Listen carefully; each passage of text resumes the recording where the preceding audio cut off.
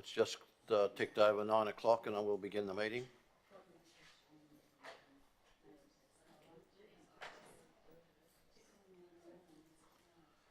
Well, welcome to the ordinary meeting of the Toowoomba Regional Council for February 2023. This meeting is open to the public and will be live streamed. I'd like to thank those who are in the room today, not only the elected councillors but also the staff that support us so well. And could I acknowledge everybody who's watching Council's social media channels. I acknowledge the Aboriginal parties whose songlines traverse these lands that we meet on today, the Western Waka Waka, the Gibel, the Djarowa people, and in the western region of our shire, of our region, the Bigambal peoples. And can I pay my respects to their elders past, present and emerging, for they hold the knowledge, the rich traditions and the bold ambitions of Australia's first people. As we begin today, I think I should mention the recent trip that I had to USA and Canada and the tremendous opportunity that came as a result of that.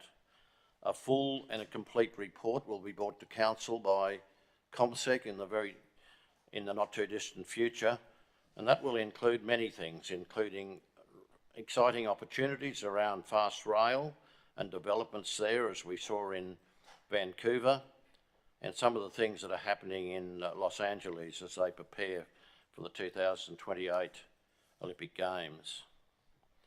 But as we consider where we are in Toowoomba at the moment, we have to accept the fact that there are some challenges and the profile of youth crime in our area is having a devastating effect in some ways. We must work together as a community to look after our people. And I think we treasure the relationship we have here in the Toowoomba Regional Council with our local police and support them in the hard work that they're doing. We look forward to the improved outcomes as a result of the state government's promised improvements in the judicial system. And the Toowoomba region is a great community, it's open for business. And there are many other communities, of course, who are facing similar or worse problems to what we are. We welcome visitors, new business, investors. We particularly encourage people looking to make a move to our region and consider being part of the rich traditions, the bold ambitions and the wonderful livability that we have so long been so proud of in this region. Councillors, are there any apologies? Naturally not.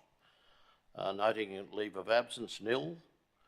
Granting of leave of absence, I wish to apply for leave between the 19th and the 23rd of June this year. Someone like to, Councillor Taylor has moved accordingly, Councillor Shine. Those in favour? It's carried. Declaration of prescribed COIs. Declaration of declarable COIs. If not, we'll move to item 3, which is the ordinary meeting of Council, the minutes thereof, on the 17th of January in 2023. Councillors O'Shea and O'Hara-Sullivan were absent from that. Someone like to move the be a true and proper record? Councillor McDonald has moved, Councillor McMahon has seconded. Those in favour? That is carried.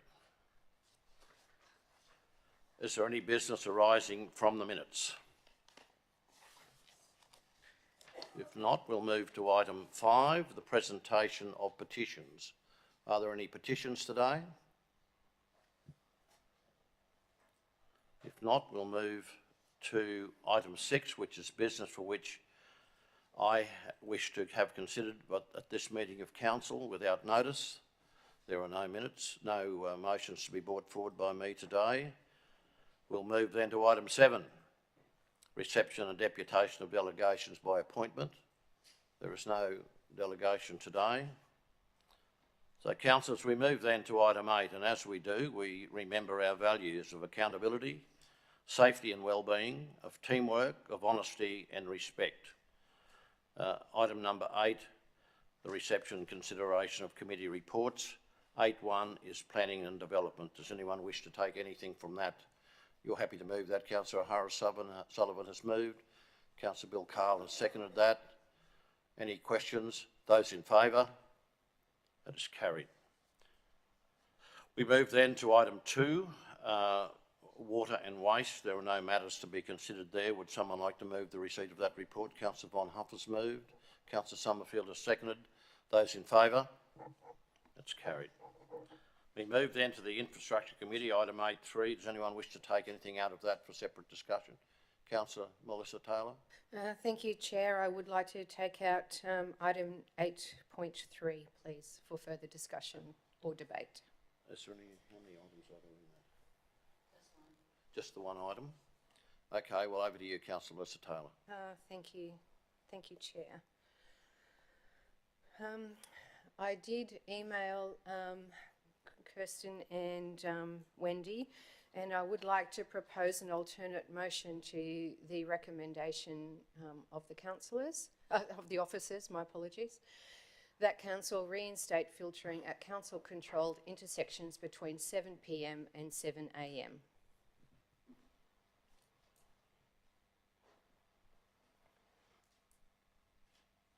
Do you need a seconder before I... So you're prepared to move that motion, and seconded by Councillor McMahon?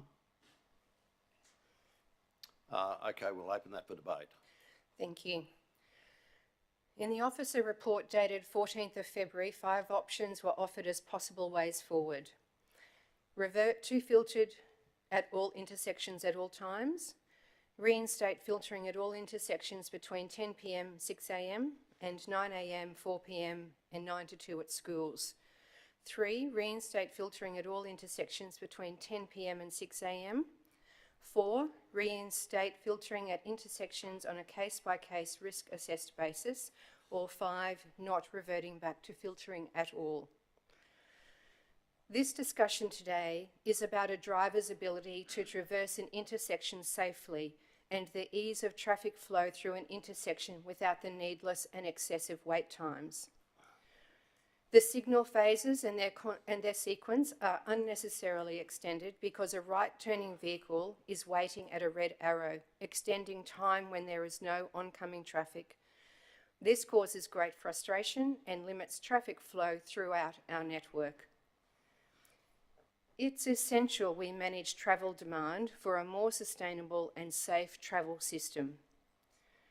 I will be very clear that concerns about traffic congestion should never trump the safety of an intersection. But traffic and drivers on our network and our environment should also not be penalised because of the bad behaviour and bad decisions of a very few. It's not about waiting 2 minutes at an intersection before turning. It's about more efficient traffic signals and being able to turn when able, when conditions like the sight distance is not compromised, and when many times there is no traffic in sight. We live in a great city, but it can be extremely frustrating to drive through, to the stage where you consistently witness drivers breaking the law, running lights, amber and red, failing to allow people to merge, and speeding to try to get through the city in a timely and efficient manner. Accidents do occur, unfortunately, on our network. Road users are educated on the road rules when we obtain our driver's licence. On page 64 of the report, it states a risk assessment must be conducted on each intersection to reinstate filtering. Was a risk assessment conducted before the filtering was removed and phasing introduced? Removing filtering increases fuel emissions. To have vehicles sitting unnecessarily at lights in this manner is causing excess pollutants into the atmosphere of our city. Not efficient for traffic flow. Congestion is an issue. And personal driver responsibility and accountability must be paramount and the majority of network users not penalised. These red arrows are a classic example of over-legislation and cause an increase in traffic congestion across our city. While arrows are useful during times of congestion, for the better part of the day they only serve to frustrate those waiting to turn right. Given that many intersections have good sight distance, drivers should be given the opportunity to exercise sound judgment, and spatial awareness. Depending on the volume through the intersection and time of the day, phasing should aid traffic flow, not hinder it. The discussion over the past few years has stated examples on inner city intersections, but the volumes of traffic on suburban intersections do not have the same volume of traffic, so why do they require the same level of control? This is a blanket control. In short, the vast majority of Toowoomba drivers are educated on the rules of the road and have sufficient experience, mostly, to navigate an intersection without requiring a turning arrow to do so. Random things happen on our network. How can we pinpoint filtered traffic signals as a solution to achieving zero road deaths by 2050? Zero road deaths is an admirable target and one that I would dearly love to achieve. But how do we know that the right-hand filtered signal has significantly reduced incidents? How do you measure that when the actual cause may have been distraction, turning the volume knob on the radio, speaking with or calming the children in the back seat, or actually answering a text message? These incidents, due to whatever distractions, may well have occurred whether there was a red arrow or not. The inability to manage traffic flow negatively hinders economic development in our city. The evolution of a city can decline due to increasing traffic issues. At times, the major risks are actually caused by traffic banking back into adjoining streets and across intersections, the impatience of drivers going against red arrows and the rat runs to avoid signalled intersections. Just one of the quotes from many communications I've received illustrates this practice. I've gotten to the stage where I avoid going through these lights and have used the quieter streets in order to avoid being held up needlessly. Yes, Council's Regional Active and Public Transport Advisory Committee, of which I am chair, aims to make our city centre more pedestrian and cycle-centric. But as it stands today, until the state offers more options for public transport and the community choosing cycling and active transport as a preferred method of transport, cars will remain the preferred mode of transport into and around our city. This report is not about what's happening in the future. It's about what is currently occurring on our network now. Toowoomba traffic peak times are very different to Brisbane, and I find it difficult to agree that peak times in Toowoomba are the same as Brisbane, 6 a.m. to 10 p.m. daily. If phasing is the safer system for our network and is to be implemented, I believe 6 a.m. to 10 p.m. is excessive. This was verified in the committee report of TRC dated the 15th of February 2023, which states that crashes occurred on all days of the week, with 87% happening between 7 a.m. and 7 p.m. Hence my alternate motion presented to you today that Council reinstate filtering at council-controlled intersections between 7 p.m. and 7 a.m. Thank you. Is there anyone wishing to speak against the motion, Council? This is debate, Tim. Do you wish to make a comment or do you wish to speak for the motion?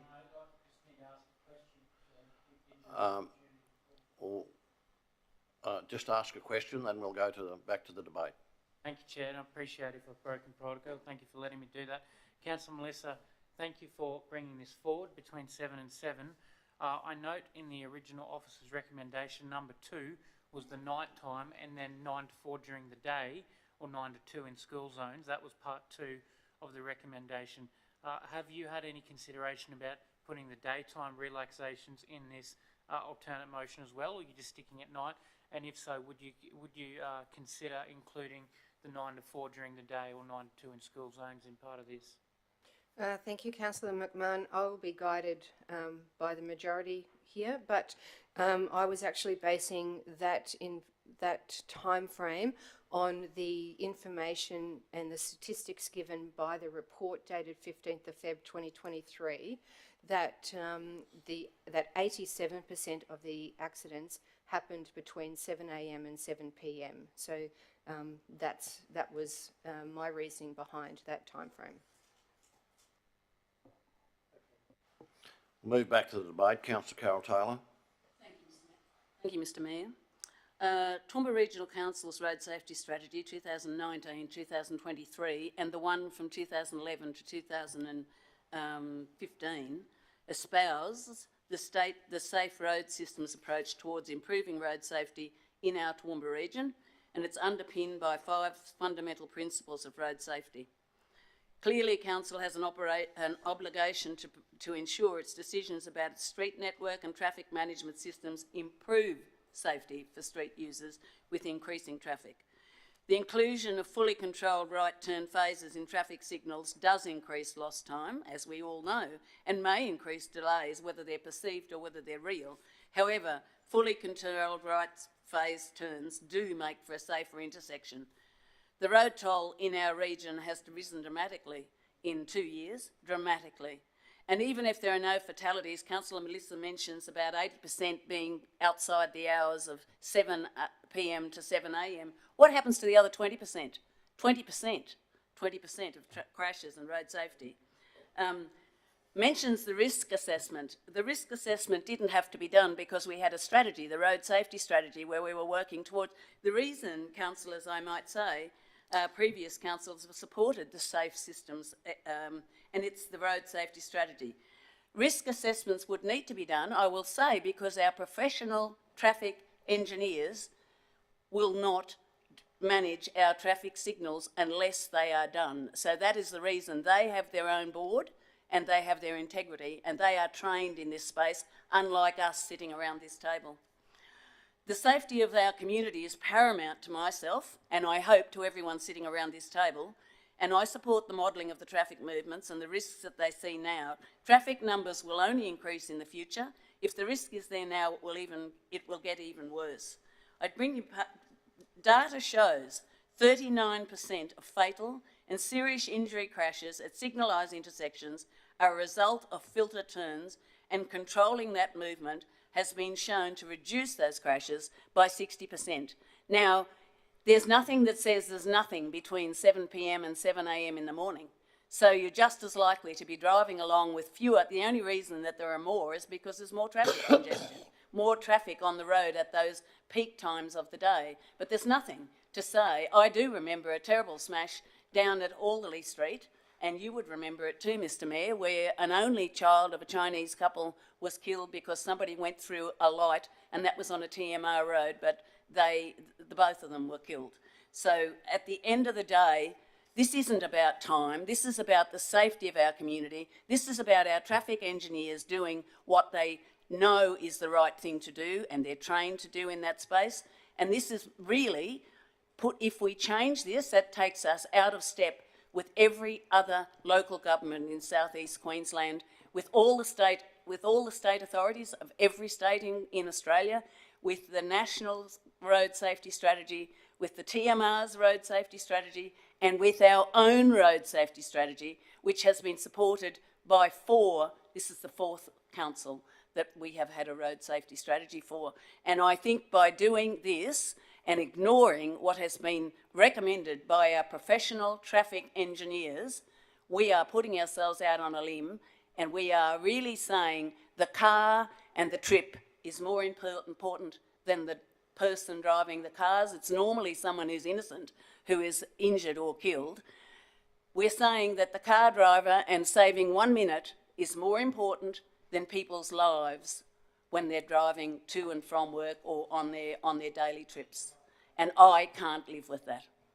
Thank you, Mr Mayor. Thank you, Councillor Carol Taylor. Councillor Carl, you wish to speak for the motion? Thank you. Thank you, Chair. I would have liked the opportunity to be afforded a question. However, that's why I'm speaking for the motion. And I do want to flag that our decision-making process might be tempered if the if we need to revisit the strategy and I'll explain why we may need to revisit the strategy, because I suspect there's a saying, one size doesn't fit all. I suspect that these statistics that are put before us are for the want of a better description, a blanket coverage of statistics across the state. And to use statistics in this way can be somewhat subjective. And I don't wish to bring anyone's life or safety into question. But statistics, when they're with a broad brush approach, can be somewhat subjective. And the reason why I say that is, you know, number one, safety is the issue. But at what times are we looking at? Are we digging deep enough into the statistics? Because lots of things can be read out of statistics and the interpretation of that. So what times are people at risk? And I think Councillor Carroll more than adequately spelt out at what times people are at risk, and that's in the peak hours. At some point there is accountability behind a steering wheel. I suspect that the path that's been chosen in applying these broad brush principles is the one of least resistance. And in saying that, of the path of least resistance comes down to cost. Because if we were to apply some, dare I say, common sense to some of the intersections and investigate on a case by case on its merits around statistics, we would probably find that there would be no need to add an additional green arrow at expense to a lot of these intersections. So dare I say, cost drives the path of least resistance, because that would be a cost for council to investigate on a case by case on a merits, not on a one size fits all blanket approach and the use of statistics. And to corrals people's thinking around such issues of safety. I think we're all responsible enough, and we all value not only our own lives but others, and there is a point of accountability.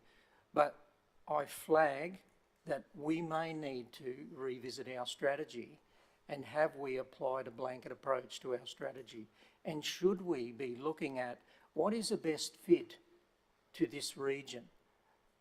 The geographics and road network of this city and this region,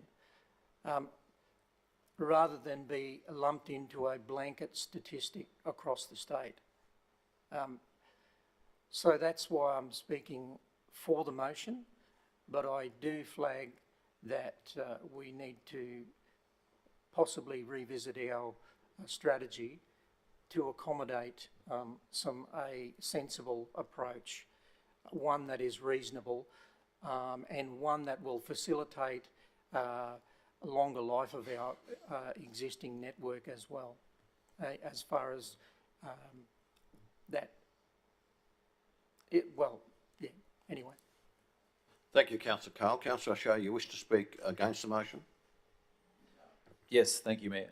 First of all, thank you, Councillor Melissa, for bringing this forward. And I certainly respect a lot of the points that have been raised in regards to why this motion has been put forward. And also, I think it's the great thing about this actually is that everyone around the table is trying to achieve the same outcome of what is the safest and most efficient for the community. So I think it's a good conversation to have. However, saying all that, Mr. Mayor, I do support the officer's recommendation for a couple of reasons. I think the statistics that we've seen that we've had before us, it's there around our traffic engineers. Of course, obviously the standards that are set there through TMR, our own road safety strategy, engineering standards, safety standards, and even, as I mentioned in the committee last week, a report that was commissioned through the federal government around road safety, and what it spoke about was increased exposure, increased funding needed to go towards improving road safety. So I think it underpins just how important an issue this one is. The reason I support the officer's recommendation is I just think about when you're on the road, and I know myself personally, I'm travelling from Charlton to Toowoomba today, the time you feel the most vulnerable is turning right, well personally, I'm speaking from personal experience, the time you feel the most vulnerable is turning right into oncoming traffic, because in many cases you are, you're relying on, you've got shorter sight and things like that. So I certainly believe in this case, this is the case where you take out a position where people can be most vulnerable, which in turn can result in accidents. I understand the points that have been raised in regards to certainly one size doesn't fit all, and understanding that driver distraction or responsibility of a driver is a really important one, and it is. But one thing that one size does fit all for me is if you approach a traffic light and it's red, you stop. So therefore it takes away all of those driver distractions and things that can, we know as humans, does occur. So when I think about what's the safest option for our community and for a decision that we make here that is carried out across every other part of this state, and the cost that we know that can be, and then the impact in terms of not only costs, but of course on families and things like that comes with accidents and the targets that we're trying to set, I sort of have to think about, I think Mr. Brady last week said that the maximum way to think of this is 2 minutes. Well, I think there's 1,440 minutes in a day.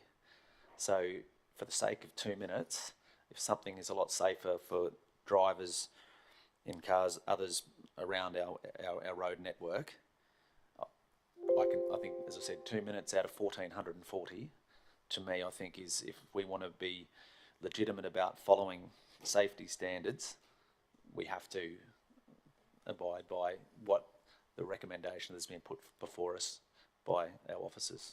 Thank you, Mayor. Thank you, Councillor O'Shea. Is there anyone who wishes to speak for the motion? Councillor McMahon. Chair, thank you. Welcome the opportunity to speak for this motion, and at the end of my speech, at the mover's blessing, I would like to propose a slight amendment, but what we have here is, I don't like the idea that saying that anyone who's asking for more filtered turns isn't concerned about safety. Of course we're concerned about safety. Everyone is, but I think there's ways of doing things, and then there's blanket approaches, and I'm not convinced that we're saying we've got a few risk issues in filtered turns, so let's turn them off at all times of day in all sets of traffic lights. I really don't think that the blanket approach is by any means the best way of dealing with this. I think it's got to come down to driver training, driver responsibility, and I don't like the argument that's not council's job, but it is council's job to talk about the traffic lights, and we don't need to, I believe, turn all the filtered lights off at all of the traffic lights owned by council. Appreciating there are some 66 sets of council-owned traffic lights, and half of them still have filtered turns on. I would propose that there has to be some give and take here in regards to safety, and some give and take in regards to responsibility of the driver. Chair, I appreciate we're in debate, but I would like to propose an amendment to the motion, which reading the best practice can be done at any time. Is that all right if I do that? Well, you can bring an amendment forward now, but my advice to you would be to see how this goes and go from there, but that's entirely up to you. There's a process involved, Chair, which you can follow. It's not a different motion, rather just a small amendment to Councillor Melissa's motion, but I note that I'm totally fine if we have to vote on the amendment, as is best practice, but Councillor Melissa's brought in 7 to 7. I'd like to add on to that, Chair, if I may, as an amendment, end 9 a.m. to 4 p.m, or 9 a.m. to 2 p.m. at school-related intersections. One of the options, Councillor McMahon, would be to get the consent of the mover and the seconder of the motion to add that to it. But at the moment, we're debating the motion as it was brought forward by Councillor Melissa. Correct. So I'll ask the mover, would you like us to vote on the amendment separately, Councillor Melissa, or would you happy to include it in your motion? Councillor Melissa. Oh, thank you, Chair. Thank you, Councillor Tim. I actually would like to try the alternate motion first, and if lost, then add that. So, Chair, I'll Thank- withdraw the amendment and foreshadow an Thank you. alternate motion that includes those things. Thank you. Thank you, councillor McMahon. Thank you, councillor Melissa. Is there anyone wishing to speak? Councillor O'Hara-Sullivan, Thank you, Mr Mayor. I speaking against the motion. yes, thank you.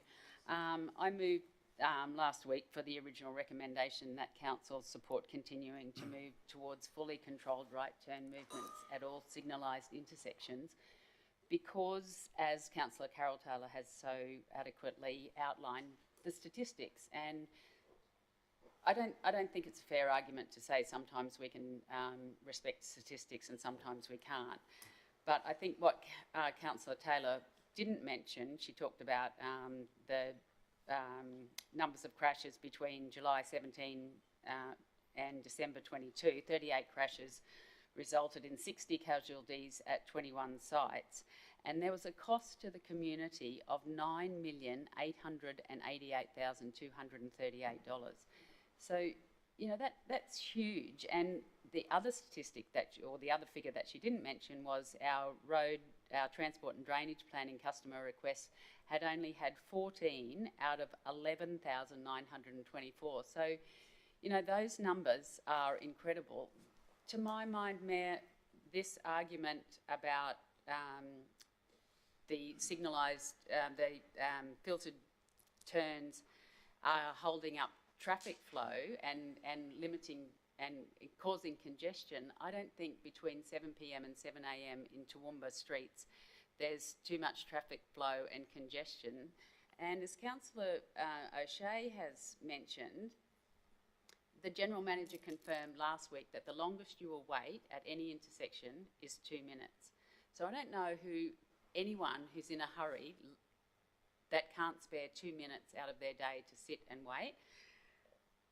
The idea that we need to educate drivers, I think the state government has got a Herculean task trying to educate drivers not to look at their mobile phones. So, you know, the idea that we just need to educate drivers, what that means is we stay with the status quo. Nothing's going to change because, you know, there's lots of good ideas that we should educate people about, having more women in political parties. Well, that's, you know, how do we educate people to do that? Nothing changes. So, you know, I think the statistics speak for themselves.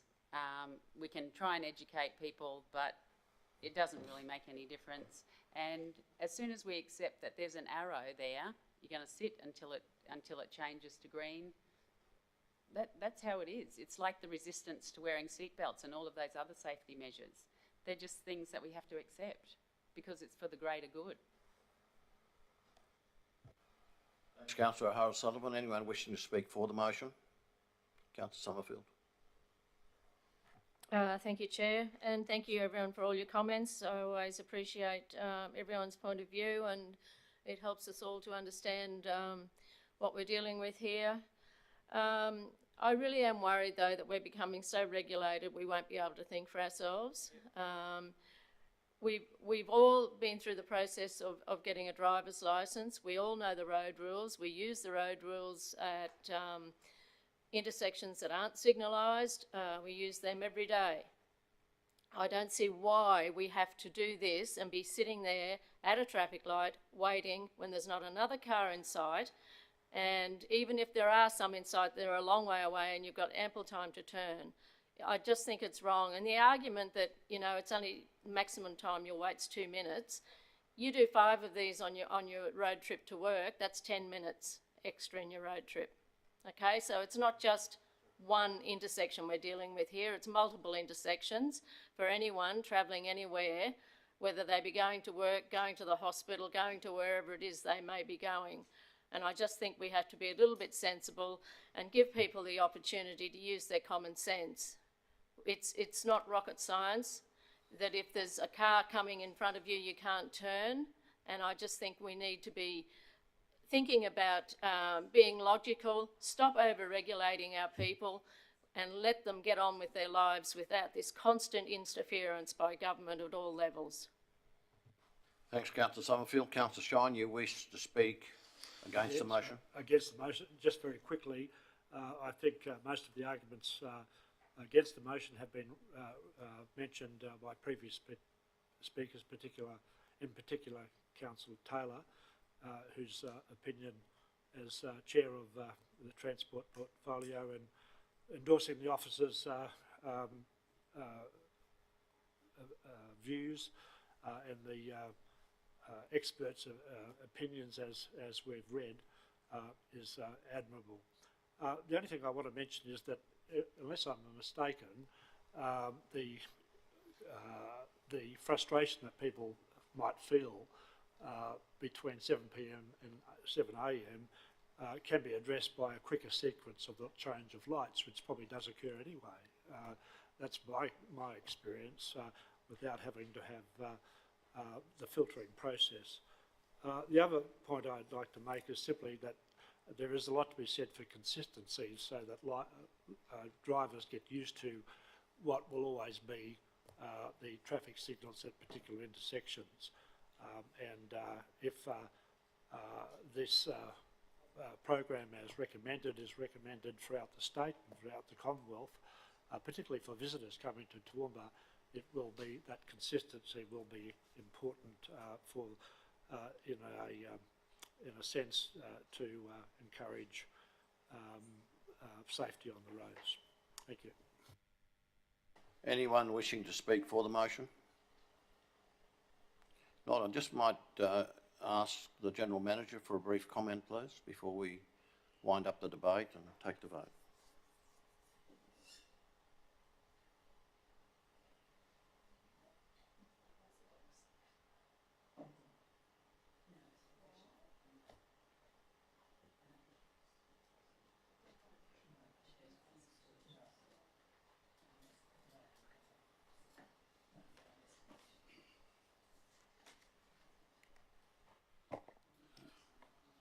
Thank you, Mr. Mayor. Good morning, councillors.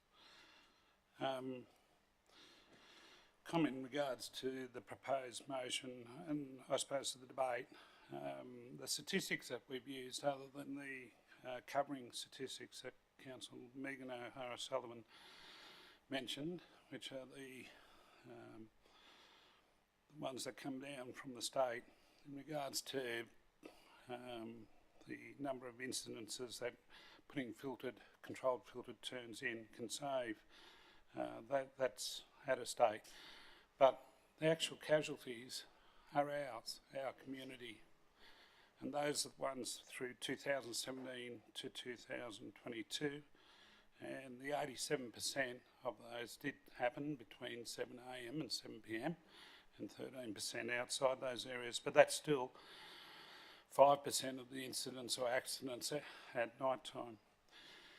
The guidelines now, we follow the national, state and locally our own road strategies, and as a number of councillors mentioned, trying to achieve a mindset change within our community in regards to road safety is a never-ending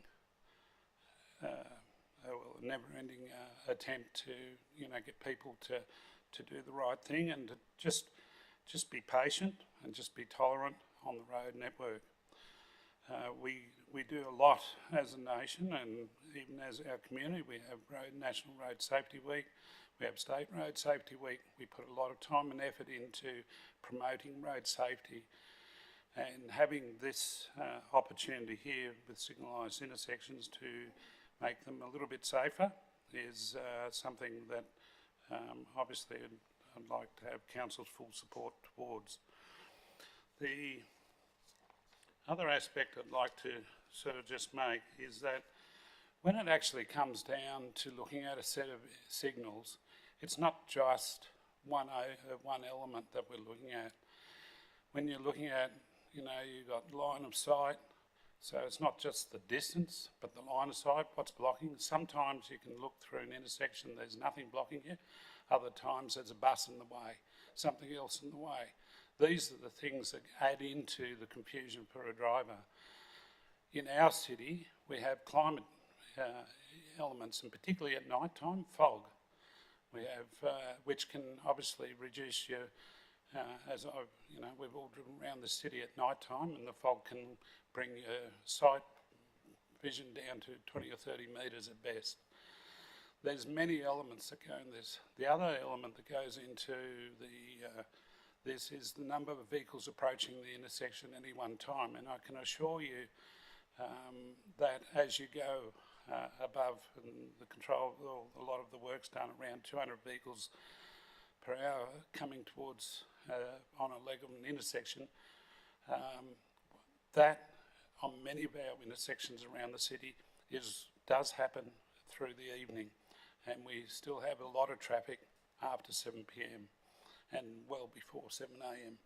So all these factors come into calculating why it's so important, and you know, in some areas more necessary. That really heightens the need for controlled intersections. Thanks, So Mike. there's a few elements there. Thank you, Mike. We'll move now to summing up, please, Councillor Melissa Taylor.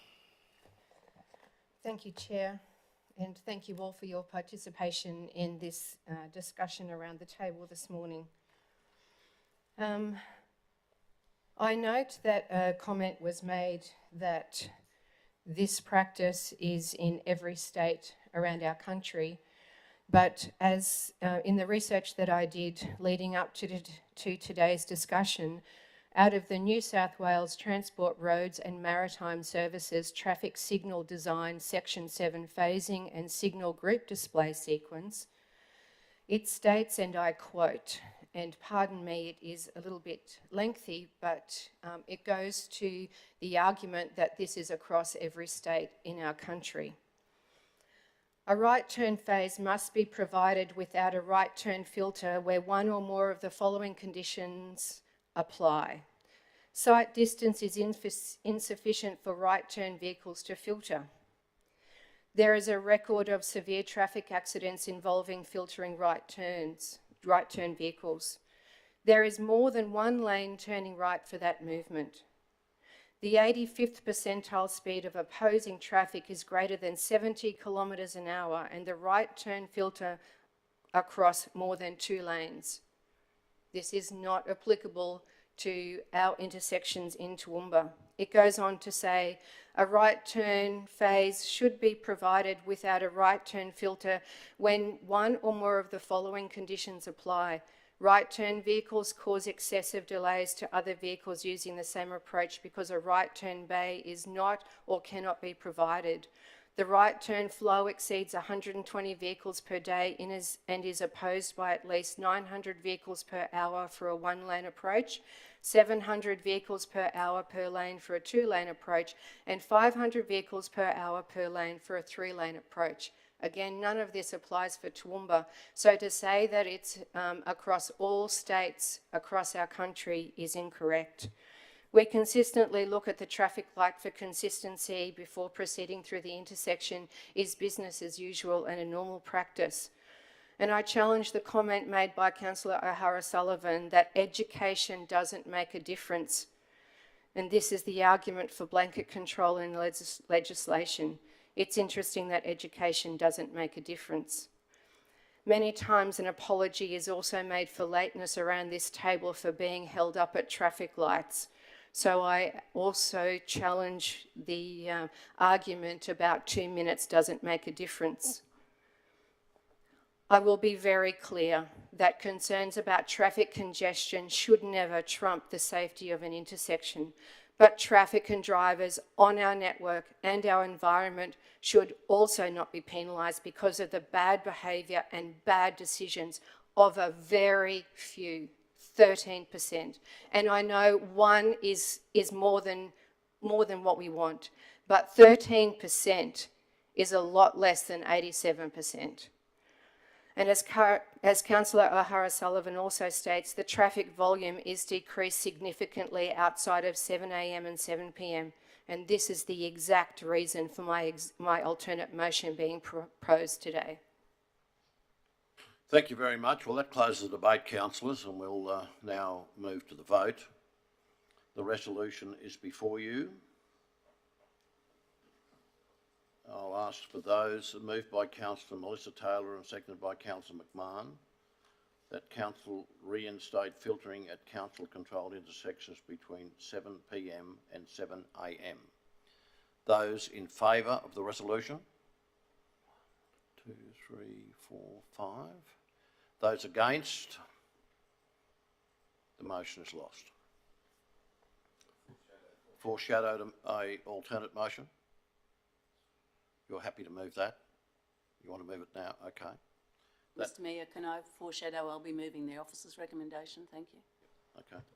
Well, at this point in time, the process is that Councillor McMahon has indicated we need to move with that. Do you wish to speak to the motion?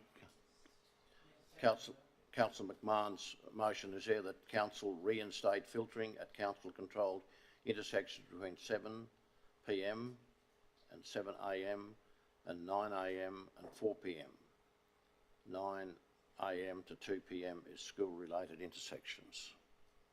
You're happy to second that? Moved by Councillor McMahon, seconded by Councillor Melissa Taylor.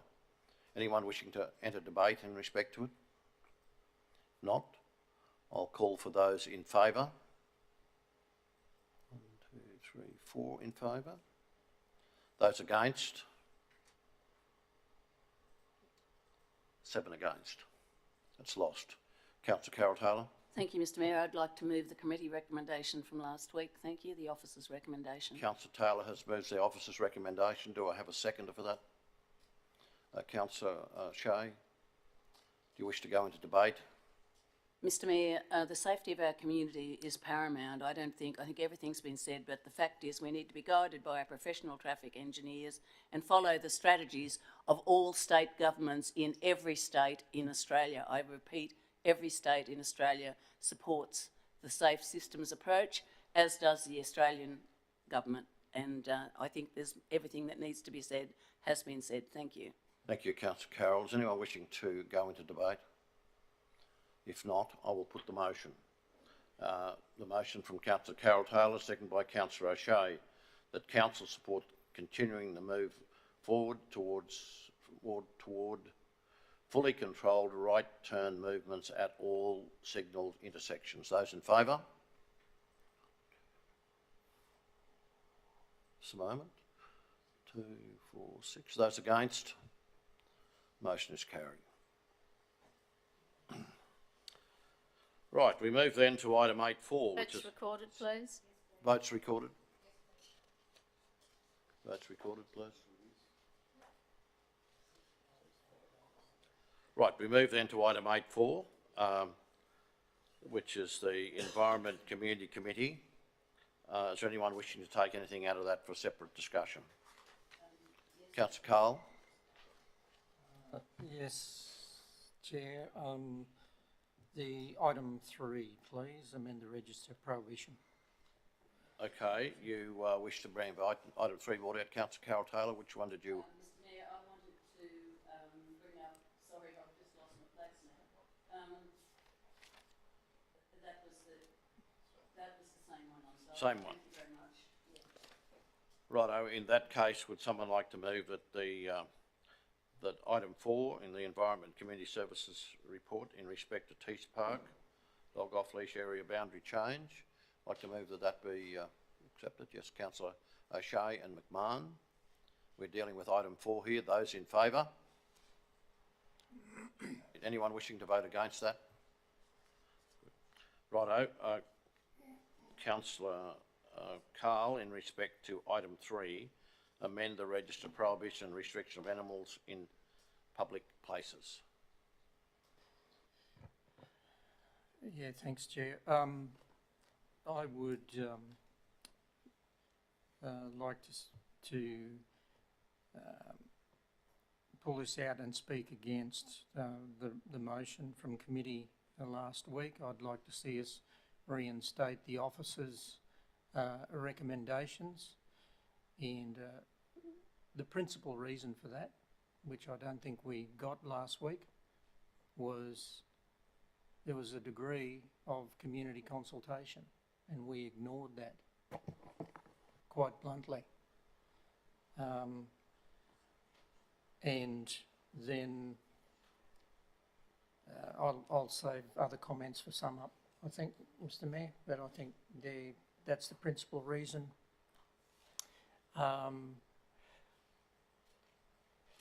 And I think we made policy on the run to be honest.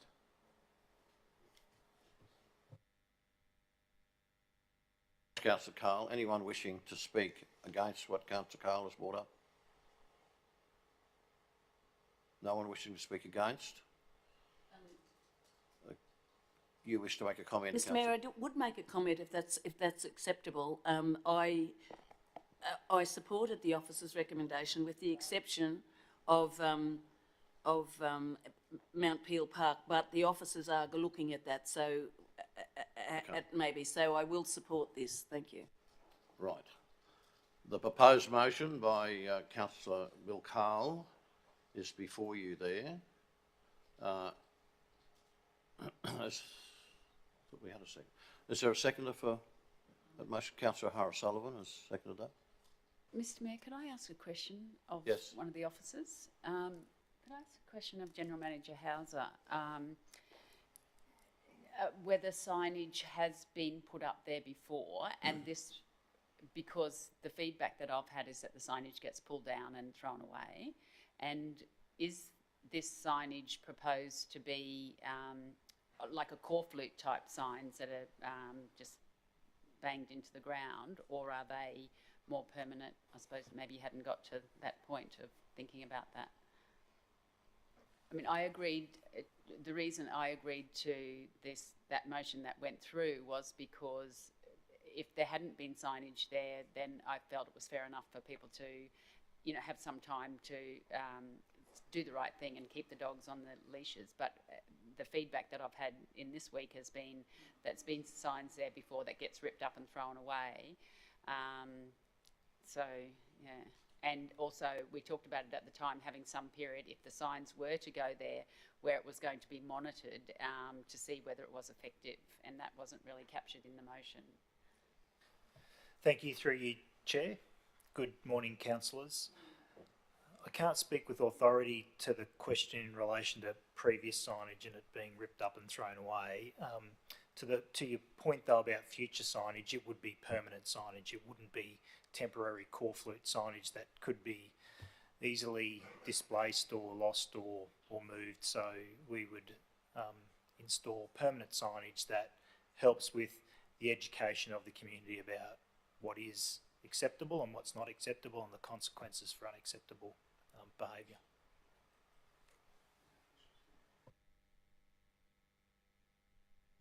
Mr Mayor, could I just have a follow-up just about the revisiting this? Like, what would be the formal sort of guarantee that we were revisiting this? Would it just be then complaints from the public that there's been wildlife injured by the dogs, or just on feedback? Because I guess we all know that we don't have the capacity to monitor it. Yeah, I don't quite fully understand the question, if we were revisiting what in particular. Well, how effective the signs have been, whether we're still having incidents of wildlife damage. Okay, yep. I think in order to understand the impact of those changes, we'd need to have some sort of baseline measure. And at the moment, all we really have is anecdotal feedback from regular users of those parks. So we could try and formalise that feedback in some way, so we have a baseline measure and revisit that at points in the future. Are there any further comments or questions before we put the motion? Councillor Shine. Best of my recollection, the difference here is that last week we allowed dogs to be in those parks that are listed there, provided they were on leash. And the proposal is to go back to the original officer's recommendation where it's prohibited altogether. Is that the choice to be made?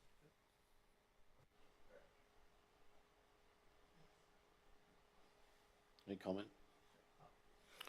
Anyone have any other comments they wish to make before we put the motion? Not the motion is before you. Councillor Carl, if you wish to sum up. Yeah. Thanks, Chair.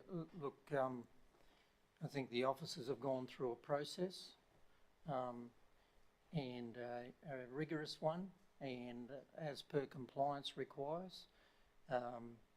There were properly made submissions, as you can read, as a result of consultation.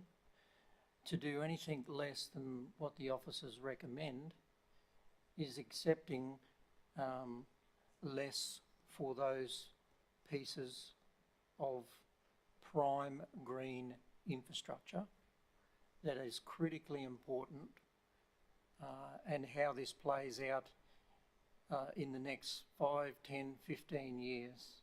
You know, I made a statement last week, death by 1,000 cuts. The erosion of those areas by inappropriate use of those areas, I believe, is not appropriate, and therefore I support the officer's recommendation.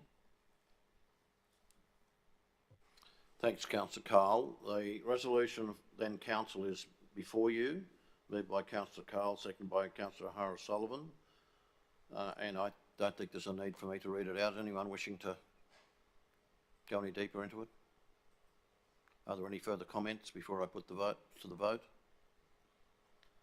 I'll ask those in favour of that resolution. 2, 3, 4, 5. 1. Just those in favour again. 1, 2, 3, 4, 5. Those against? 2, 3, 4, 5, 6. The motion is lost. Could I ask for a division of the vote, please? Happy with that, Kirsten? You've got that? Right, we go back to the original recommendation. Someone wishing to move that? Councillor McMahon wishes to move that. Councillor Summerfield has seconded that. Anyone wishing to go into debate? The recommendation is there before you in 2 points, 3 points, and point 3 has 2 subsections. I'll put that to the vote. Those in favour? Those against? That's carried. Same, Chair, please, of division of the vote. Division of that vote? Happy with that, Kirsten? Yeah, thank you. Right, councillors, we move to item 8.5, which is finance and business strategy. There are 1, 2, 3, 4, 5 matters there, including one confidential. Anyone wishing to take any of those out? Councillor McDonald? Happy to move. Councillor McDonald has moved. Councillor Shine has seconded. Anyone wishing to have any discussion at all? I'll put that to the vote. Those in favour? It's carried without dissent. Thank you. Economic development, there are no matters coming forward there. Would someone like to move that receipt of that, please? Councillor O'Sullivan, Councillor Summerfield. Those in favour? That is carried. Councillors, we move then to item 9, which is the monthly financial performance statement. And I'll call on General Manager Anne-Marie Johnson to come forward and present.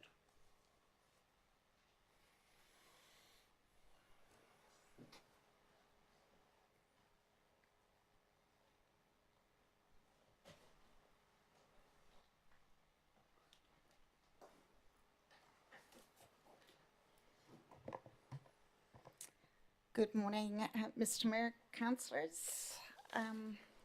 Happy to present the monthly performance statement for the period ending 31st of January.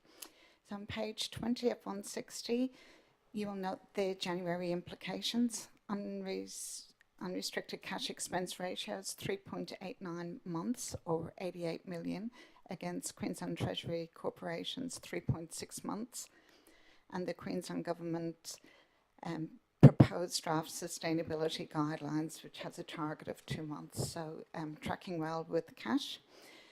We have received advance payments from the Queensland Reconstruction Authority in support of eligible expenditure for disaster recovery funding arrangements. This funding includes both operational and capital programs and will be recognised when key milestones are met. So what that means is the money's in our bank, but it's not necessarily reflected in the financial statements. Rates and charges were generated on the 7th of January, issued 3rd of February, and they've got a due date of the 8th of March. On page 26 of 160, so on to the consolidated financial performance statement. And I did provide councillors with some detail around all those variances yesterday. But overall, we are tracking very close to budget, and there are no areas of concern at this point in time. So overall, operating income is tracking up 1% or 3 million below budget. Operational expenditure tracking again 1% or 1.7 million above budget. Capital income tracking 14% above budget. But that is as a result of the capitalisation of contributed assets. So that's not actually cash income, it's assets income. We've got a significant revaluation next year. Our road and bridge network, our largest asset group, and we're preparing the data now to ensure that we can kick that one off early in the new financial year.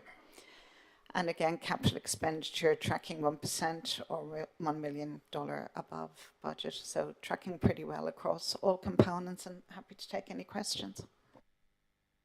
Are there any questions for the GM? Councillor Summerfield, then Councillor Harris-Sullivan. Thank you, Chair. Thank you for the report, Anne-Marie.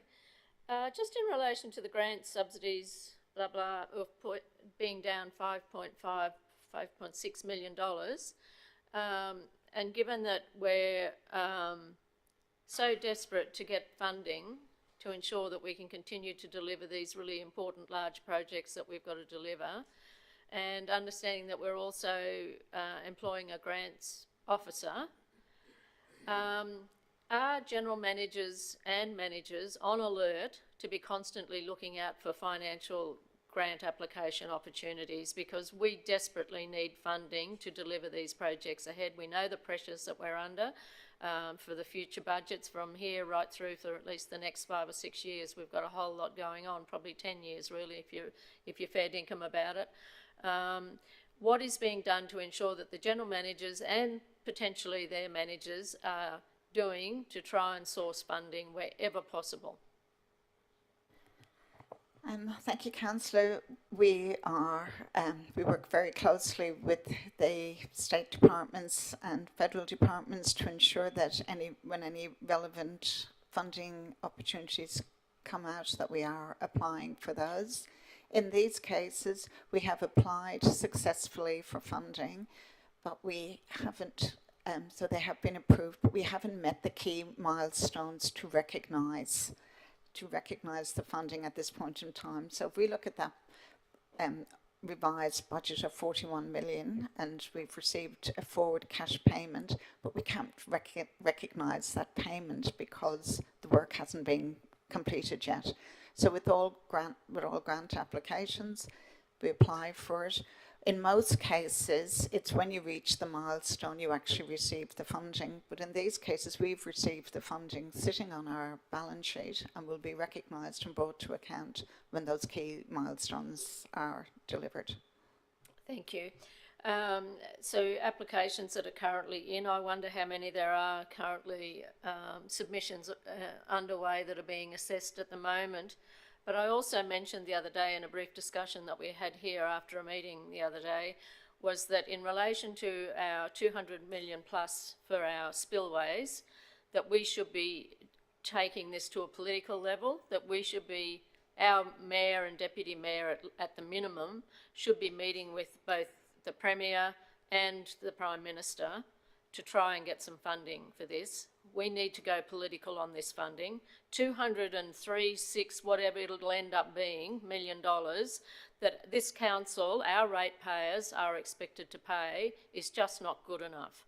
I believe that we should be taking it politically, and we should be organising those meetings as soon as possible to try and get some funding to alleviate the pressures that are on our current budgets.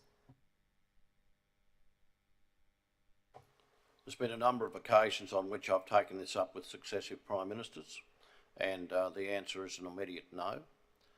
There's no question about that, but I think that the climate may have changed a little. We do have a state and a federal senior state person and a senior federal person coming here in the not too distant future, and I hope that's the beginning of the journey of actually getting an audience with the Prime Minister. And of course, there's a fair chance that we may well have the Premier in town in the not too distant future. We don't know for sure at this point in time, but that's certainly one of the many subjects that I'll be taking up with her. Thank you, Mayor. I'd be interested to know details of those meetings that you've had and what submissions were provided to the Prime Minister and anybody else you've met with. I think that'd be good if it was circulated to all councillors so we fully understood just what has been done to date about applying for funding to try and alleviate this pressure. If you could do that, please, I'd appreciate it. There's been no formal submissions that have in fact been made. It was just verbal at those meetings. And a formal... Councillor Summerfield? That's my point. We have to be fair dinkum and do a specific meeting and have a submission with us to ensure that we're taken seriously and it's not just a conversation in a meeting. It's in the important. discussions I've had, there was an immediate no, and that's been with the Water Minister in Queensland, that's been with the Deputy Prime Minister, the Water Minister in Australia, as well as an opportunity when I had in the presence of former member John McVeigh to meet the Prime Minister of the day, and that they very clearly stated that water of this nature is a result of the work that's done by the state government, urban water. Agricultural water is the federal government's position, and there was just an immediate no, and you are wasting your time asking. But I will revisit that, and there's no doubt when the Senator and the Assistant Minister come to town in the not too distant future, there'll be an opportunity for us to have a discussion with them and make sure that's put on the table at both levels of government. Any other comments? Councillor Carl? Chair, with respect, I appreciate your efforts in your discussions, but I think in support of what Councillor Nancy's saying, I think it would be really good and transparent for us to put a formal position, and transparency is not for the sake of this organisation, people sitting around this table, but for the sake of our community, to know that we are actually formally advocating for some assistance, because this is a huge impost. It will regulate our financial situation for years to come, and we all know the constraints that face us. So I think in the community's interest, it would be really appropriate, in my personal view, that we actually formalise that advocacy. Otherwise, conversations can just be avoided or denied perhaps in the future at some point. So I just really think it'd be a good step for us to take with respect. And with respect, I'm quite happy to do that, Councillor Carl. There's no question of that. But in previous occasions, it was made extremely clear to me that they would not be supporting that. That was our responsibility. It is a massive subject if you look at it statewide, if you look at it nationwide, in terms of what has to be done. And I think it's, I'm quite happy to formally take something to the Prime Minister or whoever, and also to the Premier. But at this point in time, I'm disappointed at the attitude of both parties at both levels of government towards the issue that we have. And the immediate answer I got made it very, very clear that there was no point in me pursuing it. Perhaps, Chair, if we could ask, or you might be able to ask some assistance from our legal counsel to help draft a formal advocacy document or statement, asking for help and support despite the conversation. We know unless something is formal on the table and transparently before the community, that there are multitudes of ways to not deal with that.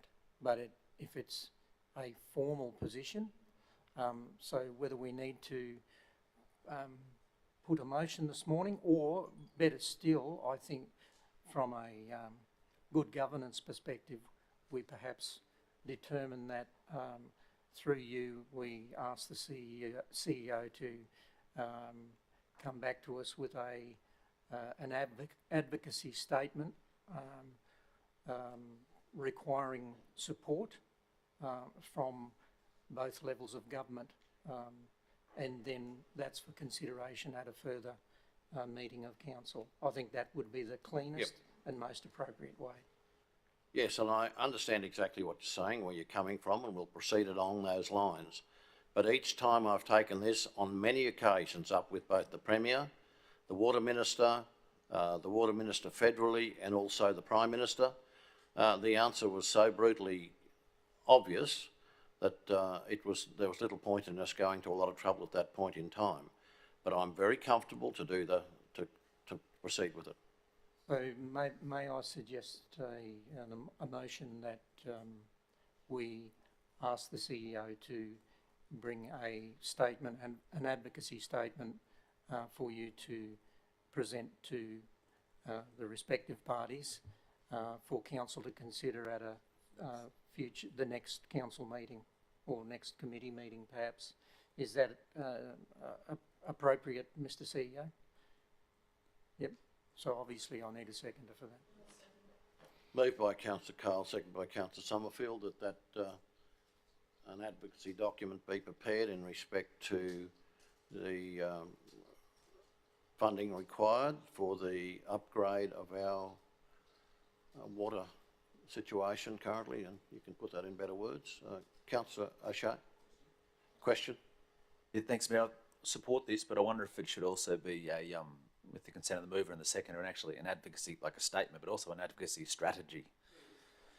Because of that's sort of what we're talking about. And I appreciate and understand the points you've raised, Mayor, about raising those questions. But I suppose at the end of the day now, if someone says, well, what funding have you applied for? It's actually zero. So from a transparency point of view, and like we talked about, and we know the pressures that exist there, if we want to go down this path, I think it may be not only an advocacy statement, but an actual strategy of how we're... And it's sort of like the conversation we briefly had the other day around how or what way we're advocating for whatever it might be for our community, particularly with, as was mentioned before, with the new grants officer on board, or coming on board. Okay, well, Kirsten is just preparing the wording. Kirsten and Brian are preparing the wording. You got a comment, Councillor McDonald? Yeah, I do. I've got to support this this motion, but also in relation to the timing of this, because you know, until we get some, and the next phase of this project is to have some costings and indicative costings. Until we know that, we actually don't know what we're asking for, because I have, and I'm sure the same fears will be around the same room about the increasing costs of what's happened since 2016 or even 2020 when a revision was done. So I think the timing of it, I agree, but we probably need to have that information, so whether that needs to be put in there. That will also engage a conversation with Queensland Treasury Corporation, which would be a supportive piece of information in the advocacy. So I think there's those two pieces of information that we need to support that advocacy. So certainly the motion being open-ended to say at a future meeting of council covers that time frame. I think it's fruitless going down there without that information.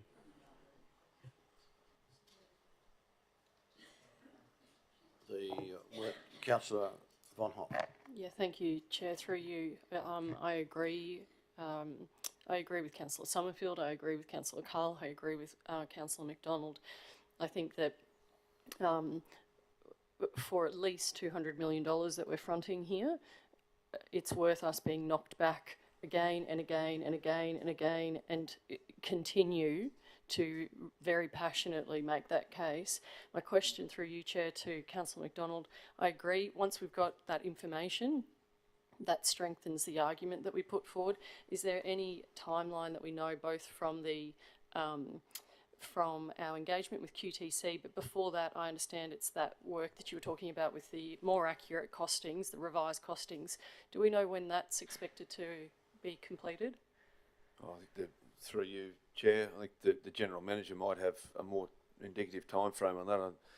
Obviously, it's the expression of interest or the tendering process is still in its process, so I'm not sure how much you could talk about that, but perhaps there is some indicative timelines.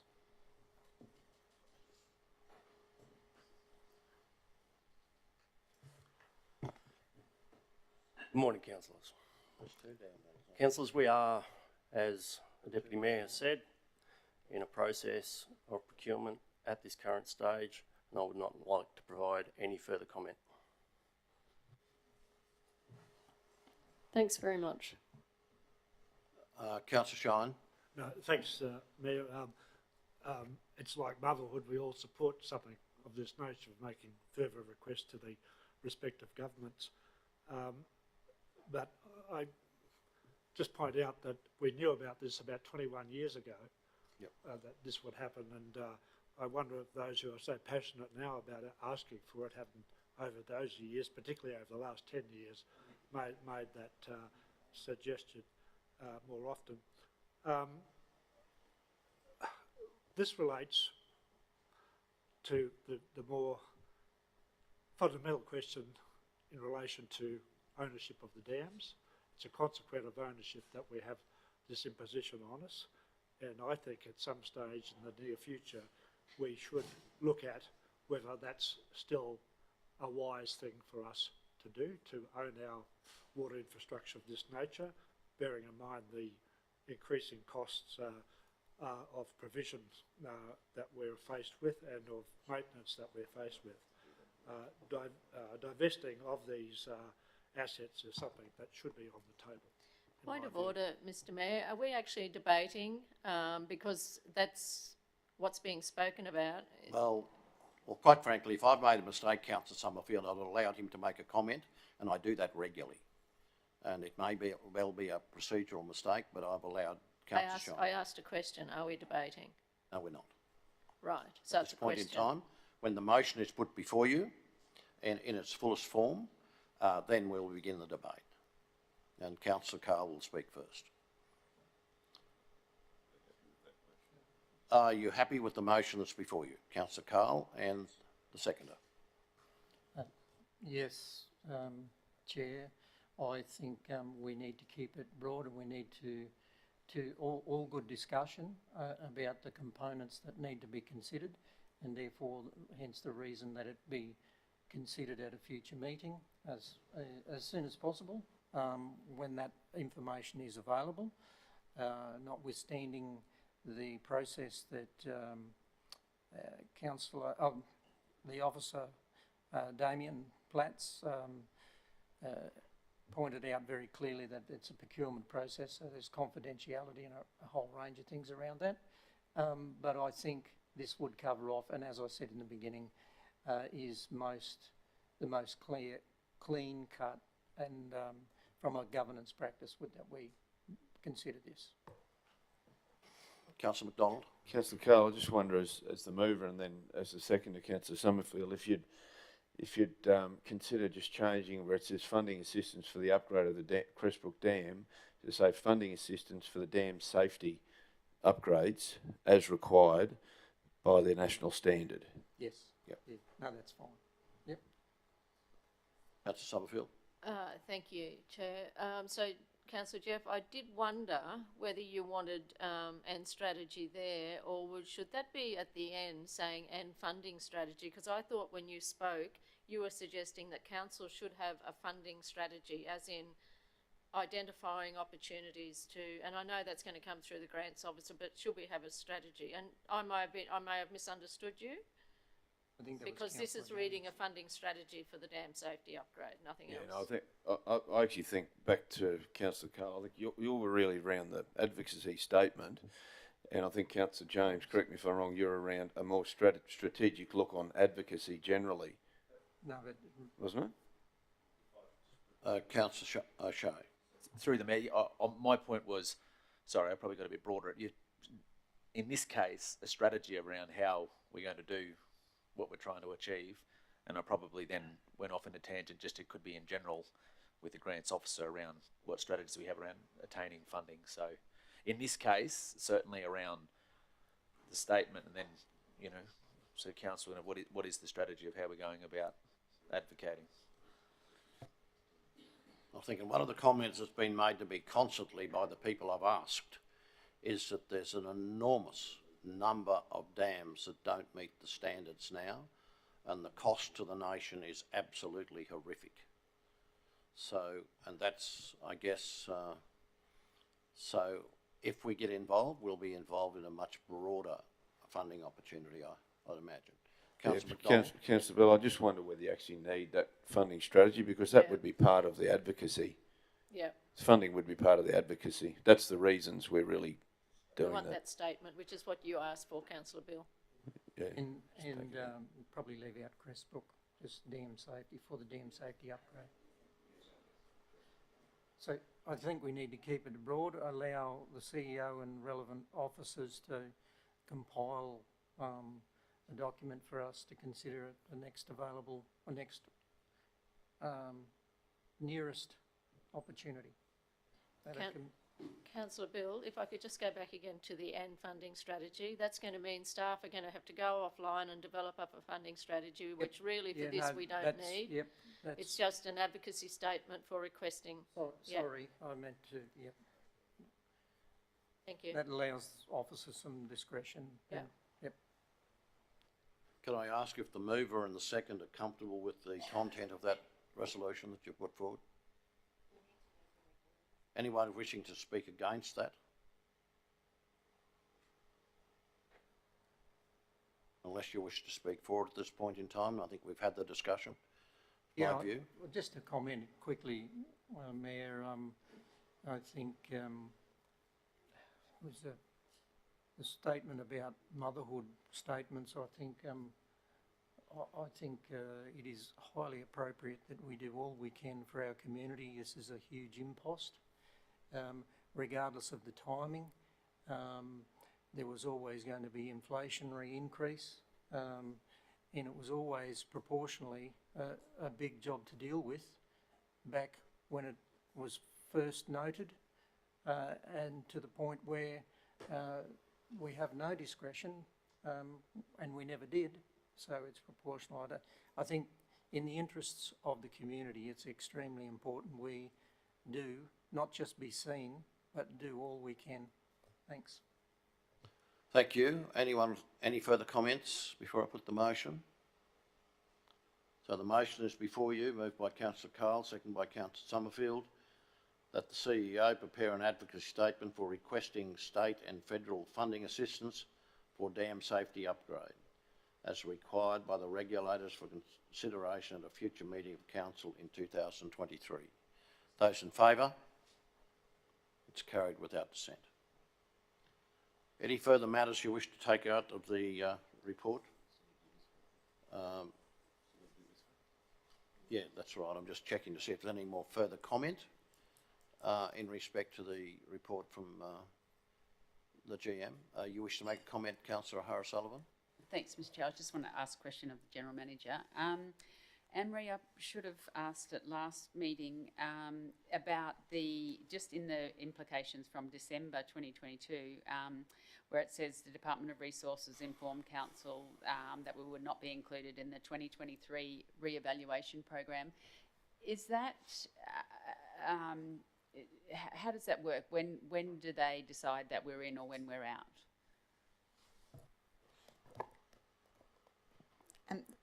I'm sorry, what's the question? How is it decided? How does the Department of Resources decide whether we're going to have a re-evaluation or not? Is it done like every second year, or is it done just randomly, or how does it work? I don't think it's randomly, and it certainly isn't a pattern. So they review what's happening in the market, and that determines whether or not the valuation takes place. We pay the fee regardless, so we budget and pay a fee regardless to the department, whether the valuation takes place or not.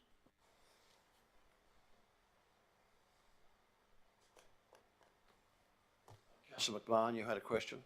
Thank you, Chair. Through you, good morning, Anne-Marie. I'm enjoying the previous month implications that you're including in this report.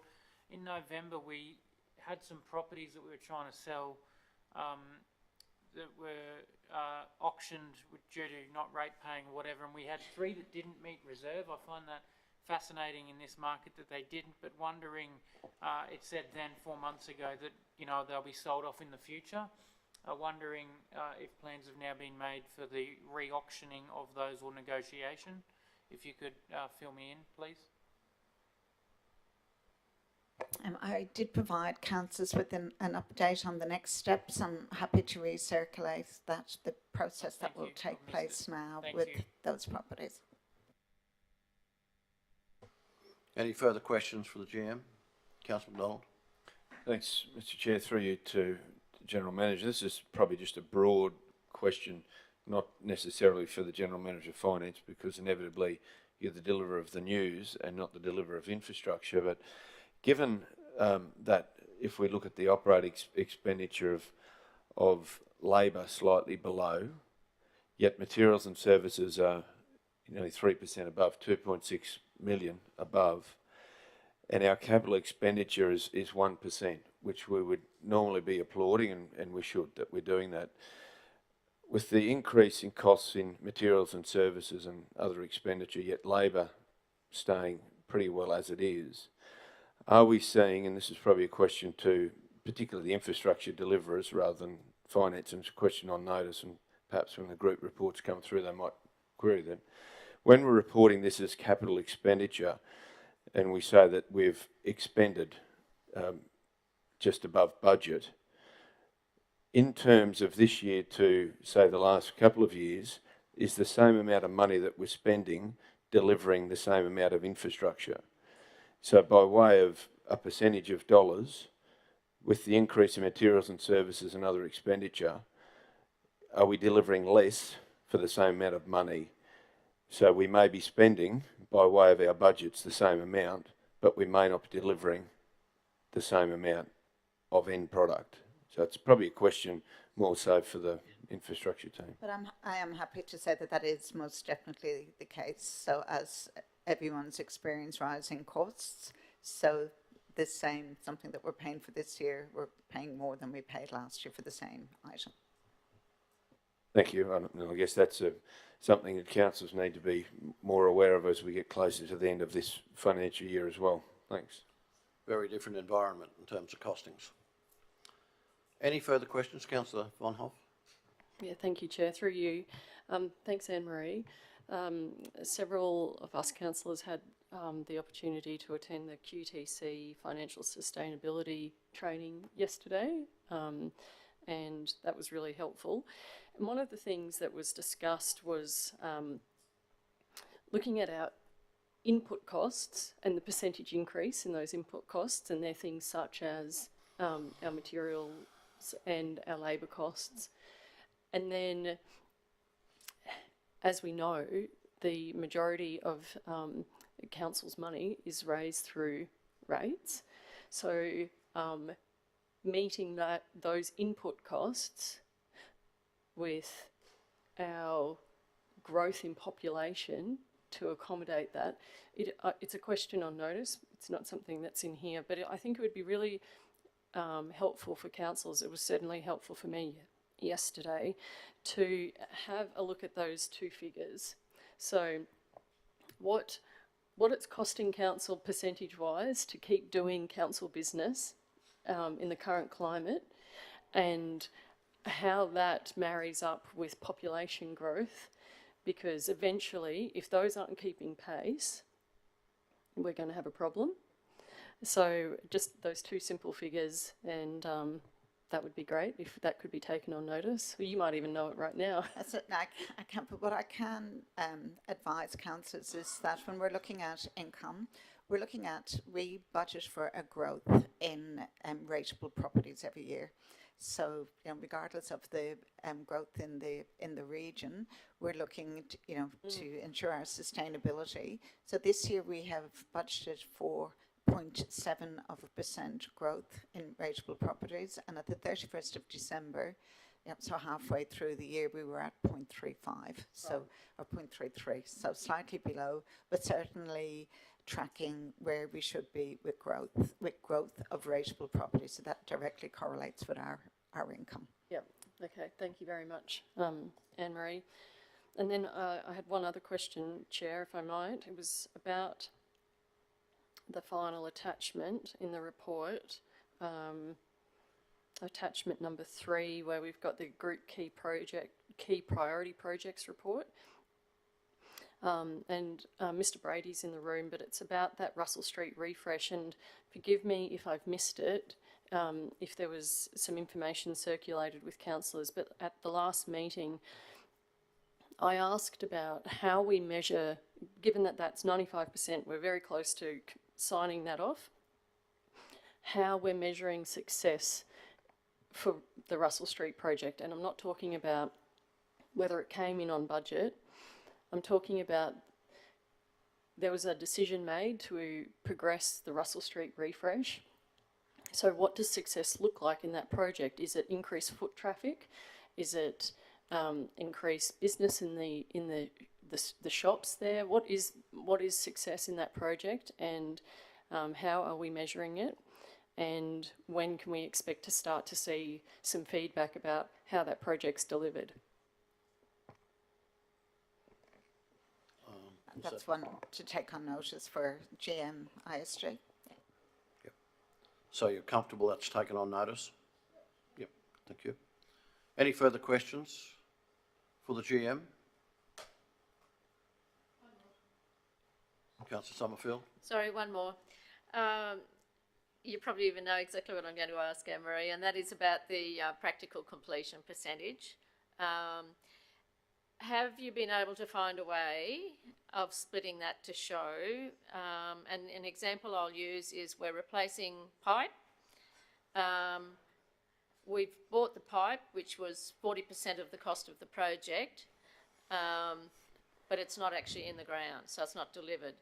So practical completion, how do we know when it's just the money's been spent but nothing's actually delivered on the ground? That's a question I keep asking, and I'm hoping we can come up with a solution. So we've got a working group put together because practical completion. So we're looking at some projects span a number of years, some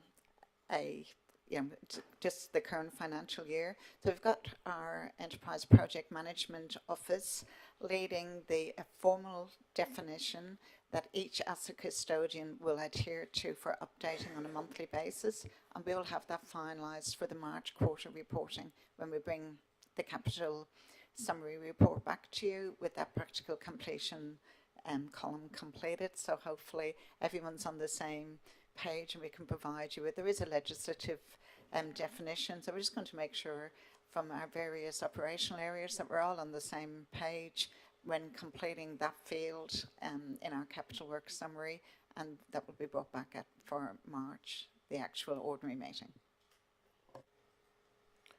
Are there any further questions for the GM? If not, would someone like to move the receipt? Oh, sorry. Sorry, Chair. I was just debating whether, I've been sitting here thinking, should I or should I not ask a question here, Anne-Marie, about our service delivery review, whether I ask it in your session or is it more a CEO question? So I might just leave it for your report, Brian. Yeah, okay, thank you. Any further questions for the GM? If not, would someone like to move the receipt of that report? Councillor McDonald has moved, Councillor Shine has seconded. Those in favour? Would someone like to move that we adjourn for morning tea? Councillor O'Hara-Sullivan, Councillor Von Hoff, those in favour? Carried.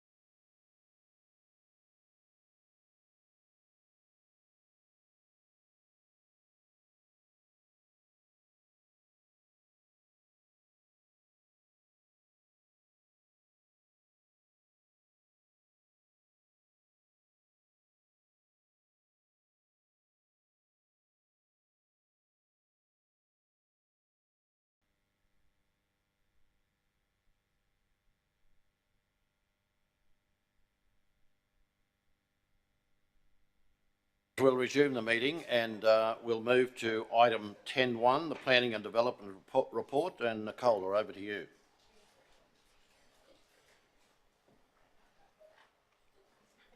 Just finding the chairs. Sorry, I could have had that organised for you if I'd thought about it. Thank you.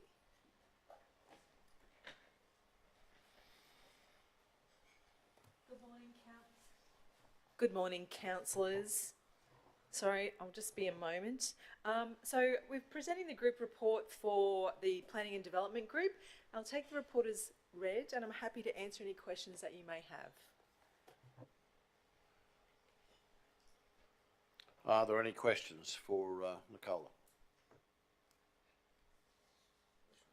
Councillor Shine. Yeah, no, thanks, Chair. Thanks, GM. Just refer you to the Regional Architecture and Heritage Service section, where it's pointed out that with respect to the building approvals for the month of January, there's in addition 8 building approvals for other government, local government areas, and then it goes on with the further 10 inspections for other local government areas. Just wondering if you can give us some idea of the background to that, why we do that, we're remunerated, and do we have plenty of the resources to provide those services? Thank you, Councillor Shine. I'm happy to speak about our total range certification. So it was actually born from the old Toowoomba City Council certifiers. So we established that in 2014. The conditions are that it is an independent business unit and it remains operationally cost neutral. So it can only charge fees to essentially recoup its expenses. As a business unit, it is able to function as a private certifier, so it's down on ground floor in 543 Ruthven Street. The current team there's been a recent restructure and the recruitment which reinforces the agility of that team.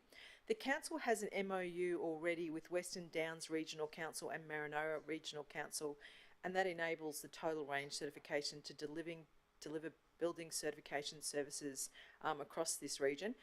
For those smaller councils, it's actually very difficult to find certifiers with this level of experience. So it's not uncommon for them to reach out to see if an agreement can be struck. So it's really no different from us engaging, working as a business unit with private clients. However, it does help us build very positive relationships with our neighbours when we do that work for those other councils. Thank you. Councillor Melissa Taylor, you've got a question? Yes, thank you, Chair. Thanks, GM Nicola. Just 2 things, if I may. Just looking at page 31 of 160, under Development, Engineering and Plumbing Services, the final point, their infrastructure charges notices, totalling 669,000. Normally, that is an extraordinary figure of many millions of dollars. Can you just put a bit of clarity around that? Has there been a significant decrease, and why, if possible, please? First question, I'll go to the other one after. Thank you very much for the question, Councillor. So with the infrastructure charges notice, it will change, so it depends on the development coming in. So you would have seen that there was a reduction in the number of development applications sort of in that November, December period, so this would reflect those. When we do the notices, so that's at the time the development application is determined, but we don't collect that money until the particular development is in use. So it can be some years before we actually see that infrastructure charges falling due and that payment being made. But I think here it simply reflects that those last few months of the last couple of months of the last calendar year and the downturn that happened. So I would expect that to increase again. Thank you. And my second question, if I may, please. Congratulations on your presentation to UDIA on Thursday morning last week. It was a very good presentation and very well received. But for the community's knowledge, you spoke very positively about the medium density incentive that council offers. Just wondering, for community knowledge, could you just reiterate the statistics and a little bit of information about that incentive, please? Thank you, councillor. I don't think I've got the statistics with me. Let me just have a look. So what I do know is we've had 20 applications. I can't remember the breakdown. We spoke publicly about that in the Planning and Development Committee. From memory, and please don't rely on this, I think it was something like 60 developments of 2 units and possibly 30 involving 3 units. But there were 20 applications so far. It represented an infrastructure charges saving of in excess of $500,000. The cap is 3.5 million. I think the policy won't expire until June 2024, at which point the council may look at whether they want to continue that policy. And no doubt between now and that time we would have introduced other policies. We're really pleased with how the uptake of that, given that that policy is really only a few weeks old, so it was wonderful to see. And with each of those decisions about that policy, and indeed all of our infrastructure charges, notices and agreements, I'm actually reviewing all of those before they are executed as well. So we're really, really pleased to see the uptake of that policy, and we hope that that continues. Any further questions? Councillor O'Sullivan. Thank you, Mr Chair. Thank you, Nicola. I too wanted to publicly say thank you for your presentation at the UDIA last Thursday or Friday, and you speaking about the infrastructure charges reminded me. I think there is a willingness from the industry to work with council, and your presentation showed that, and you meeting with industry and being the best we can be. I think there's a willingness that we want to work with industry to get the best outcome. I would like to know, just on that, we talk about the TLPI that we brought in, what the statistics around the charge pipes, whether we can have some information around that, because that was part of the suite of measures that we brought in, and whether there's been any movement there, because that was going to free up a whole lot of blocks for infill. But the question I was actually going to ask you, Nicola, was about the point there where you've got recruitment for several roles within the Regional Architecture and Heritage Design team are currently being resolved to provide the necessary resources for projects such as the City Centre Master Plan and Creative Lighting Design Initiative.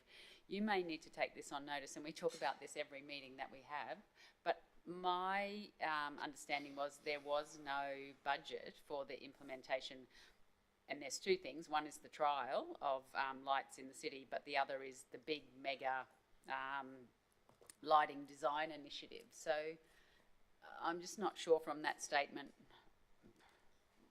where we're up to and what we're pursuing there, but you might like to get back to us about that if you can. Thank you, councillor. I'll take that particular question on notice, and it may just have inadvertently, that paragraph may have inadvertently snuck in there, not taking into account the fact that those projects aren't funded. With reference to the breakdown of the applications, I've now got the statistics. I've found my email. So as at the 13th of February 2023, there were 20 applications, and the breakdown was as follows: 65 applications involving 2-bedroom units, 35 involving 3-bedroom units, and 4 for dual occupancy units. So that's quite a very large number of new premises, new homes that will be coming available. With respect to speaking with UDIA, I really welcome that opportunity. It was good for us to show the things that we're doing here at TRC to really encourage our city and our regions to prosper. So not merely the Toowoomba City, but all of our regions. I've been very, very warmly welcomed by all involved, including the Development Industry Council, etc., and the community. So it was lovely to actually be invited to speak and to be talking about some of the really good work that we're doing. So I'm really pleased that we did get that feedback. And can I say that at the board meeting, the TISB board meeting, the General Manager presented there too. It was good once again. Councillor Melissa. Thank you. I knew there was something else. Thank you, Chair. Also at the UDIA meeting, General Manager, well actually may I take it back a step. Over the last few years there has been quite some angst and quite a lot of community engagement, comment from not just the community but the chambers, UDIA, about the land supply within our region. There was discussion from sectors of the community saying, or us saying, that it was 27 years supply. Other areas or areas of our community saying there was only 4 years supply, and there was even talk of it being less than 4 years. But at the UDIA discussion on Thursday, it apparently has been settled at 15 years supply. So I'd like you to make comment on that, but I'm happy to take that on notice and discuss it at the next ordinary meeting for the public, if you'd like to, or if you'd like to make comment now. Thank you very much. Thank you for the question, because it is something that was a contentious issue, and it had not been settled until December, or possibly even January. So there were inconsistencies in the modelling and the approaches taken by the various parties that were coming up with different figures. So council has worked with the UDIA to settle on a number, and that involved looking at all of the parcels of land that were available and reaching agreement about what was actually developable or what was not able to be developed. For example, if a parcel of land, if there was a creek bed and you really could not develop that parcel. So it has been an important body of work that has been undertaken in collaboration with the UDIA, and I thank the UDIA for their support, and also our staff here at TRC who have been actively involved in that process. So the agreement was struck that it was 15 years of land supply available to be developed, and there we're talking of blocks that are 1 hectare or more, so we're not including blocks, what I call the mums and dads blocks, you know, which might be much smaller, and they're certainly able to be developed as well.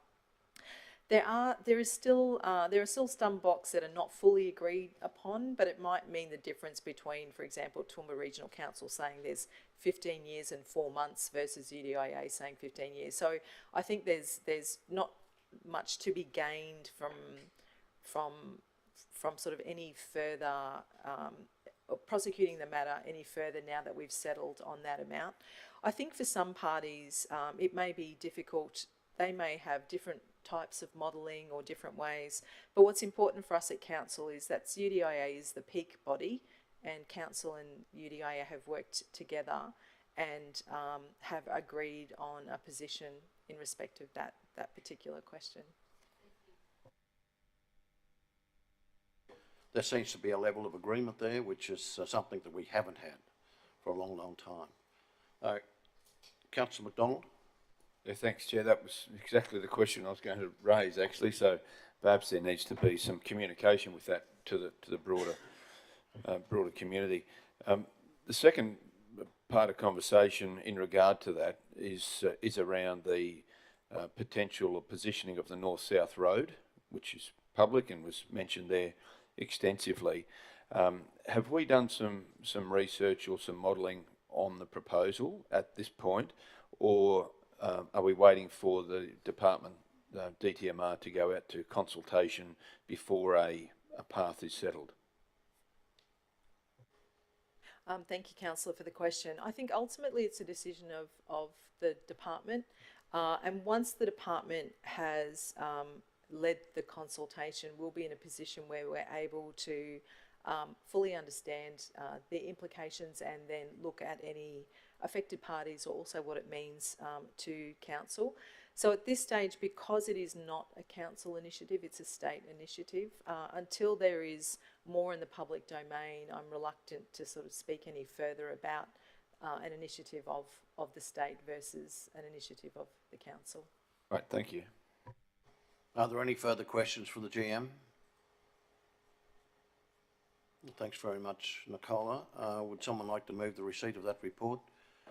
Councillor O'Hara-Sullivan, a seconder, please. Councillor McMahon. Those in favour? That's carried. Thanks very much, Nicola. Move to item 10.2, Water and Waste Services. Damien.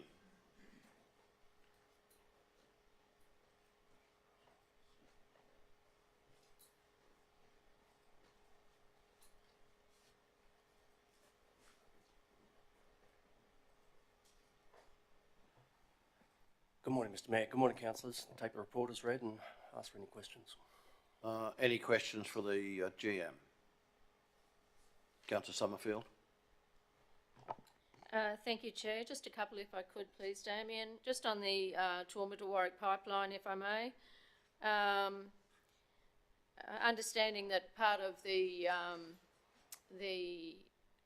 motion that we all agreed to, well, that was passed at the meeting on the 16th of November last year, it says each formal agreement that TRC enters into to be considered for approval by resolution of council. So I'm just wondering when councillors will get an update on how they are progressing, what's in the pipeline for briefing councillors, keeping us in the loop on how those are progressing is my first question. Thanks. Mr Chair, councillors, if I may take that as a question on notice, and I'll respond by email to the councillors. Thank you. So there's nothing booked at all at this stage, I'm guessing then. So my second question was the third point in the motion was that council seeks dollar matching financial support from the state government for smart water meter program. I'm just wondering what has happened to date in relation to actioning that particular item in the motion, please. Councillors, we had a conversation with the state government and I can circulate the details of that in an email to councillors. Thank you. So a submission was put in or just a conversation? Councillors, if you may recall, the Mayor wrote a letter and also attached the entire resolution on the reverse of that letter that was submitted to government, and at officer level we had a discussion in relation to not only Toowoomba to Warwick but also in relation to some metering.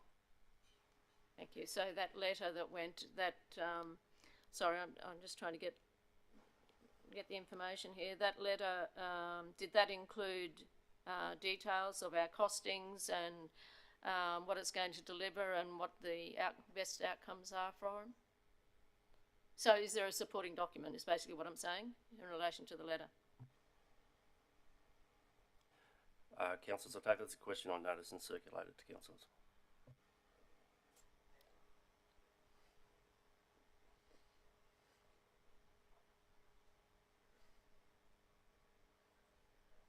Any further questions? Councillor Shine. No, thanks, Chair. General Manager, could I just refer you to page 35 under Highfields Trunk Water Main? This might well be a question better asked of Infrastructure GM, but you may not have this information to hand right today, but you refer to work being completed in mid-February. Just wondering if that has been the case, has that been achieved? I ask it because of a number of phone calls I've received from residents concerned about the congestion at that intersection that's occurred particularly in school or peak hours as well. If not, if you could let me know in due course. Thank you, Councillor Shine. Mike and I might prepare a response to take this question on notice. Thank you. Councillor McMahon. Yeah, thank you. Good morning, Damien. I'm just wondering about the drinking water consumption, and we have water restriction targets in that bunch of towns, and I believe none of them are on the bulk water supply anyway, but all other schemes were below restriction targets. Look, I don't know, 97% in this report, but we've been tipping it down the hill for most of summer, so wondering why we have water restriction targets for townships on the bulk water supply. But as well, if you could just talk about those towns and how they're going. We have had a rather dry January, so just love your comments on that. Thanks. Councillors, in response to the Millennium Drought, the low-level water restrictions was called permanent conservation measures, and when we rewrote the water restrictions to make them targets better, and the initiatives under the targets are better, we renamed it as low, medium, high and extreme. So Toowoomba will remain, and the bulk water network will remain on that low level, that target of 200 litres per person per day. That is what our modelling is based off, Councillor Tim. I don't know, look, if we probably not going to review that at any time, but I'd welcome it at the appropriate time for an information session on that. Damien, I'd just love to talk it through. What about those other towns that did exceed their water restriction? Is it the supply or the demand that's causing the use? No, if they're exceeding their water restrictions, we're meeting supply. It's demand, which has gone up. A lot of demand in water is temperature sensitive. I don't have the temperature details in front of me for those towns and systems at the moment, Councillor Tim. No, that's fine, Damien. Is there possibly, do you think, people in, for example, Pittsworth may not know that they're not allowed to use a lot of water on a hot summer day? Are these very well circulated restrictions? Councillor, the Pittsworth system is a function of two things. It's the Yarranlee bore, which needs to be blended with a shallower bore due to some higher levels in the Yarranlee bore that you can't just drink that water. So in Pittsworth there is a two-bore supply. So in some circumstances, if we have an issue with the shallow bore, it can impact how much water we can supply to that system. I'm sure that the people of Pittsworth are well aware of the bore that is there in town and the Yarranlee bore, which is a deep bore. And I think I'm looking to Nick Hauser, but I think we bought a block last year which has another bore in it, which was the old drinks factory, Nick. Yep. I think. Soft drink factory. And that bore is going to, the plan is that bore is going to be used to assist with the existing bores in Pittsworth. Yeah, thanks for the answer, Damien. I don't know, you said it's not a supply issue, but then you kind of said it's a supply issue. But anyway, I won't push it anymore. But would love to look at water restrictions when we have full and overflowing dams at a future time. Thanks. Any further questions? Councillor Von Hoff. Thanks, through you, Chair, to Mr. Platts. I'm looking at the, looks like the final page of the report. It's the curbside collection services graph. And I'm interested in the recyclables number or line that's listed there. And we can see that it's largely consistent. I mean, it varies from a minimum of about 525 tonnes per month up to 782 tonnes per month, but largely it's consistent. And I know that from my experience and from the experience of our neighbours, we consistently get to that situation where our recycling bins are full, and we sort of have conversations amongst us neighbours of who's got a little bit of space left in the recycling bin, and we sort of go between houses and load up the bins. But my question is, how much more than that, where we are currently, is there capacity in our yellow bins across, writ large? And how does this sort of fit into our waste strategy? There was talk at a stage about, manipulating the bin sizes to encourage that recycling stream, because we understand now that there is value in waste.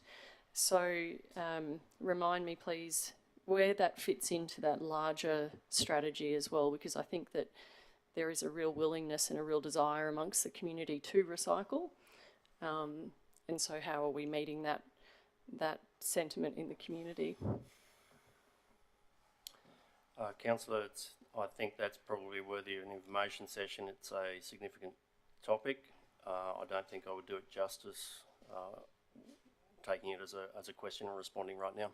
But the diversion of material from landfill and the recycling and actually creating markets and encouraging markets for those products is an active matter by both LGAQ, ourselves, and encouraged in the waste strategy. So if I may, I think we'll try and schedule an information session on that one. Any further questions? Councillor McDonald. Thank you. Through you to the GM, Damien. Damien, this is completely left field and probably worthy of another conversation another day. It's just a conversation at the Sports Darling Downs Annual Awards with Sienna Dulu, who is the Junior Sports Star of the Year, and she's the open water 10,000 metre Australian champion and 5,000 metre Australian champion. And a question came from her directly, and she was quite upfront about it, is to the opportunity to swim in our dams. And this has been an ongoing conversation for some time. And I just wondered whether there might be, and I know Water Future strategy and what have you would probably suggest, no, we shouldn't be doing that for good reasons. But I just wonder whether the likes of Perseverance with the Speedboat Club and little ones who are out there, on the side of the bank, when on a hot day, parents are dragging them away from the edge of the water because they can't paddle in it. I just wonder whether there's an opportunity to have another conversation about that at some point, and whether that's through an information session or what it might be around swimming in our waterways at some point. As I say, it's a question that was raised by Sienna. She's open water, and quite often it's out in the ocean, but it can be in dams and things as well. Deputy Mayor, thank you for the question. I think that's worthy of an information session, but in very high level summary, if the community is uncertain as to why we impose those restrictions into those bodies of water, this is the simplest way I can put it. You either close all the catchments completely, in which case you can lessen the level of water treatment that you have to do at a water treatment plant. So you have a pristine catchment like we did in Darwin, and very, very little water treatment. Very little water treatment, sedimentation, and hit it with gas, and that's it. Or you have a completely open and compromised catchment, and you have the best water treatment plants on the planet. You need to have, for example, UV to be able to kill cryptosporidium, other gastrointestinal bugs, and that's what comes from people in the water. What we do have is the sun shining on those bodies of water, and in some way that UV assists. We do know we have compromised catchments. I'm happy to have the group come through and talk about the advantages and disadvantages and the cost imposts of having very advanced water treatment plants and more open catchments, or more activities in those bodies of water that council enjoys, or continuing the balance between water treatment and accepting restricted use. I think the Speedboat Club at Perseverance and the Yachting Club at Kubi, ideally you would have better water treatment before allowing those activities in those waters. Just follow up if I could, just in regard to the upgrade stage 4 at Mount Kynoch, will it have capacity to do more treatment of the water with that UV treatment that it'll have? She is a very, very old water treatment plant. We are putting UV, the plan is to put UV at the back end, and we are doing a pack tank, a powdered activated carbon tank. So it is what we call a UV is an additional barrier, is what we call. So there's quite a bit of maths about how many barriers you need, depending on the degradation or the pristineness and utilisation of your bodies of water as to what you need to do for the water treatment plants. Thank you. Thanks for that. Councillor Harris-Sullivan, did you have a question? Thank you, Mr Mayor. General Manager, can we just go back to the question that Councillor McMahon raised about the restrictions about the per litres per person per day? Can you remind me why people say in Cambodia and Valview, why is their restriction 150 and the rest are 200? Why is there variance between? Councillors, we, for example, in some of those systems, they only have a bore. For example, let's just think about Cambodia for one moment, or Valeview. A single bore, and if you stress that bore, you're trucking everything in. At the moment, we are still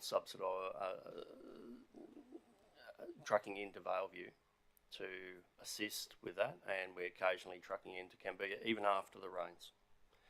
So we try and calibrate, we put some transducers into those bores during the drought so that we could see, I'd like to think it was into 2018, 2019, I think it was, so that we could get, certainly that's when the conversations happened, we could get data. So when you run the bore, how quickly does the aquifer go down around the bore?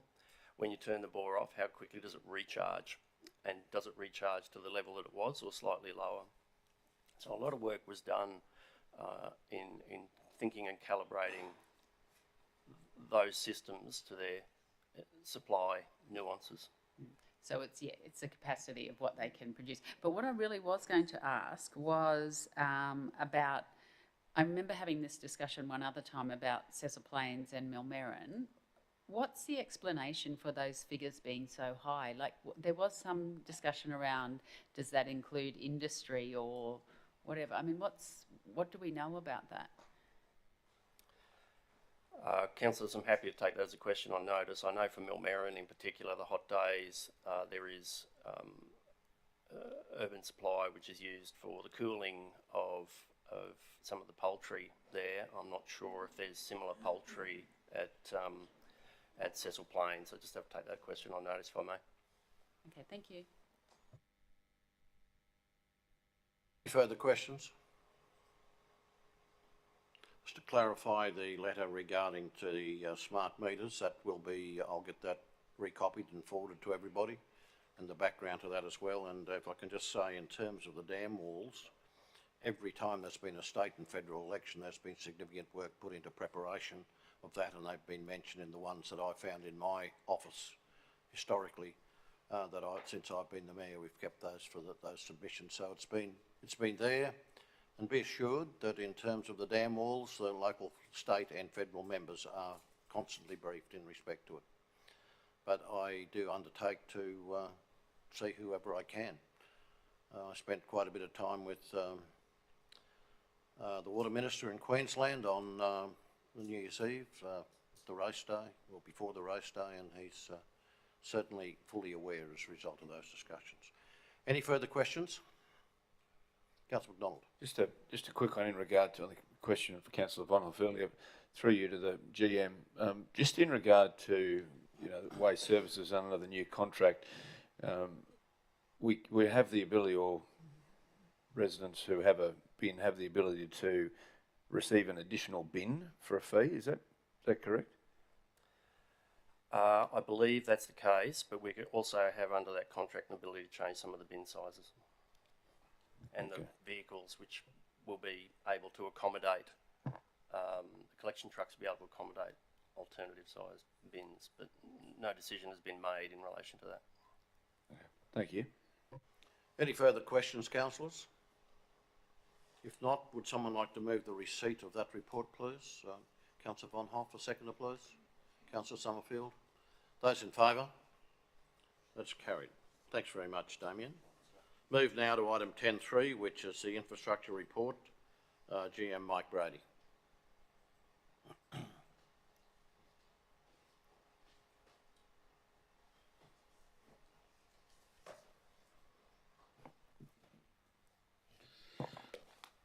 Thank you, Mr Mayor.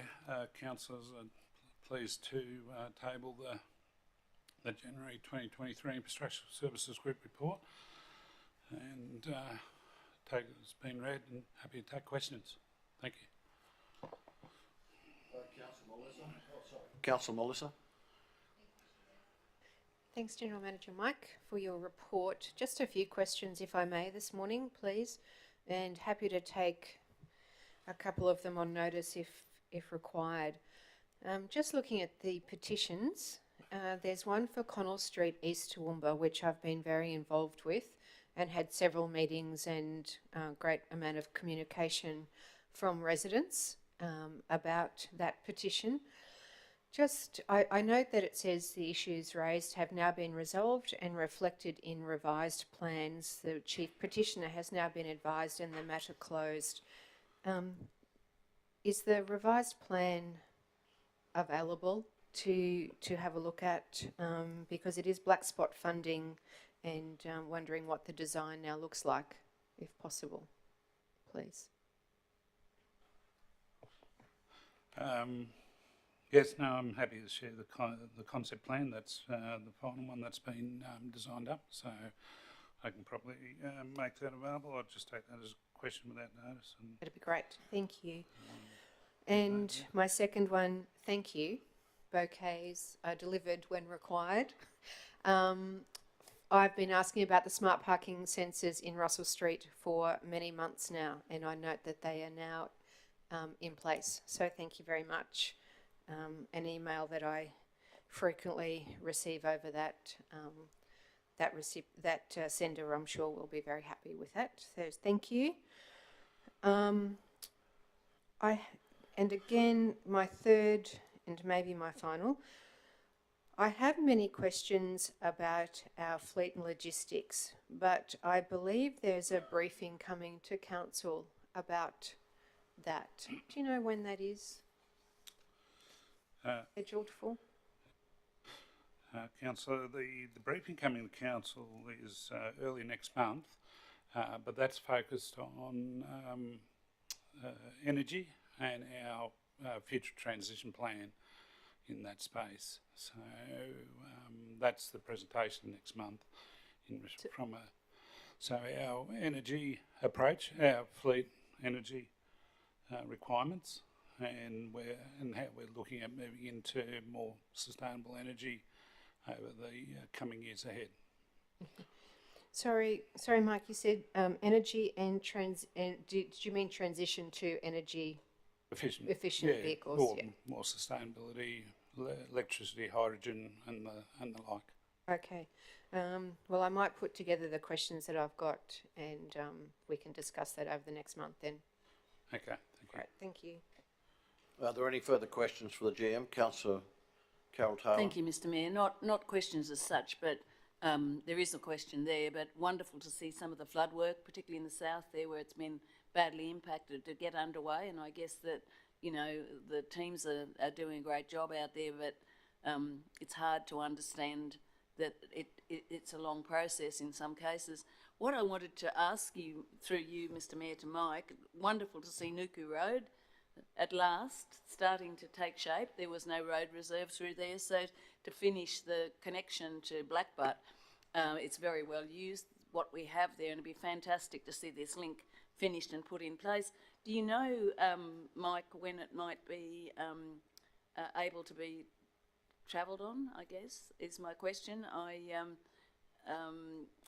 You know, it's funny because nobody realised they needed an alternate route until we started doing the road up incrementally, and this is one of the last parts of it, and it's through a forestry, so there was no road reserve through there, so it's been a long process to get this road reserve. And I see on page 41 of 160 that they've started, the earthworks have started there. So do we have any timeline for the finish? But I have to congratulate the teams. I have to congratulate the people behind the scenes who've pushed forward and actually gone ahead with that road reserve. It's quite a process, but to have that road through there will be fantastic for the travelling public. Thanks. Yeah, the current plan is, it's funded over 2 financial years, this financial year and next financial year. The current plan is to have the project completed by the end of this calendar year, all going well, so it's well underway and they'll just continue working on that. Weather permitting, it may be a little earlier. That said, they do have this section closed off, and I think it's Googa Road is the detour, and they've made that relatively very good at the moment. Well, it's a couple of weeks now since I travelled it, but it was in very good condition then, and they are maintaining that detour road in a good state. So I know it's a little bit longer, but hopefully the outcome will be considered well. And thank you, Mr Mayor. If I have another one on the part of the road recovery out on Guillaume Road, but particularly West Prairie, where we've got all that silt removal. Has there been any kind of, I know the floodplain managers were trying to support us in some way, us not having to, perhaps not just there, but in other areas where there's a lot of silt on the road. It comes, we have to take it away, and it comes at quite a cost to us. If, is there any progress, I suppose, in trying to work out an alternative to us having to remove that? In respect to, we've got the approval from the Department of Resources there to, if specific property owners do make application to us and sign the appropriate deed documents, taking the material back. We've been very sort of cooperative and happy to facilitate with. That's great news, Mike. And just for councillors, that land has a fall of about 3 or 4 inches, so it's very, very flat there. The majority of the material actually is, most of the landowners don't take the material back, and we use that for wall cover in gravel pit rehabilitation works and the like. So we do put it to good use. Councillor Shine, you have a question? Yes, thanks, Chair. General Manager, you might have heard my question to the General Manager of Water in relation to Kratzky and Highfields Road. Looking at the report here, works are progressing towards detailed design. It's a long way off. I would have thought the alleviation of the congestion there, or not. It's the Highfield Kratzky O'Brien Roads project in itself is in the Capital Works program, probably over the current financial year and at least the next 3. And obviously that report's been through council, and council's supported that project to proceed. So subject to that funding continuing, we're still probably best part of 3 years between where we are now and then. It could be, pending funding challenges, it could be a touch longer.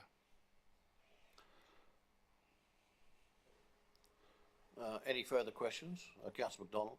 Thank you. Mayor, through you to the GM. GM Mike, just a query in regard to, you'll recall we had a presentation, we had a motion in October last year around the policing the new camera idea, and we had a deputation from the police, or an information session actually, and noting that the police at the forum said that there's a few cameras already up, and they're private people contacted police to do that, which is terrific. There were some 13 cameras that they had ready to go, so that's 3, there's 10 more to go. Do you know if there's been any conversation or collaboration between, say, QPS and TMR and ourselves in regard to infrastructure, given that there's very little we can do other than support by way of providing this infrastructure? Thank you for that question. The automatic number plate recognition cameras discussions have been ongoing with the Queensland Police Service. very positive ones. We're working very closely with them. They actually formalised their request last week with a letter to council and actually outlined the details of the type of support they needed from council. I've actually got a BR2 request coming through to council for some financial support there for our part in this. There is a smallish cost to council to be for the installation of each of the cameras. So that'll come through as a new request as we consider BR2 over the next few weeks. I appreciate that, Mike. I guess the main thing, and I'm sure I'm singing the chorus of the room by majority, that whatever we can do within our realms, we should be doing to assist. So if it's a BR2 and that's delaying an opportunity for them to get the cameras out, perhaps it's a conversation at our next ordinary meeting where council can make a decision to support the organisation for doing this. Given there's limited that we need to dig deeply into, it's out of our realms around, you know, that area of the social side of our community, but there is some things we can do. So if BR2 is delayed, or if there's delay in there that's inhibiting the police from doing their job to support our community, then I, for one, would be in favour of having something come to the meeting in March to progress it. Look, I think, I'm hoping BR2 will be, the timeliness of BR2, the business case is going, it's across there basically today, so I'm hoping that can just run through. And I think when I look at the timing of the ordinary meeting in March and BR2, it's all about the same time, so hopefully council is happy enough to just look at it from that perspective rather than having to write full reports. But yeah, we'll make sure it's there in March anyway. But we're working on the basis that it's going ahead and that council will be supporting this initiative. So we're working with the police very positively in that regard. So we'll be planning the work and working up to the point where we can do that. We've got to actually, under the request, we've actually got to do the installation work. So we've got to get our electricians involved, we've got to do the temporary traffic management. We've got all those elements that we've got to, you know, because they're all at intersections. So it's got to be done during, you know, through the day. So there is a cost to actually, you know, to install them. So it's fairly straightforward, but yeah, there's a little bit involved with each one. Are there any further questions for the GM? Councillor Von Hoff. Thanks, Chair. Through you. Thanks, Mr. Brady, for the report. This is one that I circulated with you yesterday. It's actually not listed in the report, but it's about traffic management plans. And in the last month, separately to each other, independent of each other, I've been contacted by at least half a dozen people, and they are having problems obtaining traffic management plans. And I'm hoping that you can explain to me and to us the interface between Toowoomba Regional Council and TMR, because I don't understand if council puts in place the requirements of TMR or what the situation is, but it seems to be a real issue that is sort of bubbling along out there and impacting people. And I'd probably heard people discuss traffic management plans with me once previously in the past couple of years, and then in the last month to have half a dozen, there's a spike. So is there something going on, and what's that interface, please? Thank you for that question. There's a couple of matters that, and I'll try to I'll send council out a little bit of information as well, but in essence, as a road manager, and both TMR and councils are road managers, okay? So they're separate road managers, but there is occasional, be it events or be it other developments that require temporary traffic management approval from both TMR and concurrently from council, because it might affect both their road network and our road network. So that's the time when the two become involved together. Okay.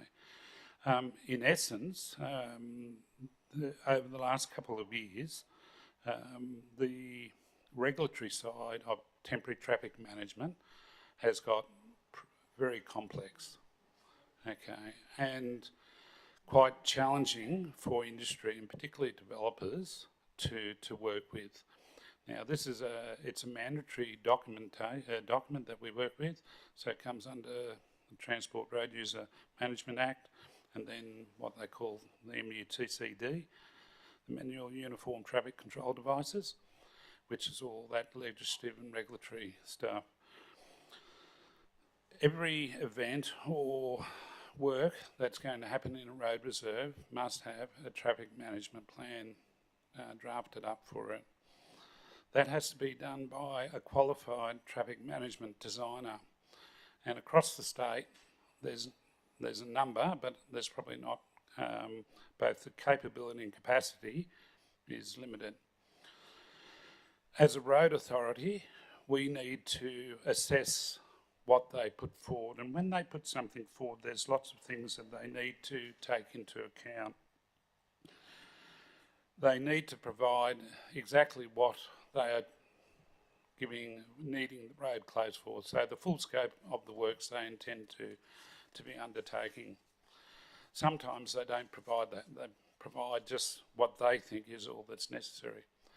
They need to take into account the safety management of all road users, including pedestrians and cyclists, as well as just the motorists as well.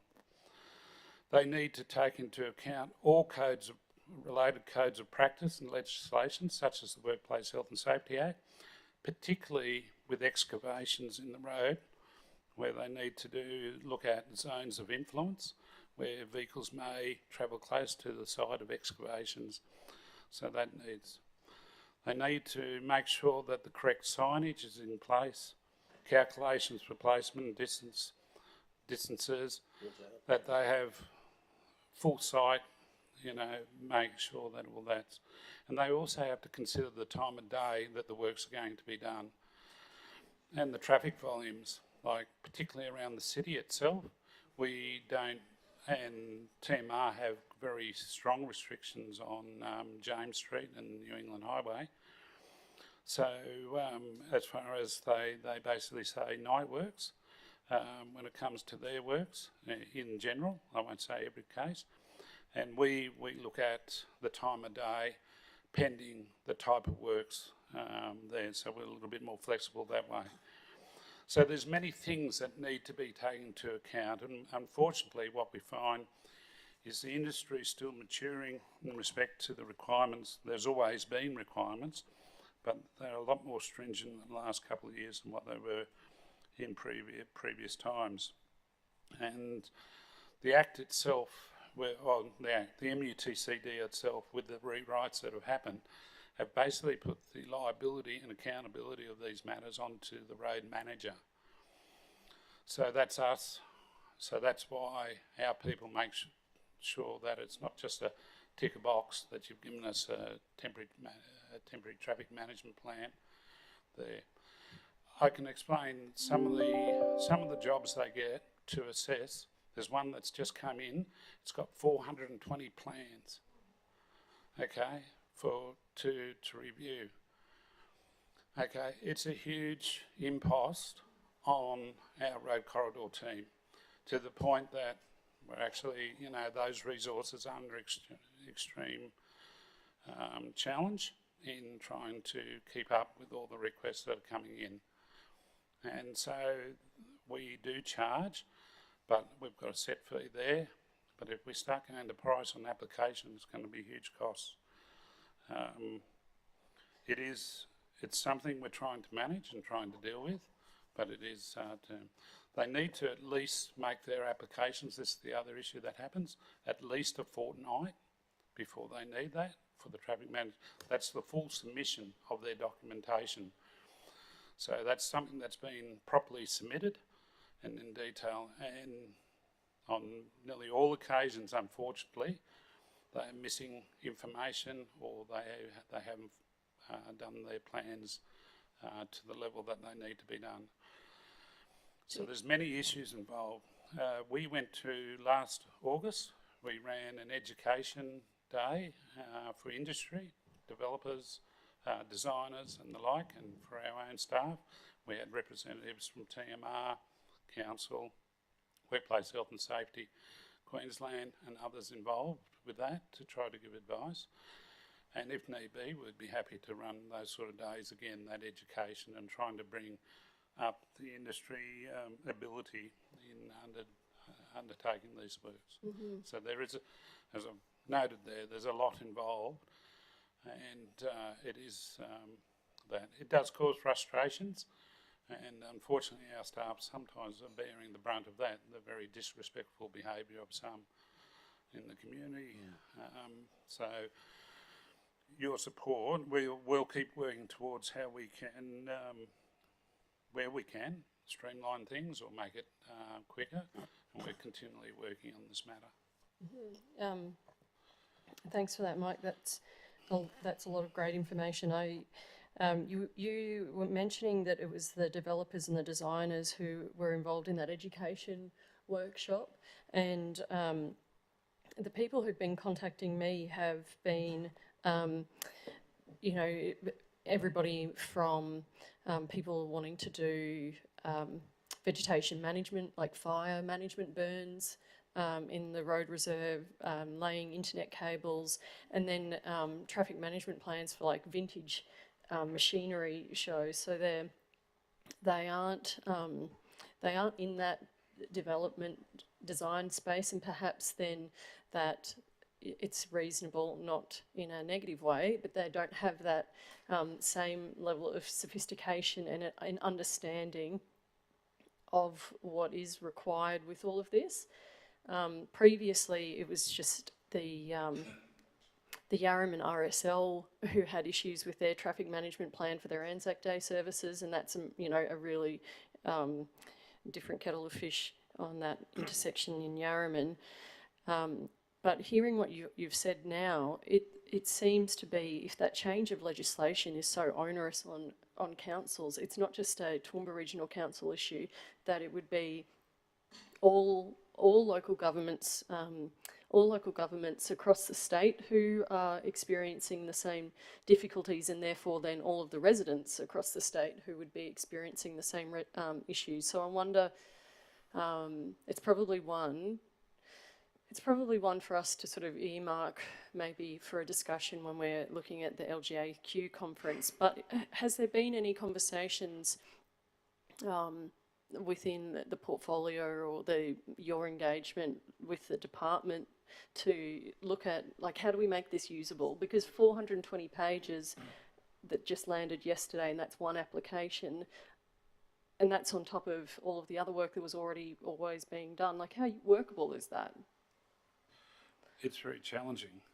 We've gone out, as we've noted, Council, we do 6,000 requests a year, and that's been growing at around about 10 to 20% per annum since I've been here. Look, the event, various event, when we had that industry day, we did invite vendor organisers, or we did publicly, we had a public session where event people can. But just for all your information, just effective as of the 1st of December last year, mandatory guidelines covering event traffic management plans came into force. These document details numbers of considerations. There's also another document called Events in Queensland, which is best practice guidelines for event delivery in Queensland. And so be it Anzac Day services, or be it antique tractor displays and stuff like that, those are the guidelines now that those entities need to. Unfortunately, it is there. You go back a decade or so around Australia, around about 50 traffic controllers got killed a year on temporary traffic management sites. So the movement from industry, particularly from the regulatory side, has been, what can we do to protect and improve that whole industry space. And I think it's down to around about 20 are killed a year now across Australia with the steps that are thing. So this happens continuously. Obviously, they're one of those utility providers is what's provided us that 420 plans, and we've had to go back to them and say, look, you don't need it all right now. What is your priority on these works? So we're working with them. We're working very closely with Ergon. We're working very closely with NBN. We have separate meetings with them to actually work through their challenges. We're trying to set up, you might call them memorandums of understanding or agreement to how they can do certain works in low risk areas without the holistic oversight of council in those matters. And that in itself is them having to take on that full responsibility and accountability for the work they've done. Under the Workplace Health and Safety Act, they should be doing that. There's some levels of pushback at times that we even get in that front. So they want things to happen quickly, but they need to take also accountability and responsibility. And that's what we're working with them to come to those mutual agreements where we can. Okay, thanks very much, Mike. I know that those deaths that you talk about, they are absolutely tragic, and I think that's where the increased penalties for speeding in where there's road construction happening, they're taking that very seriously. So anyway, I'll leave it at that. I just think if we can sort of put a pin in it and discuss maybe in the when we are considering our LGAQ motions, because it doesn't sound like it's working for our council, it doesn't sound like it's working for our community, and that's being replicated across the state. Maybe there's got to be a better way so that people are protected and are able to go to work and do their jobs safely, but there's also, backburning can happen and community events can happen. So, thanks. Councillor Summerfield, you have a question? Thanks, Chair. Thanks for your report, Mike. We all received an email in relation to Russell Street, and there's a query there about the parking sensors being installed on the southern side of Russell Street. Have they been installed yet, or is that something that's been delayed for some reason? As Councillor Melissa Taylor mentioned a moment ago, they've all now been installed, as I understand it. I might have been out of the room.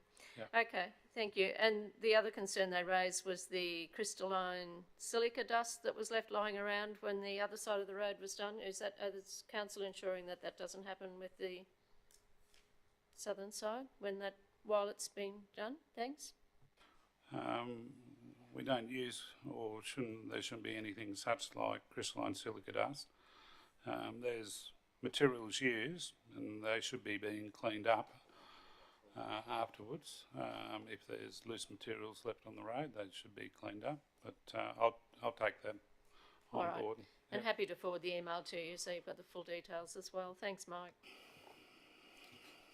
Councillor O'Hara-Sullivan. Thank you, Mr Mayor. General Manager, I wanted to reiterate what Councillor Bonhoff is saying about the traffic management, and I'm not sure that it is across the state and how unworkable it is, but every meeting of the Development Industry Reference Group that I chair and every UDIA meeting this comes up as an agenda item, traffic management, and it's specifically to do with dealing with TRC. So I'm not sure about the community events, but this is industry saying that the interaction here at council is not satisfactory. So I think it's definitely something that we have to spend more time on, work out some sort of solution to, because for them it is, and they say it's time and money. And I appreciate you say that they might not have put in proper applications or whatever, but it's something that has been ongoing in the time that I've been chairing, and we just really need some sort of resolution to it. Thank you. Any other questions? Mike, I would have referred an IT provider in town who was putting in a fair bit of cable, I think, to you at one stage of the game, and thanks very much for giving them an understanding of what their responsibilities were. I think that was that seemed to be the element that they hadn't quite picked up. Yeah. But further to your point, as I said, we're trying to work with the utility providers for them to take a more proactive approach.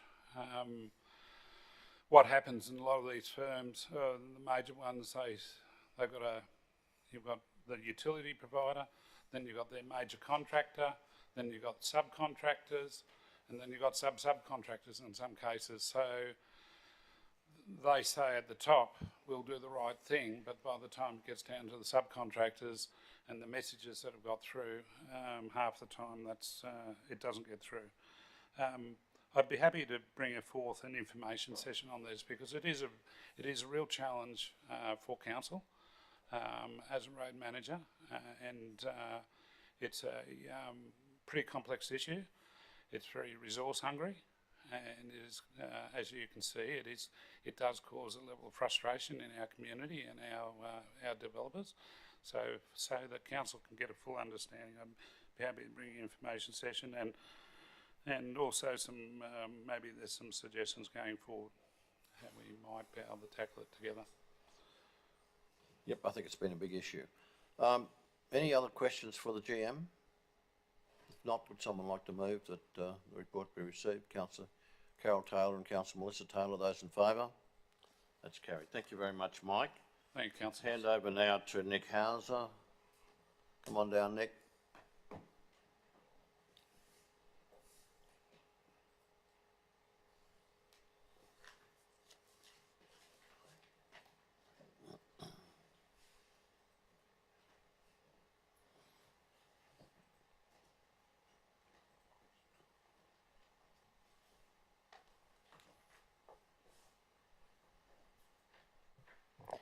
Not quite sure by the clock if it's morning or afternoon, so hello councillors, and as my colleagues have done, I'd like to take the report as read and happy to take any questions that you might have for me.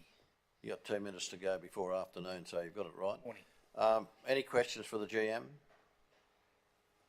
Councillor Summerfield. Thank you, Chair. Thanks, Nick. So just in relation to the Millmerran pool, if I may, I saw some photos on social media provided by the Millmerran Township, which was nice, and I thought it would be lovely for us to be able to see it. I know some people have been out and had a look, but I haven't. I noticed in the photo that there's also, it's not just the pool that's being replaced, there's also construction work for we're having a whole new facility, are we? Is that what the project does? It's not just fixing the swimming pool by building a new one, it's actually replacing everything. Yeah, we're fixing up the change rooms and amenities there that were at end of useful life and had a whole heap of problems with those, so they were part of the scope of the project as well as the replacement of the pool.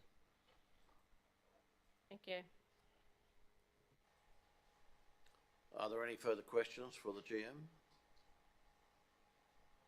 You're getting up very light, Nick. Councillor O'Shea is happy to move the receipt of that report. Councillor McMahon is happy to second that. Those in favour? That's carried. You've had an easy day, Nick. Anne-Marie, would you come down, please, and we'll do item 10.5, Finance and Business Strategy.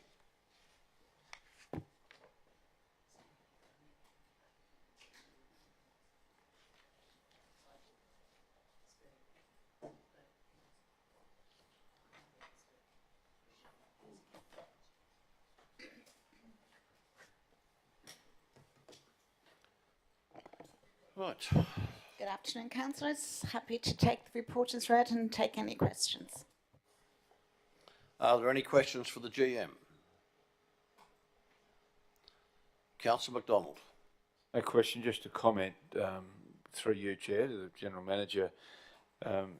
Shane Morris, who's the Principal for Rates and Revenue, has initiated what I would suggest is a very, very useful working relationship across all of local governments in Queensland, particularly those in regional and remote councils. And on Monday of this week, was Monday this week? Friday last week, we had a full day session with Shane, and it was around rates and what have you. And I know councils had a couple of sessions around our rate modelling, but it was interesting, General Manager, to hear that the nuances here are no different to the nuances at every other local government at the moment in regard to, the pressures on local government. So I guess it's really just a comment when we are, starting to deliberate our rates as getting to that pointy end, if you like, of the process, that the challenges for local government are equal. And I would suggest to you that the challenges for household budgets are just as equal at the moment. So it's a comment really more so than anything to thank Shane for his leadership on that for many years, over a decade now that he started that. And it continues, and there were 16 local governments across Queensland at that. So it's testament to our council, the way that we're doing what we're doing, that we're seen as a shining example from the state government, but also from QAO, from LGAQ and Department of Local Government in doing that. So I just wanted to pass on, and I'm sure councillors will join me, our collective thanks to Shane and his team for the way that they're doing what they're doing. So really just a comment, and I'm happy to move the report. Councillor McDonald has moved the report. Is there a seconder for that? Councillor Melissa Taylor. Now, is there anyone wishing to ask? We've abbreviated the front end of this. Is there any further questions anyone wishes to? Councillor Summerfield. Thank you, Chair. And I'd just like to say that, firstly, before I ask my question, that it is important that we do talk about our budget pressures. We do have a sound financial rating, and we talk about that as well. But it is important that we talk about our pressures so that our residents understand that. And I'll never hold back from that, because that's what we're supposed to do. We're supposed to be transparent with our community. I just wanted to say that before we move on to anything further. So just in relation to staffing, which, it's a hot topic for us because it's having so much impact on the organisation and the services that we deliver. I just wondered, and you could take this on notice if you don't know, Anne-Marie, I don't expect you to, but I'm wondering how many vacancies are currently being advertised, just so that we get an idea of what's going on out there in relation to filling those positions. I don't actually have that information, but very happy to take that question on notice. I'll send an email later on today. Thanks. Are there any further questions? If not, I'll put that, that's been moved and seconded, I'll put that to the vote. Those in favour of receipt of that report? Thank you. Thanks very much, Anne-Marie. I think we'll move to item 11. My plan is to have lunch at around about, stop for lunch at about 12:15. And we'll move now to the CEO's monthly report. Thank you, councillors. I draw your attention to the report. It's there if there's any questions you'd like to ask. Just like to mention in relation to the Organisational Culture Improvement Initiatives Action Plan, you'll see within that that's been pared down to the original resolutions that council had in total. You'll see marked in red there's some that are completed or actions closed. I'm just proposing that if council is happy with that, we'll take those off for the next time. So the only ones that will be visible to you will be the ones that are still outstanding. So if you just want to read it on that basis, and if there's any questions. Any questions for the CEO, Councillor Von Hoff? Thanks, Mayor. Through you. Thanks, Brian. So I do have questions about that action plan, a few actually. Action P3 is the bullying, the new policy, 4.25, bullying, discrimination, sexual harassment and conduct management policy. Yep. And it says that it was endorsed by the ELT on the 9th of Feb. And this policy has now been approved by the CEO. It's a procedural question. previously policies come to council for ratification, not this one? There is different levels of policies. These are operational ones that are, in the past, this has always been approved through the Okay, organisation. thank you. I can circulate it if you'd like to have a look at it though. Yeah, I'd be curious. That'd be great. Thank you. The next one that I have a question about is S3. And this is one that I've spoken about before. It's the review and update of the performance management process. And it was initially earmarked for the 3 to 6 month level of importance. And the comments in the commentary that's provided says that it's going to take up to 2 years to finalise that work, given its broad implications and the consultation requirements. And I have to say, you know, we've always spoken about how important that performance management process is, because if there are problems in within managers relevant to culture, they are the ones that set the tone. They are the ones that are in a position where they can have enormous effect on the employees with whom they interact. And the importance of it was then reflected in the review that was adopted to say 3 to 6 months. That's how important it is. We need to do this within 3 to 6 months.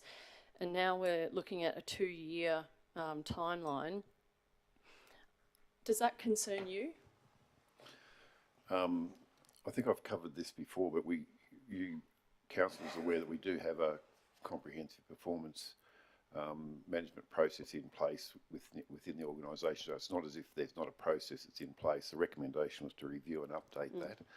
So I would think that will entail obviously going through to make sure that it is current and, you know, up to date with the latest spec that you expect as an organisation this size. To do a comprehensive change will obviously involve the review in itself, the design of that program to see is there any gaps that need or opportunities for improvement, the consultation with the staff, and then coming back and implementing that process. I'll review to see if we can speed that, but it depends obviously on the resources that are available through our PCE area. But it's not as if there's not a process in place that's happening. It has been quite effective, but there's always opportunity to review. So I think on that basis, it hasn't been a very one of the very top priorities, but it's something I think we can have a look at again, and I'll come back to you with a timeline perhaps about if we can speed that up. Yep, that'd be good. I am aware that there is a current performance management process, and I guess this in the PKF report we talked about what was in this action plan here, saying it's about the adequacy of that. So if it could be sped up, that would be fantastic, and thanks for that update. Yep. The other one, Mayor, that I wanted to raise was L1, and it's the long-term actions 12 months to ongoing. And the suggestion through you to the CEO is that this action be closed. And I want to challenge that, because I don't think we should close it, because it talks about that the Code of Conduct and Induction were reviewed by the Employee Relations Team and the Governance and Legal Services Branch, and that both are now incorporated in sexual harassment training content. This updated material was included in the face-to-face training from November last year, and it's delivered to employees biannually.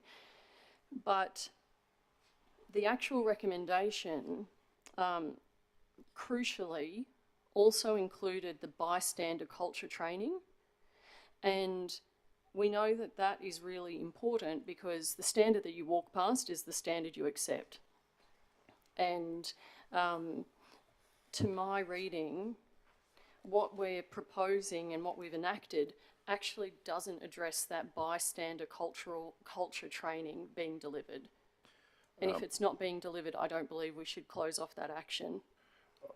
I would think from reading this response here, and I might have to come back with some further detail, that the bystander training would be incorporated automatically within that and I think the basis of this being removed is this would be business as usual, that the organisation would provide that biannual training to all staff, and part of that would be updated obviously each time. So I'll just check to see if that bystander training is incorporated in that overall training. Okay. And I can just confirm that with you or with councillors. Okay, thanks, CEO. I think until that's confirmed, I propose that we don't close out that particular That's action. fine. I'll leave it on for next month and we can talk about it then if that's Okay, the so case. that's L1 would Yep. not be closed. Thank Yep. you. Thank you. Any further questions, Councillor Melissa? Thank you, Chair. Sorry, I closed the page I was looking for. Just a few things, please, Brian. They're not quite in the report, but just a few things I just wanted to request. And I'm asking you, because this actually reaches across all of the group reports that we receive at the ordinary meeting. So just so that we have an overall understanding of the organisation and the community's communication with us as an organisation, I note that in the ISG group report that the number of pathway customer communications is reported. So it's hard to understand what that means when you don't have anything to compare against. So, you know, this month ISG have received 400, or to the end of January, 428 received, 422 complete of 3,434. But you don't, like, what do we compare that with? Is it 10,000 across the organisation, and how many in environment and community, et cetera, et cetera? So is that possible to have that added to the group reports? Please? That information is easily available. We collect that as part of our customer service branch area. They collect all of the customer requests and the response times. All of that information is available. The question is, does council want to have all that in detail on a regular basis, or do you just want us to forward that to you? We can forward it to you in the background. You can ask questions if you wish. It's quite a comprehensive report.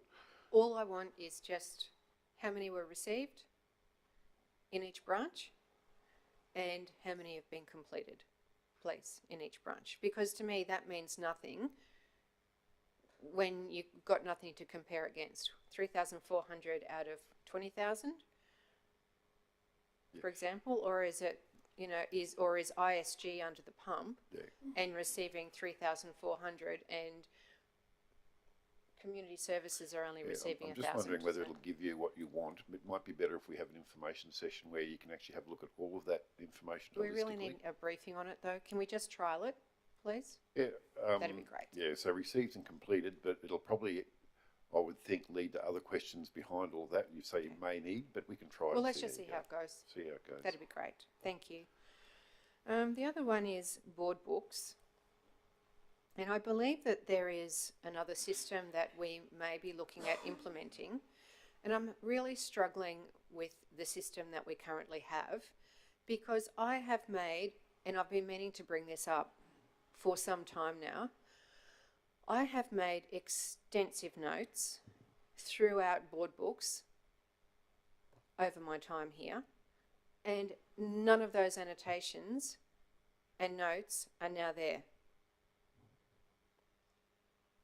So where does it all go? Like if I want to go back and look at the notes that I've made on a particular motion or whatever it is. In previous times. Yeah, it's not there.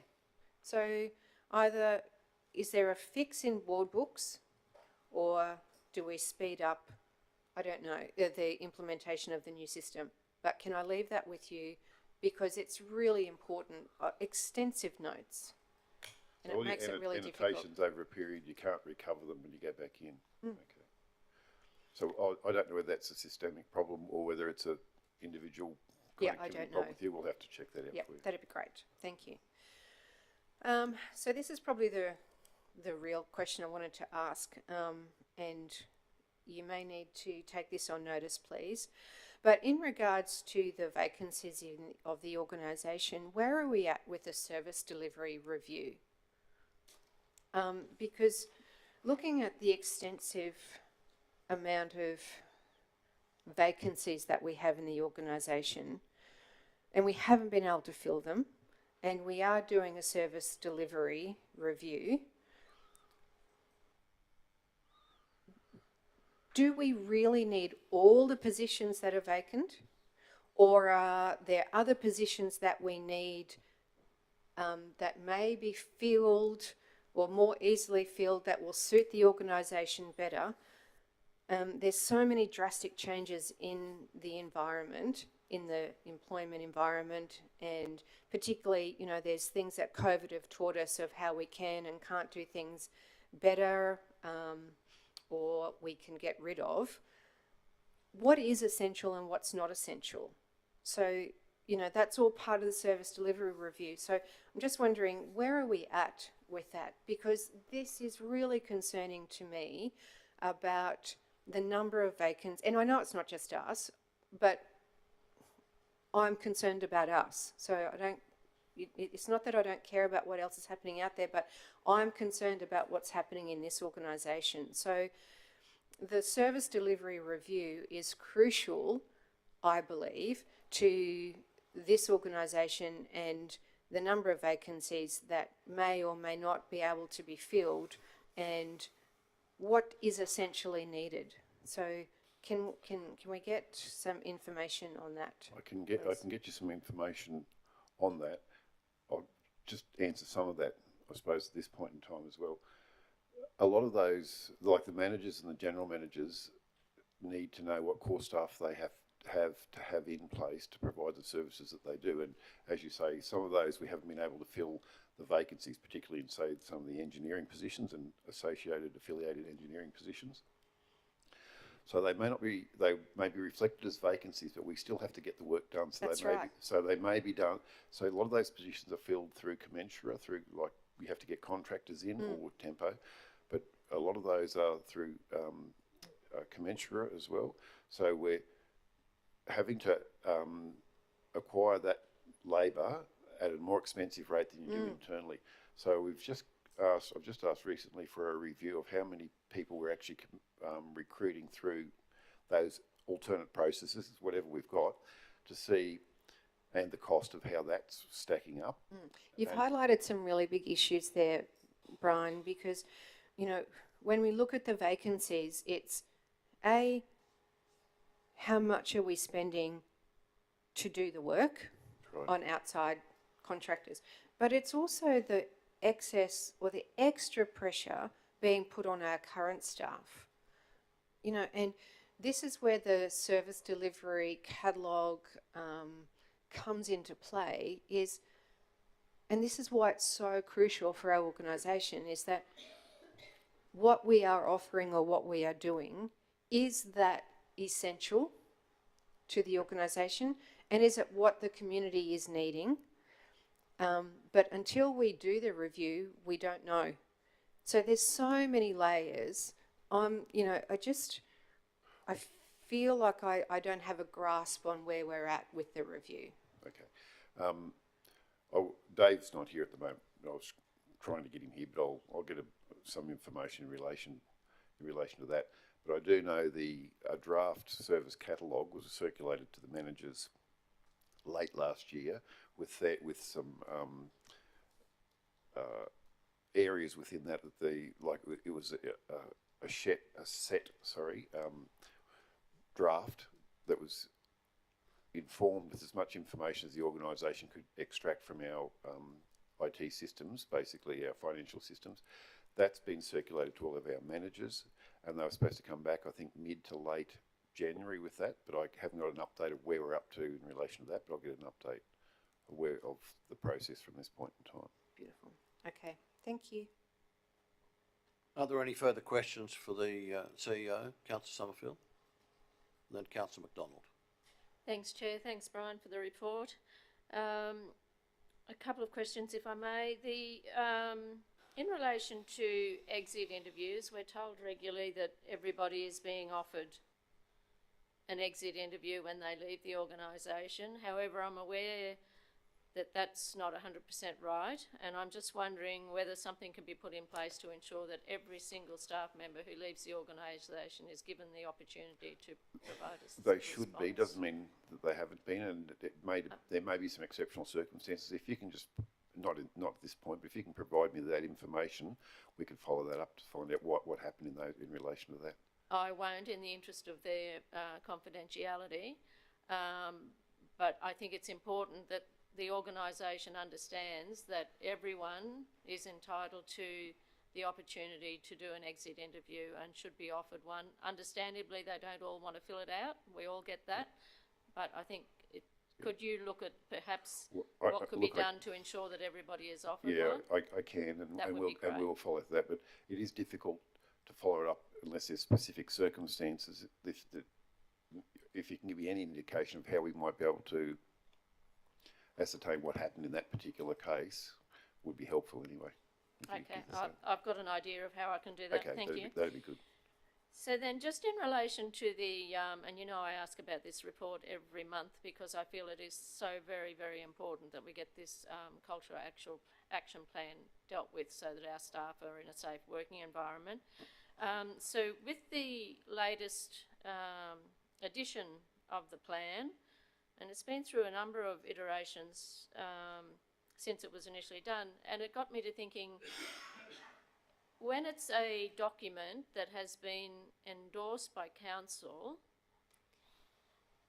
shouldn't any changes at any time be also endorsed by council? Shouldn't there be a motion endorsing that? I'm not aware of any changes to that. Which ones are you concerned about? Well, this is very different to the initial one that we endorsed in the November 21 This is an exact extract of the council decision. Those numbers, L1, S1, all of those, they're straight out of the council decision. So you're saying the format's only changed? No, what happened in the past, we were actually, PCE were giving you all of the other stuff they were doing that was in addition to this. So there's a whole lot of things that they do as well as normal business as usual and things that they're doing to improve the organisation. So they were listing a whole lot of things that were put in place. This has been stripped back to what the decision of council was. Right. So the other information is still available if you need it though. Okay. So the main reason I raise it is I wanted to make sure that we have, you know, I know we've got the 1 to 3 months and we know we've got the 3 to 6 months and we know all that's blown out of the water. It's well and truly all out of date, overdue, that we don't have timelines in there. So if you look at, for example, P6, P7, P8, there's no timeline in there about when they expected to be completed or, and I think that if we stick with this format, and assuming we're going to from here on, that we actually have a section in there expected to be completed by, and it should be like a column or a bold or something, so that we can actually look at that and see when we think it's likely to be done. Yeah, I think if you look at P8, it says right down the bottom, the procedure is due to be reviewed in April 23. So, you know, if we can have that on every single action item. yeah, it's probably a bit inconsistent there if we just give it consistently so you can give some indication of the timeline. Yeah, thank you. So I also had a query on S3, which was brought up earlier by Councillor Vonhoff, which is the performance management process. So when I thought about performance management process, I couldn't understand what the time consumption is that's involved in that. I would have thought it would have been an overview of your documentation, to understand what process had occurred. And I remember this was actually quite topical by the PKF report, that it was an important step in the process to making sure that our performance management processes are right, so that our staff are given the opportunity to provide feedback and given feedback. It's really an important step in employment. So could you just help me understand why that is such a big, taking so long and so much resource, I guess? I think it just depends on how far they've gone back, as far as you can just do a review of the current documentation, or you can go back to first principles and build it right from scratch. I'll find some information about what their intention of how they're actually going to construct and review the current document and give Okay. give you some advice on that one. Thank you. And That was then was that P3 or S3, was it? S3. S3. Sorry. And then S4, you're suggesting that be closed out because it's about implementing training, I think, of S3. I haven't got it in front of me, but I wouldn't like to see that closed out because I think the training is just as important as the development.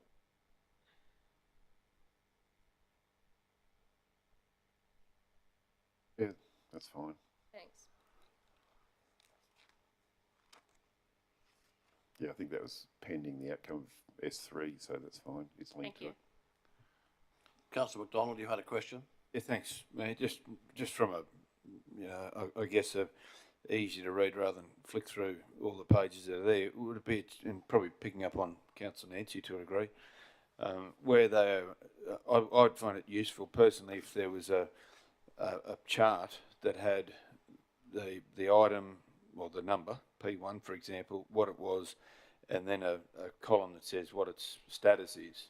So if it is to be closed out, then it's closed out, whatever that is, and the date that took place, that was closed out. The suggestion is closed out and then removed off the list. I'd personally provide it, you know, just an easy to read summary at the start of the document, so you can just flick through and then go deeper down. But that's whether that's possible to do that as a cover like sheet. A chart. A cover Yeah, just sheet. at the start of it. So I find that the information's excellent, the updates and what have you within there. But just to, I guess,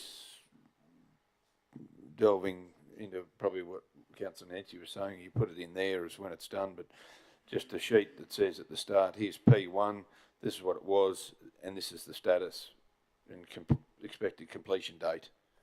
So you can just see it in a easy to read chart. You've got some items there that are recommended for closing out. At some point, I guess you need a decision on whether they stay in or not stay in. But that chart, easy to read, if they removed, you'll know what they were and when they were closed out. So they would just have them all listed when they're closed out. You still have listed that they closed, but That's they're right. not in there. Yeah. So status, yeah, where it is. So that's useful. Okay. Any further questions for the CEO? If not, would someone like to move the receipt of his report? Councillor McDonald has moved that. Councillor Carl has seconded that. Those in favour? It's carried. Would someone like to move that we adjourn for lunch, returning at around about 1:15? Returning at 1:15. Councillor Shine and Councillor Carol Taylor. Those in favour? That's carried.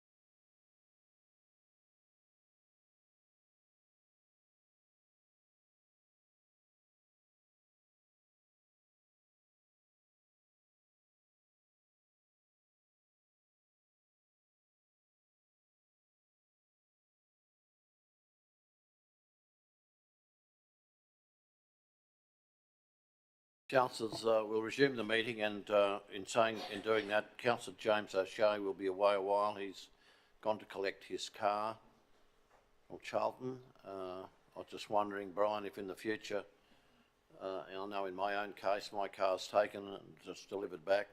I understand that's not done for the councillors. So if there's any way that we can rectify that, I think that would be. It's quite an impost to have to run your car out there and then go back out and get it, and you need a second car to do it all. And so maybe we ought to have a look at that. I'll move now to my monthly report, and it's before you. I did attend an Inland Rail breakfast in January. We met, Councillor McDonald and I met with Ashley Venz as well as Douglas McDonald, the Queensland Police, for a youth crime, and we've been working with them closely on a daily basis. Hosted the commissioning of chaplains, had my regular conversation with the Vice-Chancellor, where we talked about the potential there is for USQ with their sporting facilities and their other facilities to become involved in the Olympic Games at some stage, and also the ongoing issue in respect to the Japanese gardens, where there's virtually joint ownership of land there that's involved, and there's been an attempt by the staff of this organisation to rectify that for some time, and I think the involvement of the Vice-Chancellor will help tremendously. We met with Morton Co regarding there's an invitation for a visit out there, Queensland Fire and Emergency Rescue Australia Day Achievement Awards. Following that, I met with David Herman and Warren Buckley, who wanted to discuss the potential for a new Highfields Fire and Rescue Station. Highfields, of course, is a volunteer base, or a not permanent base, transforming to a permanent base, and they see, with the growth of Highfields, a need, and they're looking to find out exactly where the Highfields Charlton Road will go, and wanting to join in with that. On the 1st of February, I left with the Council of Mayors delegation to America.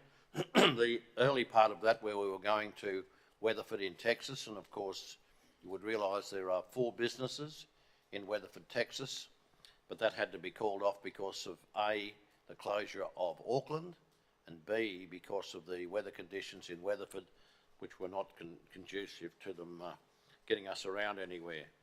But that particular journey was a very interesting journey, and was very intense, and in the not too distant future I will be getting ComSec to bring a full report to this council. I think there are so many things I saw there for the future, so many things that will have an impact on Toowoomba ultimately, and there is, you know, certainly one of the highlights, of course, was seeing Virgin Orbit and Jim Simpson, who, if you went out to the launch out at Wellcamp, you would have remembered a highly intelligent gentleman that was leading everything, and that's Jim Simpson, and he's coming back here in the not too distant future, and they're hoping to have a satellite launch from here probably in the not too distant future, maybe early next year, which is pretty amazing in view of what we see.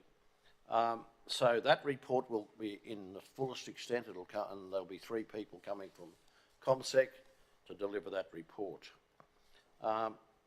As you know, many of us attended the UDIA breakfast, and Nicola did an excellent job of presenting that day, and it went down very well. She also presented to the board of TSBE. I think the Regional Alliance meeting in Crow's Nest went pretty well as far as I'm concerned. I think there's a bit of understanding there, growing understanding, and I think there's an understanding that by working together we'll achieve a lot more. It was good to have that at Crow's Nest.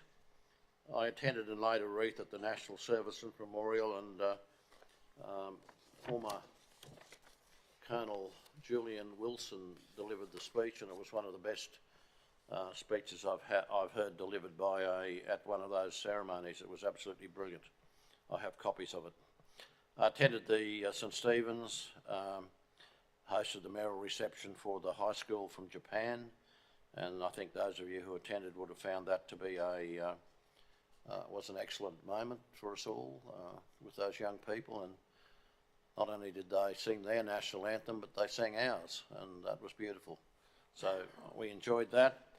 I'm currently preparing for a Springfield Business Luncheon, the Chamber of Commerce at Springfield. Graham Quirk, myself and the Mayor of Ipswich are doing that.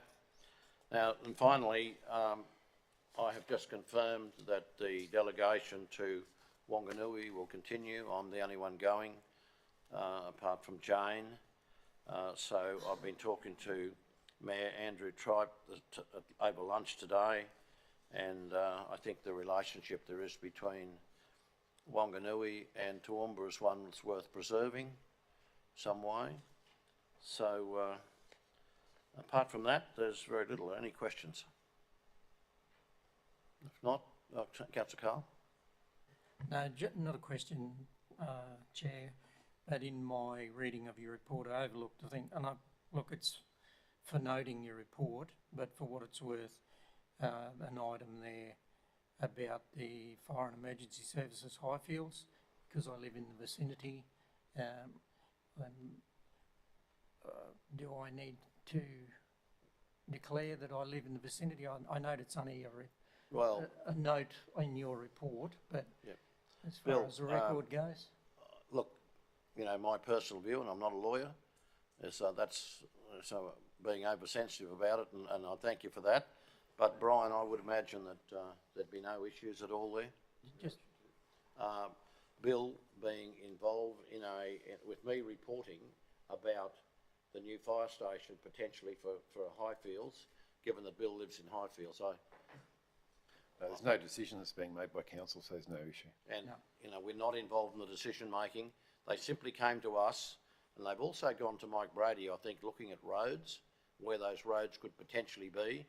I think it's an indication that Highfields is growing, and they have a very strong feeling that there ought to be a new fire station there. And can I say, in the discussion we've had, they're building a new fire station on the southern side of Toowoomba as well, quite close to where the down steam is.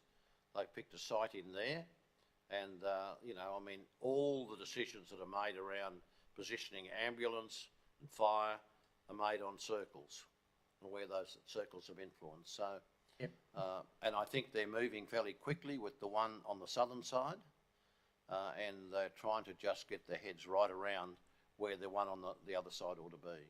Yeah, no, just for councillors' knowledge, that's all. Yeah. I would have thought that'd be the case, but I'll just raise it. No, thanks for bringing it up. It's the environment in which we live. Councillor Shine?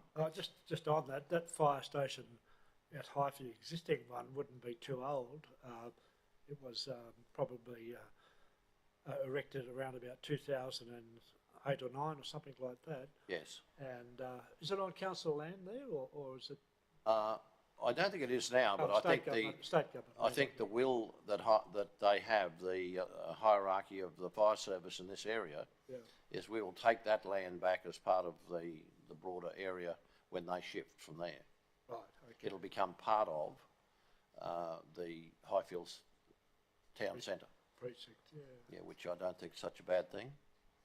Currently, I think it's run by the volunteer. Well, they're not really volunteers, they're part-time. They're paid. Part-time? Or, yep. Yeah, they're paid, but they're part-timers. As opposed to the regular. They're not permanent, although I think there may be some permanent people involved because of the responsibility they have. And, you know, when you look at Highfields being, having a similar population to Warwick, you know, there's no doubt that we need something out there. Well, certainly if whatever happens with a new highway in that area as Absolutely. Well. Any other questions? Someone like to move the receipt of that, please? Councillor McDonald, seconded Councillor O'Hara-Sullivan. Those in favour? That's carried. Councillors, we move then to item 13, Officers' Report. Item 13.1 is the report of the Audit Committee meeting on the 30th of November 2022. Bailey, do you wish to come down the front, please? Come on down. Does anyone a report on that? Are there any questions in respect to that report? Any comments? Councillor McDonald. Oh, really not necessarily a comment. Our next meeting's early March, but the recommendations that were suggested from the audit committee are part of that, and they would have gone through into the organisation. I would hope that would be the process. So really, this is just for receiving of the report, which I'm happy to move. You're happy to move its receipt? Councillor Shine has seconded that. Are there any questions for Bailey, or do you have any comments, Bailey?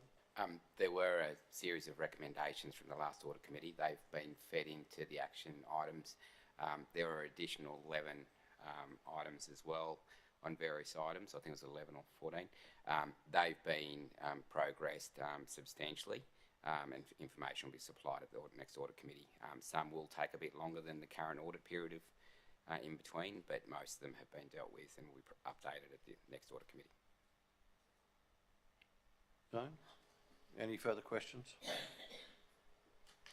If not, we have a mover and a seconder. The receipt of that report. Those in favour? That's carried. Thanks very much, Bailey.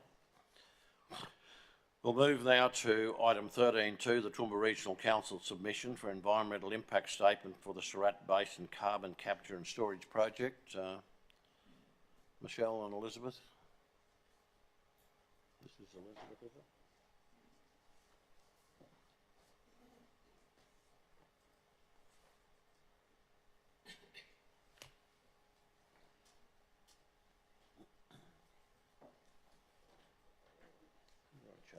Sit next to the mayor, so.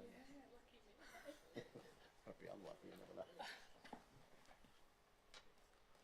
Councillors, I'll hand over to Elizabeth to begin the discussion.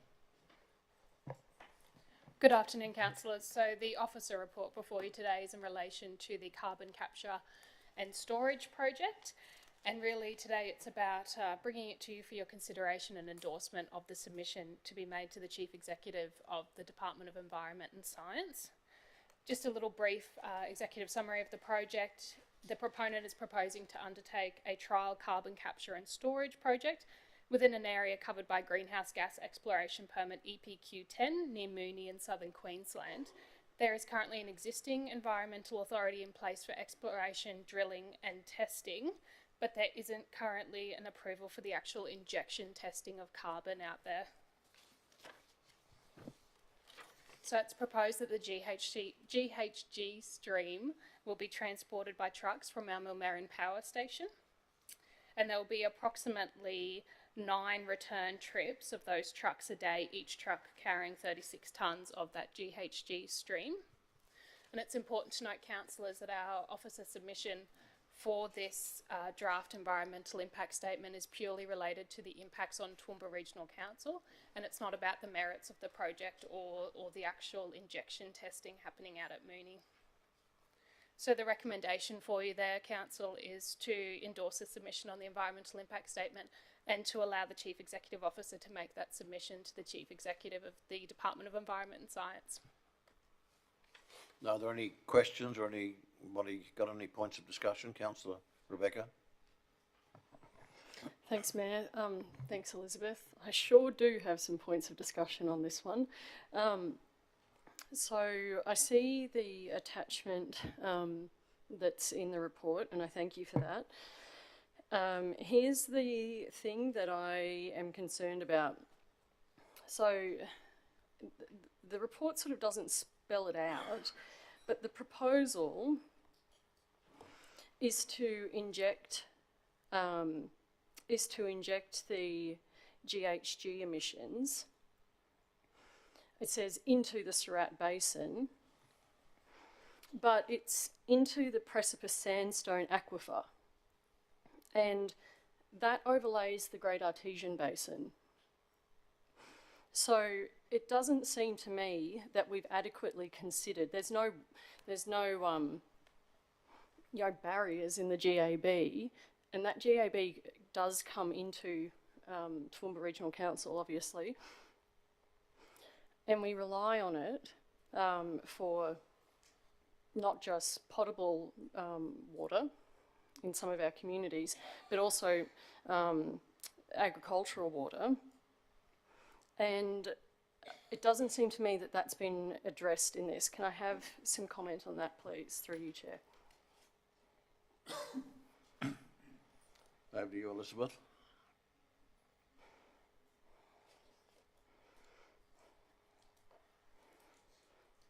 So, Councillor, you would be correct in pointing out that really the focus or the scope of our review from an officer's point of view was purely on the transport route that those trucks were going to take in and out of our region, and a hydrological review or an impact on that Great Artesian Basin has not been completed as part of this.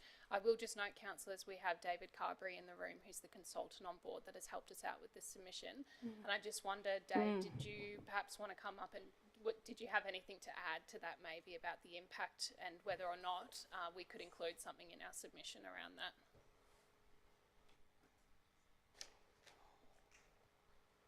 Thanks, Elizabeth. You're quite correct that we haven't addressed the groundwater issues associated with the response back through council. And that's predominantly because the modelling in the EIS, the draft EIS, shows that the plume of where the carbon will be injected is quite small. It's sort of like 100 metres within that area that it's going. It's showing that it's not travelling any further than that. It's not to say that when the project reaches, if it goes beyond the trial and goes further, there very well could be significant impacts. I don't know, but at the trial stage, the modelling in a very conservative sense over a 100-year period shows that the greenhouse gas plume will be quite small. Okay, I think we do need to have some thoughts about this, because, as I said, there are no barriers in the GAB, and we have communities who are reliant on that water, and let's see where the conversation goes here. But I think that we should amend the recommendation, and I know we were up against a time crunch here. We've only got 2 days to get this in, but that we should amend it to include concerns about the Great Artesian Basin protection, because to me it's lunacy to, this project is lunacy to me, and that we should be protecting our aquifers at all costs. And I also wanted to flag that CTSCo, which is a subsidiary of Glencore, has submitted their EIS and acknowledged that the project will not meet a key criteria under Queensland's Environmental Regulation Act. And they say, in response to the performance outcome that requires there'll be no direct or indirect release of contaminants to groundwater from operation, the Glencore said the project is to directly inject greenhouse gas stream into the Precipice Sandstone aquifer. The purpose of the project is to intentionally target a confined, low quality and deep aquifer for the purpose of testing the injection and storage of a GHG stream. Hence, the project will not meet this performance outcome. So I know that we're up against it in terms of the time frame, but our communities rely on that water. Our agricultural economy depends on that water, and I think that it is absolutely essential that we amend the draft EIS feedback to include our concerns about the GAB.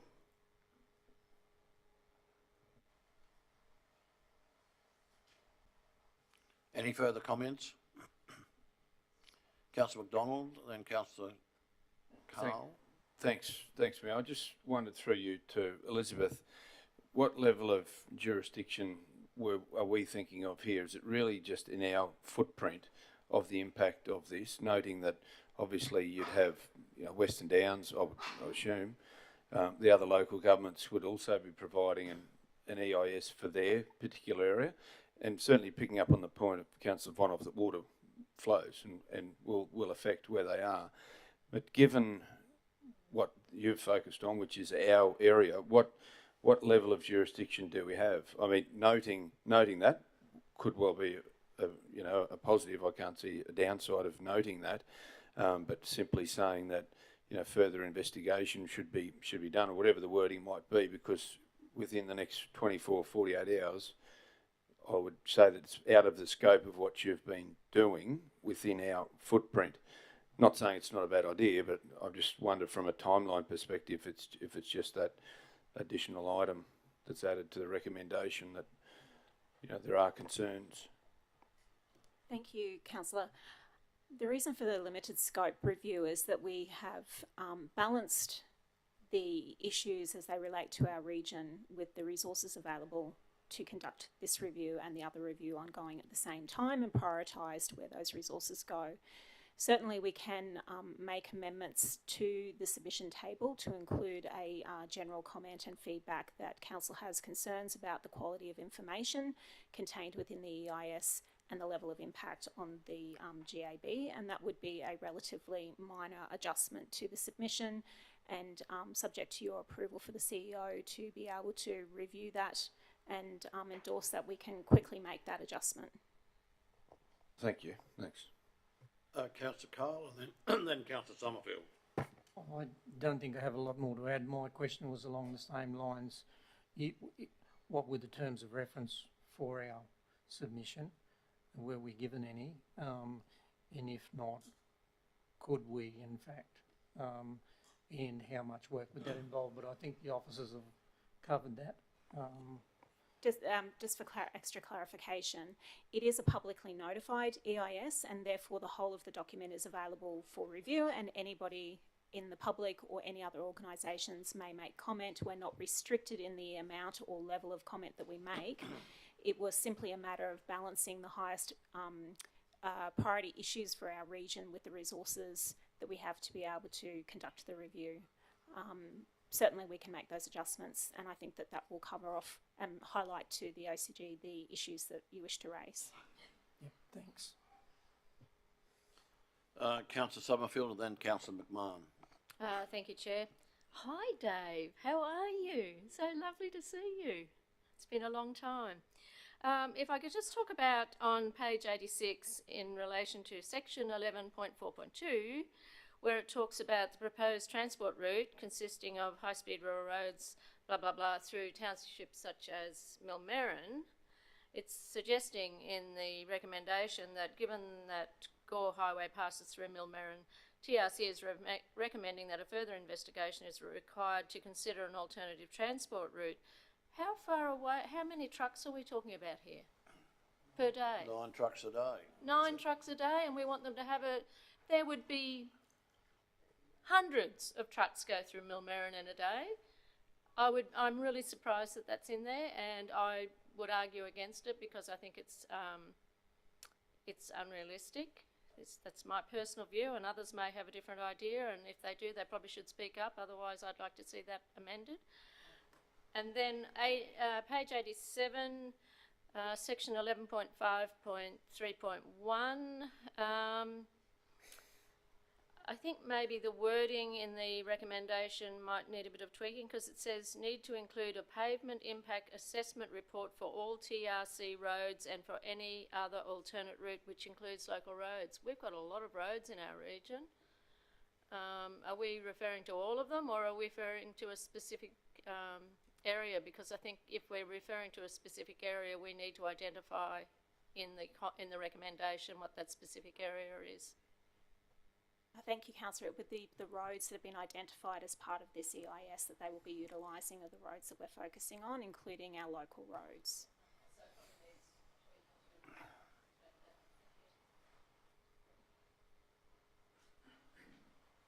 You finished, Councillor Summerfield? Thank you.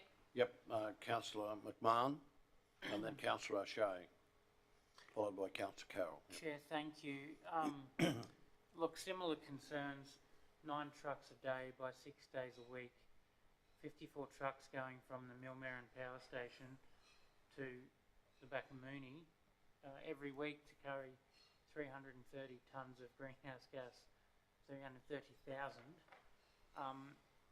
And then things like Western Downs Regional Council being named as the owner of Moffat Reserve Road, not us, and the impact that, you know, whatever trucks we're going to use is going to be on that road every day. I don't think this has been adequately addressed from Toowoomba Region's point of view, and I add my weight to the stronger wording that you've put forward, or that's been proposed for that. I know we're only talking about Toowoomba Region, but it's a heck of a lot of trucks going through there, so thanks. Councillor O'Shea. Yeah, thanks, Mayor. I'm probably on a similar train as what we're talking about here, so I suppose I'll ask sort of a broad question. I don't know if it can be answered or not, but my first thoughts when I went through this was how confident are you from TRC's point of view in this process? And the reason I ask that is that our feedback and recommendation to me seems as though, like, I know we have, according to some minority role or involvement in this, but you know, it's pretty simple, straightforward stuff that concern me that we've had to recommend, like even things like include us on a list of when they're talking about direct engagement and things like that. So are we confident and comfortable in the process? As I said, my just initial thought reading it was, have we sort of been skimmed over a bit in this process? Because I think the suggestions or the feedback, the recommendations are going back with, you would have hoped were for the course, to be honest. Thank you, Councillor. The process is one which is outlined in legislation, and this is our opportunity to make a submission, and it requires that every submission be considered individually, not dissimilar to the Council's approach when we receive submissions. So I don't think that it's one of an issue of process. Obviously, we wish to make sure that the information we provide back is relevant and meaningful and addresses the core concerns that the Council have raised here today and officers have picked up in the submission. So the main process is that it is a public document that's out for consultation, and that this is our opportunity to provide that feedback, and that is the best mechanism for us to do so. We can also follow up with contact with the officers in the state to ensure that they've received our submission, and if they have any questions or concerns, that we can have dialogue to further explain the content of the submission. Okay. Councillor O'Shea. Councillor Carol Taylor. Thank you, Mr Mayor. I do have a different view on the roads. Whilst many trucks go through Mulmerran daily, it's not on our local roads, not in the concentrated numbers that we'd be doing here. We're looking at, I don't know, my concerns are all about the GAB as well, but I don't see that we can do too much to have we can only make a comment. But Moffat Reserve Road, I suppose I'm not putting this very well, but if you were opening a new business that was starting to do this, you would have to contribute to the road network, to the local road network. And this is virtually a new undertaking and a new concept, I suppose, that's going to have impacts on our road. 9 trucks a day, well, 6 days a week or 5 days a week, 6 days a week, and that will only perhaps grow, could grow, I don't know, but that's what it's going to start at. And I just wonder what we can do to capture some type of a, or to say that we, and it says there, statement of noise impacts. I'm not just worried about the noise impacts, I'm worried about the wear and tear and the consumption of those roads. You know, they're not actually, most of them aren't there for heavy trucks. They're supposed to be there for the people that are in there and for the workers to get to and from work. So they were never built as a really heavy pavement road, I suppose. So that's my concern. Are we putting our hand up to say, hey, this is going to impact our roads? That's not what's out there now. This is a new initiative, a new concept, and we need to have some compensation on an ongoing basis, not something up front, but as it keeps going, like we do or we're supposed to do with the feedlots. So there needs to be, in my view, something like that there for our local roads, particularly the Moffat Reserve Road. Thank you. Councillor Melissa. Thank you, Chair. May I just ask, when we're talking 9 trucks a day, I'm assuming that actually means 18, because you've got return trips. So if you've got 9 trucks going out full, Loaded, yeah. then you've got 9 coming back empty. So it's actually 18 trucks a day, which doubles the impact. And that's really scary for a town the size of Millmerran when you've got safety concerns, because that's what we all concentrate around this table, is the safety of our community and the safety of our school children. That's really important, and also the increased traffic of workers to and from the facility as well. So, because I'm assuming that a lot of the truck drivers will be locals. I'm assuming. No? Not necessarily. No. The EIS does state the majority of workers. Can you just put your microphone on? Sorry. Thank you.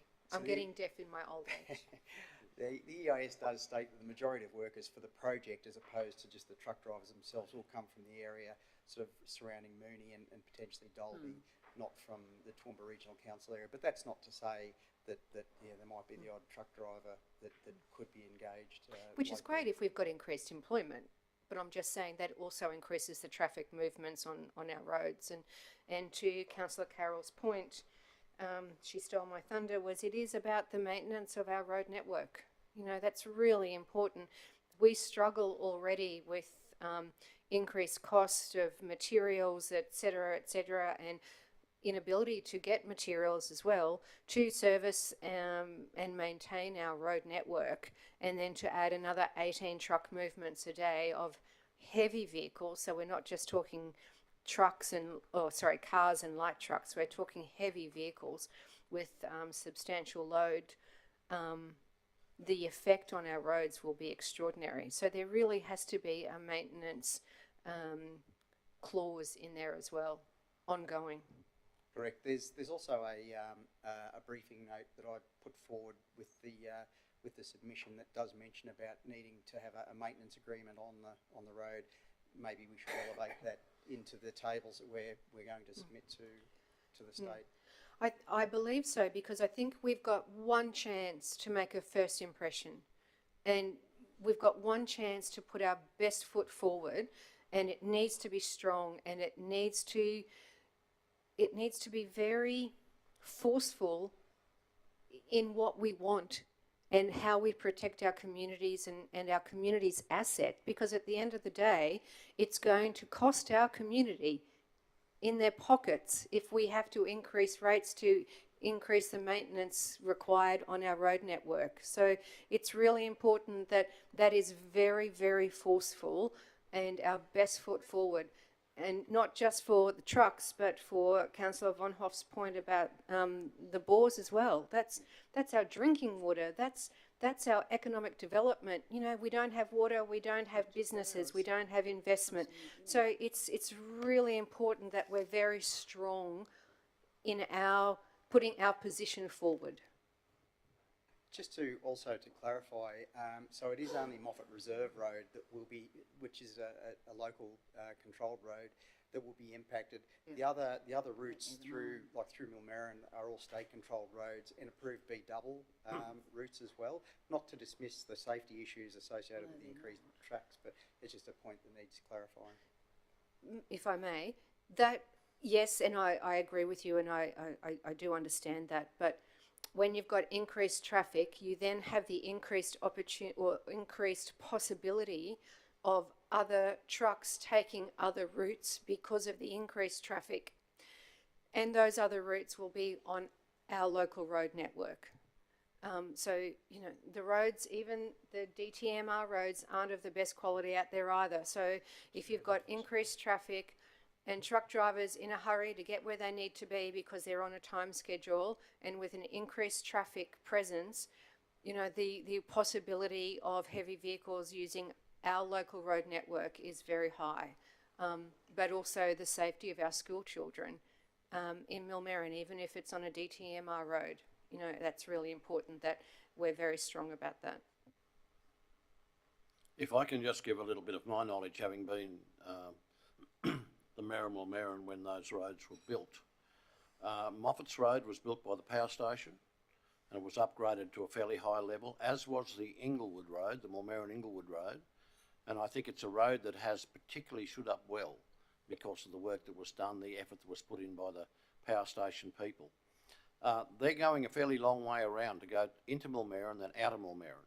and there are ways and means of cutting across, and if there was to be any discussion around that, I would have to leave the room, given I own land on both roads. But at the time of amalgamation, there was a road that cut all the way through there that was fully funded to be lifted to a higher level, and it has never been touched since.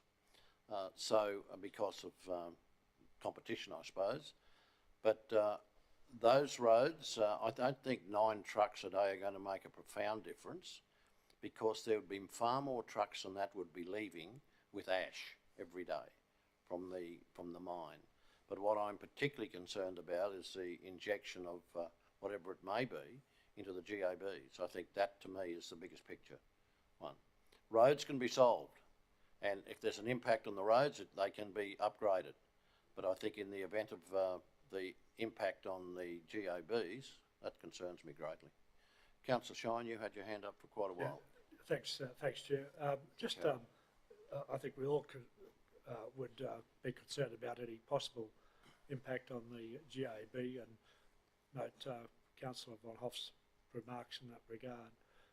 But I'm just wondering, may not be quite relevant to this, but are we aware of two things? One, are we aware of what the Western Downs Council's attitude has been, its general submission to the authority here? And secondly, if we were to knock this back, what would be, if any, consequences to the Mulmerran powerhouse operation? Thank you, Councillor Shine, for your question. So just your first point there, no, we have not been in touch with Western Downs Regional Council in terms of their submission. We have been purely focusing on just the impact of this project as we saw it to the Toowoomba region. And your second point there, because this project is run through the Department of Environment and Science, it would obviously not be on council to knock back the project per se. It's for the state government entity to actually decide whether the project is to proceed or not. If I could rephrase it, if we put in a far more negative response than what we are planning to do,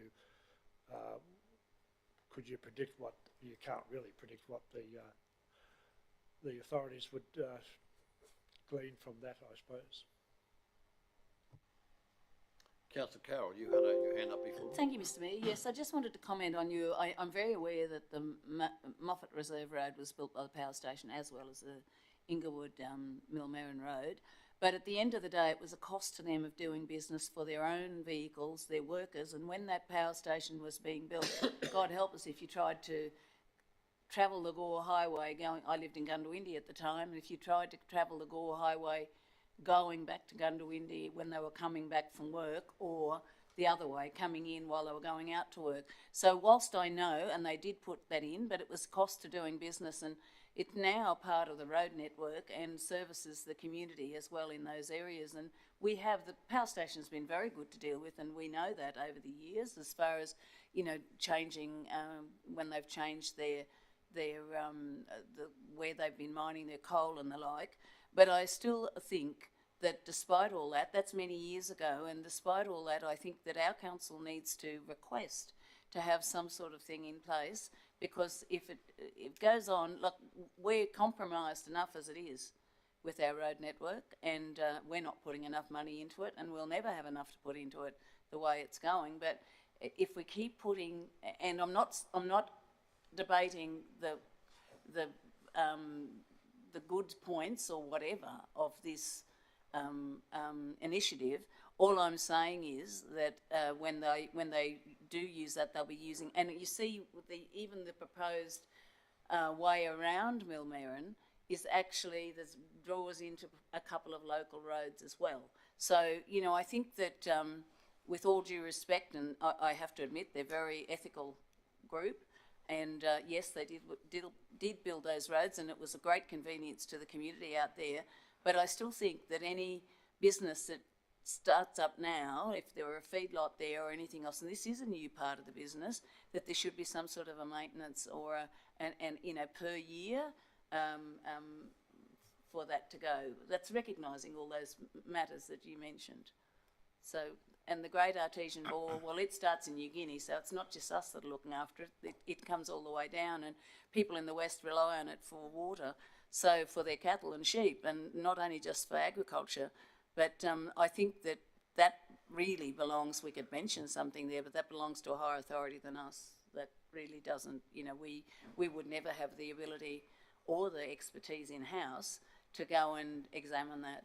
I think that I do agree with putting something in there about our concerns, but I think that, somebody else probably needs to take that up.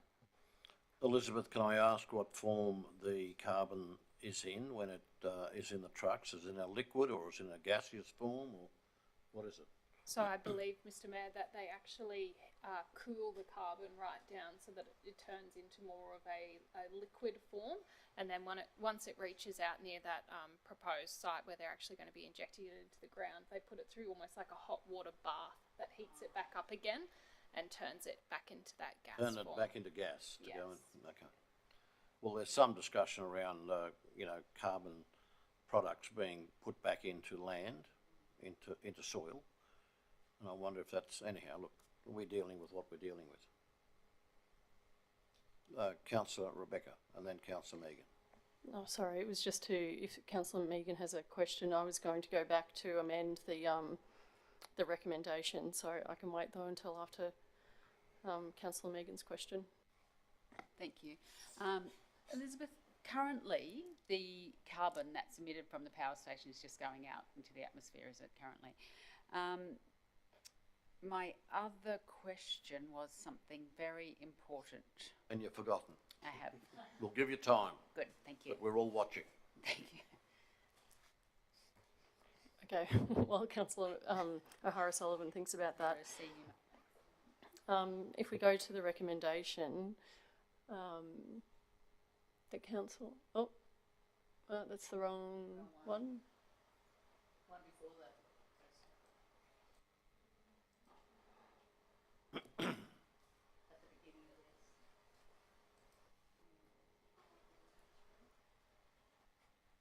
In the officer report.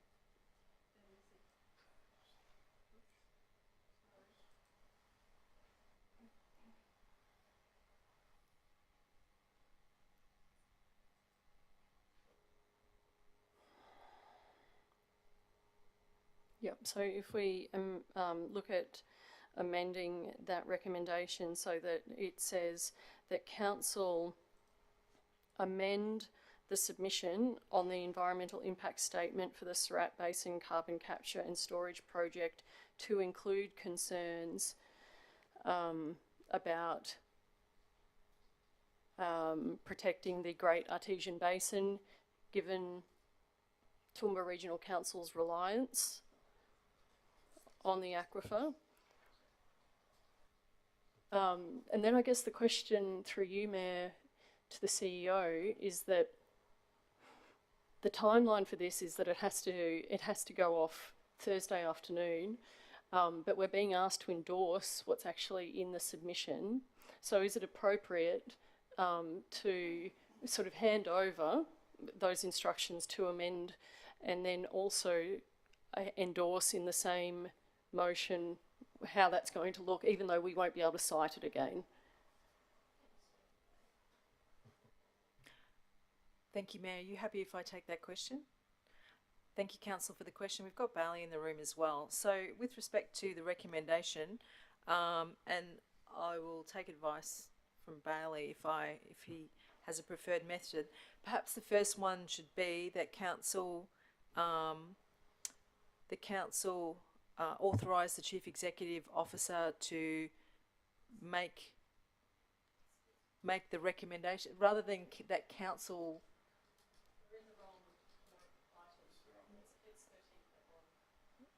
Yeah, we're in big T there. Yeah. You're ahead of us. So that you give the power to the Chief Executive to actually make the amendments on your 13. behalf. Yeah, that's not the right resolution for 13.2. No, that should be. So the current recommendation at 1 is that council endorse the submission, but the preference of council is to actually authorise the chief executive to make amendments to the submission to reflect council's views of the GHB and also GHA and also the compensation maintenance agreement. Is that correct? Yep. And then we have to provide the chief executive officer with the power to then make that amended submission. Bailey, have you got any suggestions about wording for us?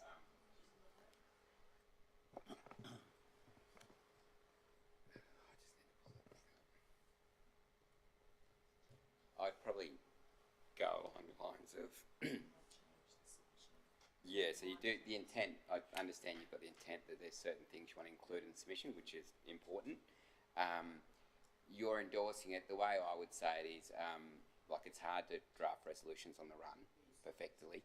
I'll be honest, okay, but that's our job.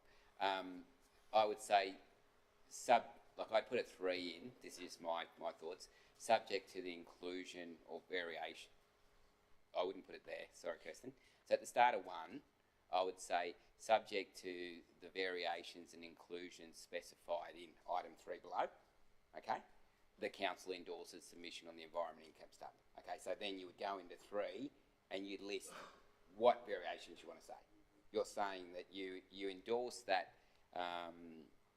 EIS, but however, subject to the inclusions and subject to the variations and inclusions, you put a comma there, and you go back a bit and you go in item 3.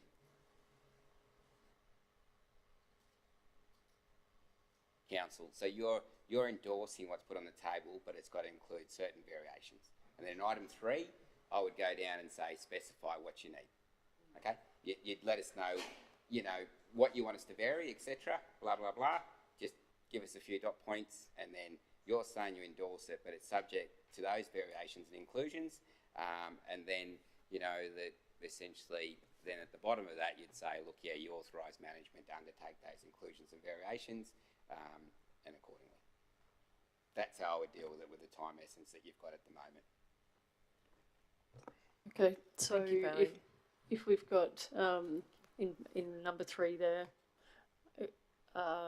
concerns, we can just copy, please, Kirsten, what you've got there, concerns about protecting the Great Artesian Basin, given Council's reliance on the aquifer, and then I believe my colleagues had other items that they wanted to have included as well. Impact on local roads would be one, but I think the standard of the roads and the ownership of those roads by the state and then the Gore Highway is a national highway, of course. So that probably, although I think there's a complete rebuild from Mulmerran to Gundawindi in the not too distant future. But still, I mean, sorry, it doesn't matter if it's a state road, there's exit and egress on and off, and the other roads will be caught up in that. Can I make a suggestion, excuse me, Mayor? If we relevant council roads. Yep. Relevant council roads. Well, relevant or impacted council roads. Or impacted council roads. And on the first one, concerns about protecting the aquifer, I would suggest concerns about the impact on, comma, and protecting, comma, the aquifer. And do you think council's reliance on the aquifer, it's not just this council that relies on the aquifer, it's for every local government. Industry and population. All the way up in the centre, they're all relying on the gap. So, you know, it's not just ours, but, and it's not, as you're saying, Samir, it's industry and agriculture industry. Again, might I make a suggestion? You can leave off, you don't need to provide a reason there. You can simply leave it as concerns about the impact on and protecting the Great Artesian Basin, full stop.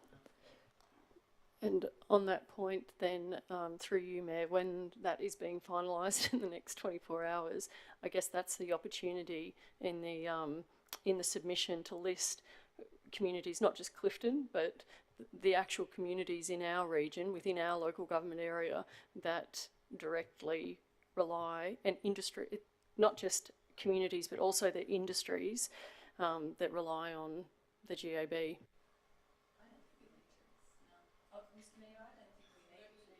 I don't think we need to, because A is powerful enough as it is.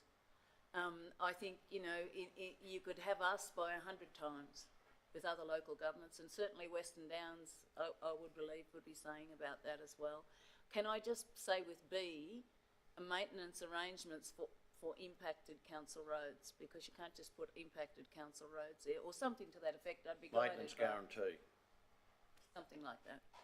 And the CEO is quite, he's quite able to put those words there.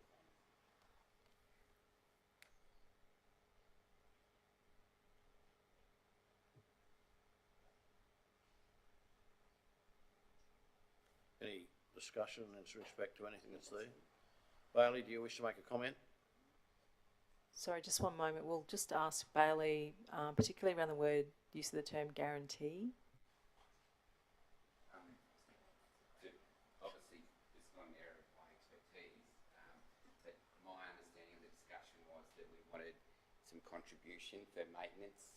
Regular maintenance. I wonder if we're going to get that for 9 trucks. Could it say something like outline maintenance obligations for impacted council roads rather than use the word guarantee? I'm happy with that, yeah. I'm happy with that. I'm just trying to make it. We probably won't get anything, but at least it's in there, so. And while I'm here, I just wordsmith the start of that. I'll get rid of the word that, and then subject to the variations and inclusions in the recommendation too.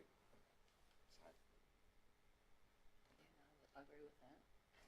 So number 1, remove the word that. Yep. So it will just start with subject to.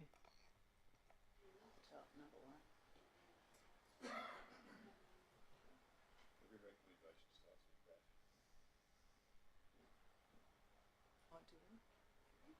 And I think that second of that could probably go. That's fine. That second of that could probably go as well. And number 2. Because it already mentions the amendment.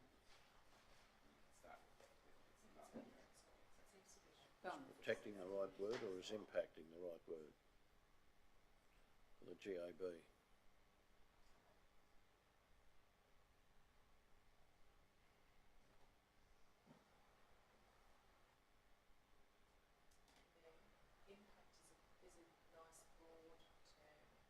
Impacting is?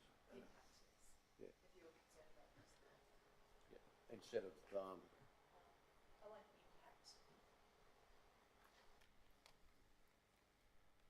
instead of protecting. They're two separate. Oh, okay. So in part 1 there, after the words attachment 1, the rest of the words there can disappear because they're covered in part 2. And then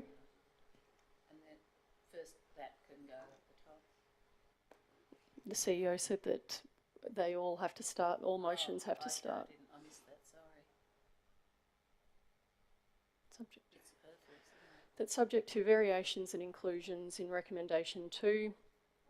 Council endorses submission on the environmental impact statement for the Surat Basin Carbon Capture and Storage Project Attachment 1, Part 2, that the amendments relate to A, concerns about the impact on and protecting the Great Artesian Basin, B, outline the maintenance obligations for impacted council roads, and 3, over to the CEO by 5 o'clock on the 23rd. So the reality of this, it goes to the state government. We're just having our input to the state government's ultimate decision. But we can't do much more Yeah, than that. we can't do much about it. It's the way the state government's talking about it. They're excited.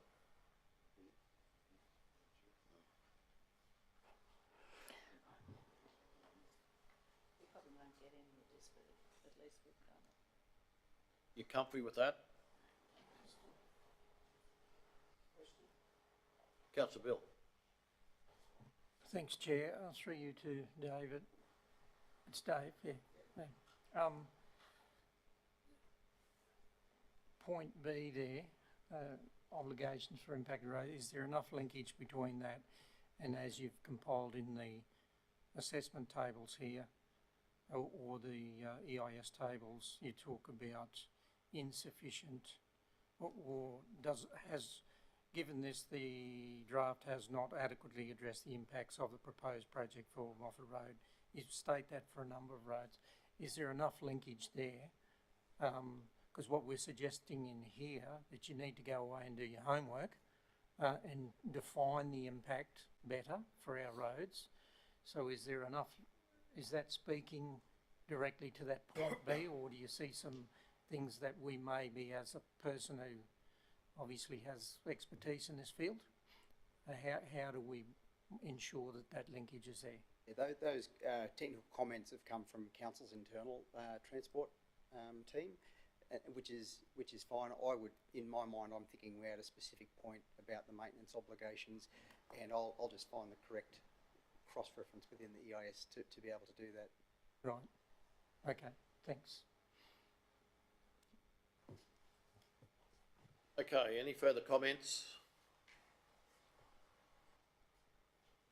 You're comfortable that we move towards endorsement or otherwise of what's before you?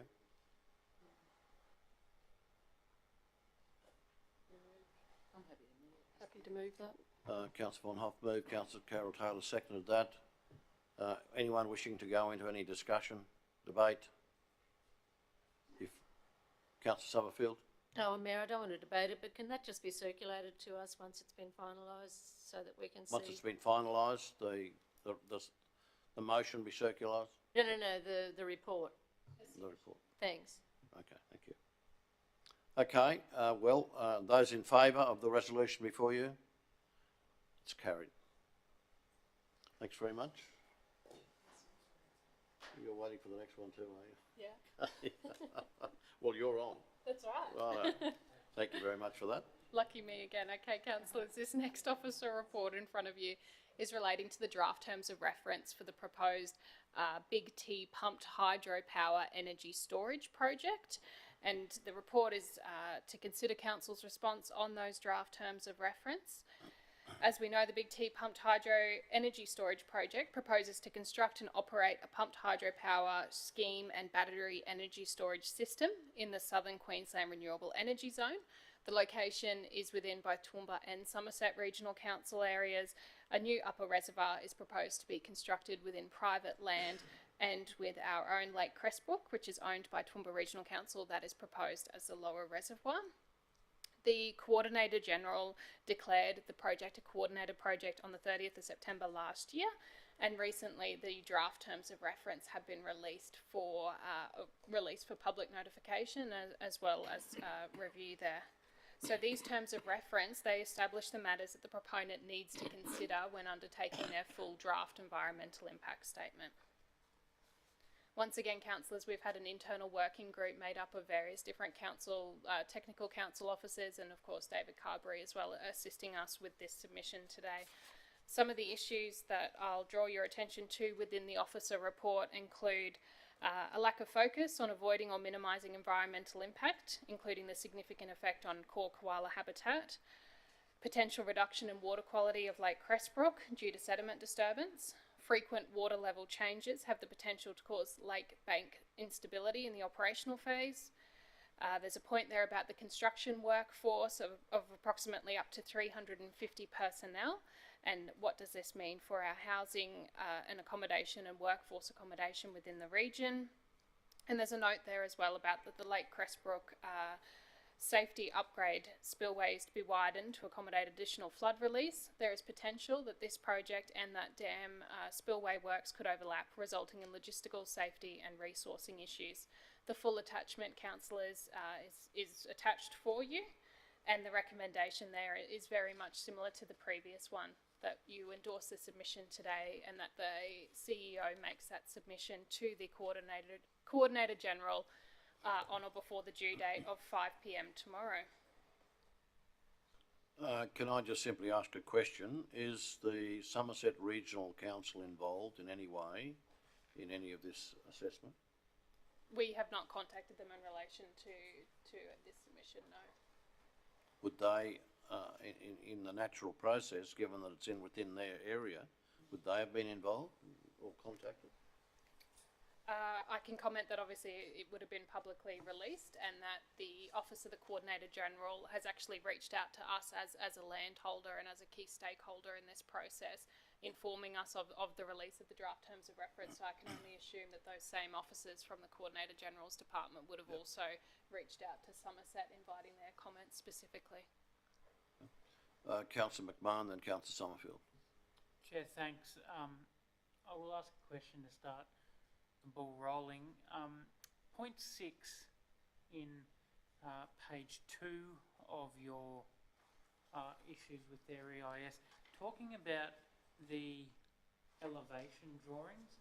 I thought that was pertinent and timely and important.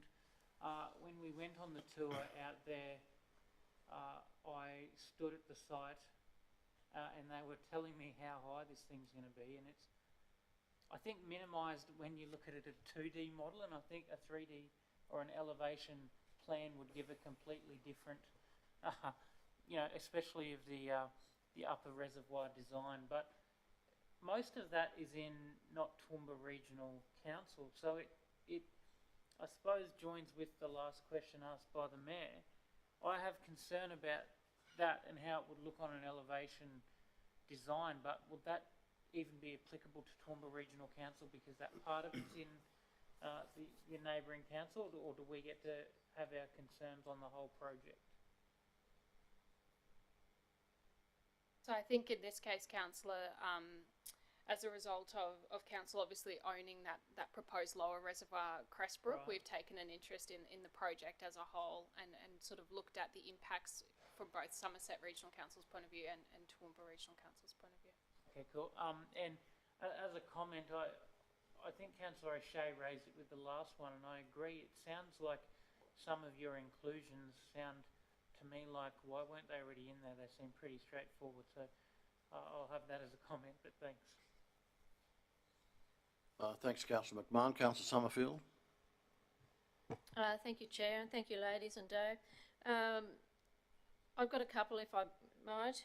Number 12, which is on page 98 of Board Books, talks about offering a range of recreational opportunities. I just can't help but feel that could be stronger in relation to absolutely any impacts, because we have such limited recreational use as it is on our dams compared to other dams. And so I'd like to think that any impact whatsoever on our recreational users and activities. I think that's really important given our limited access anyway. And then down the bottom on 15, line 15, it talks about surface area of upper reservoir requiring the removal of significant vegetation. I do wonder whether that recommendation is strong enough. I know there's been a lot of concerns voiced about the environmental impacts with the upper reservoir and the what that's going to do to that land and obviously the environment. So I did wonder whether that's strong enough. I'd love you to have a look at that and just make sure that you're comfortable that that wording is strong enough, if you don't mind. And then line 16, is this about the drawing? Oh, the drawing and releasing of the numerous. So can I actually talk statistics in this forum about the project? As in how many gigs are pumped up and size of the dam? Well, I can talk about the size of the dam, we all know that.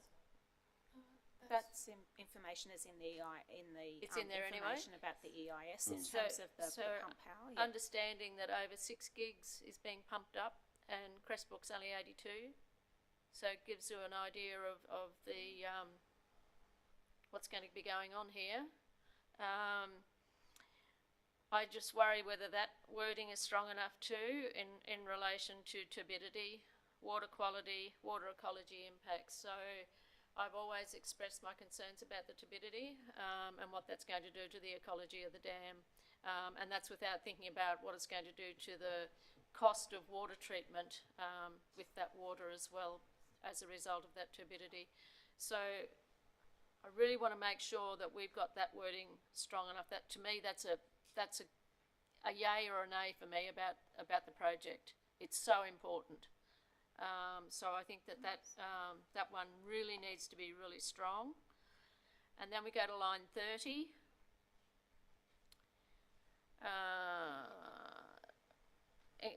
Include how water losses within the Big T infrastructure will be calculated, managed to ensure this does not impact Toowoomba's water security or TRC water security.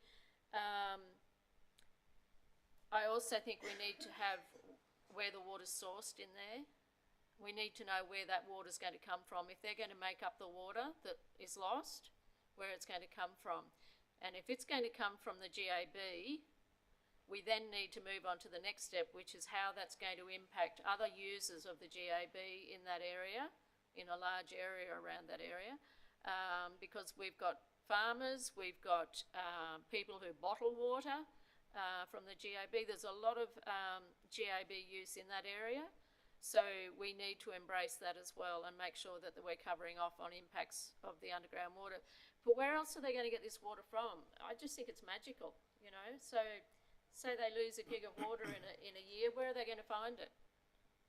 Because we can't be saying, well, you can pump it from Wivenhoe, because we've already got another commitment to Warwick, which still isn't signed off, but there's potential that that's going to happen.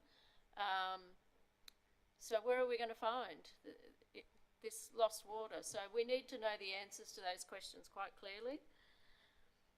And then line 43 is same about the groundwater. My concerns about if they draw too much groundwater, what that does to surrounding users. Thanks. Anyone else? Councillor Von Hoff. Thanks, Mayor, through you. I support absolutely everything that Councillor Summerfield just said then, particularly in relation to strengthening what's in here. And several councillors, myself included, had the opportunity to go out to site last month, and I really encourage councillors who haven't yet had the opportunity to put boots on the ground to go and do that, because as Councillor McMahon said, it really is instructive when you're standing at the site of the proposed upper reservoir. You get a really good idea, A, about the vegetation that's around there, but B, about the height and in relation to our water source, Cresbrook. So I wanted to say, page 5 of the attachment, when we're talking about the term project area, and it says that the comment is that the term project area is used 44 times in the terms of reference, but it's not actually defined. That seems undercooked to me. So I think that the fact that we're even at this stage and that there isn't a defined project area is concerning. So our comments are that we should, that the terms of reference need to use and accurately define that term. Will we get an opportunity to review what that project area has been defined as?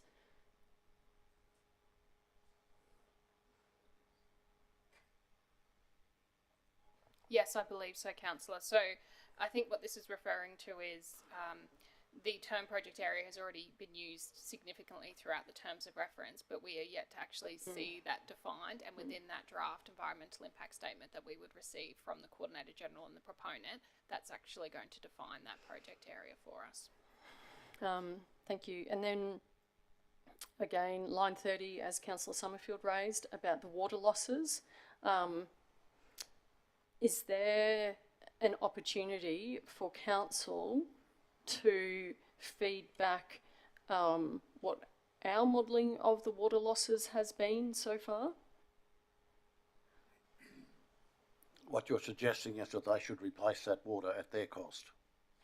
Well, we don't even know what the loss amount is. If there's a measured loss, they have responsibility around the measured loss.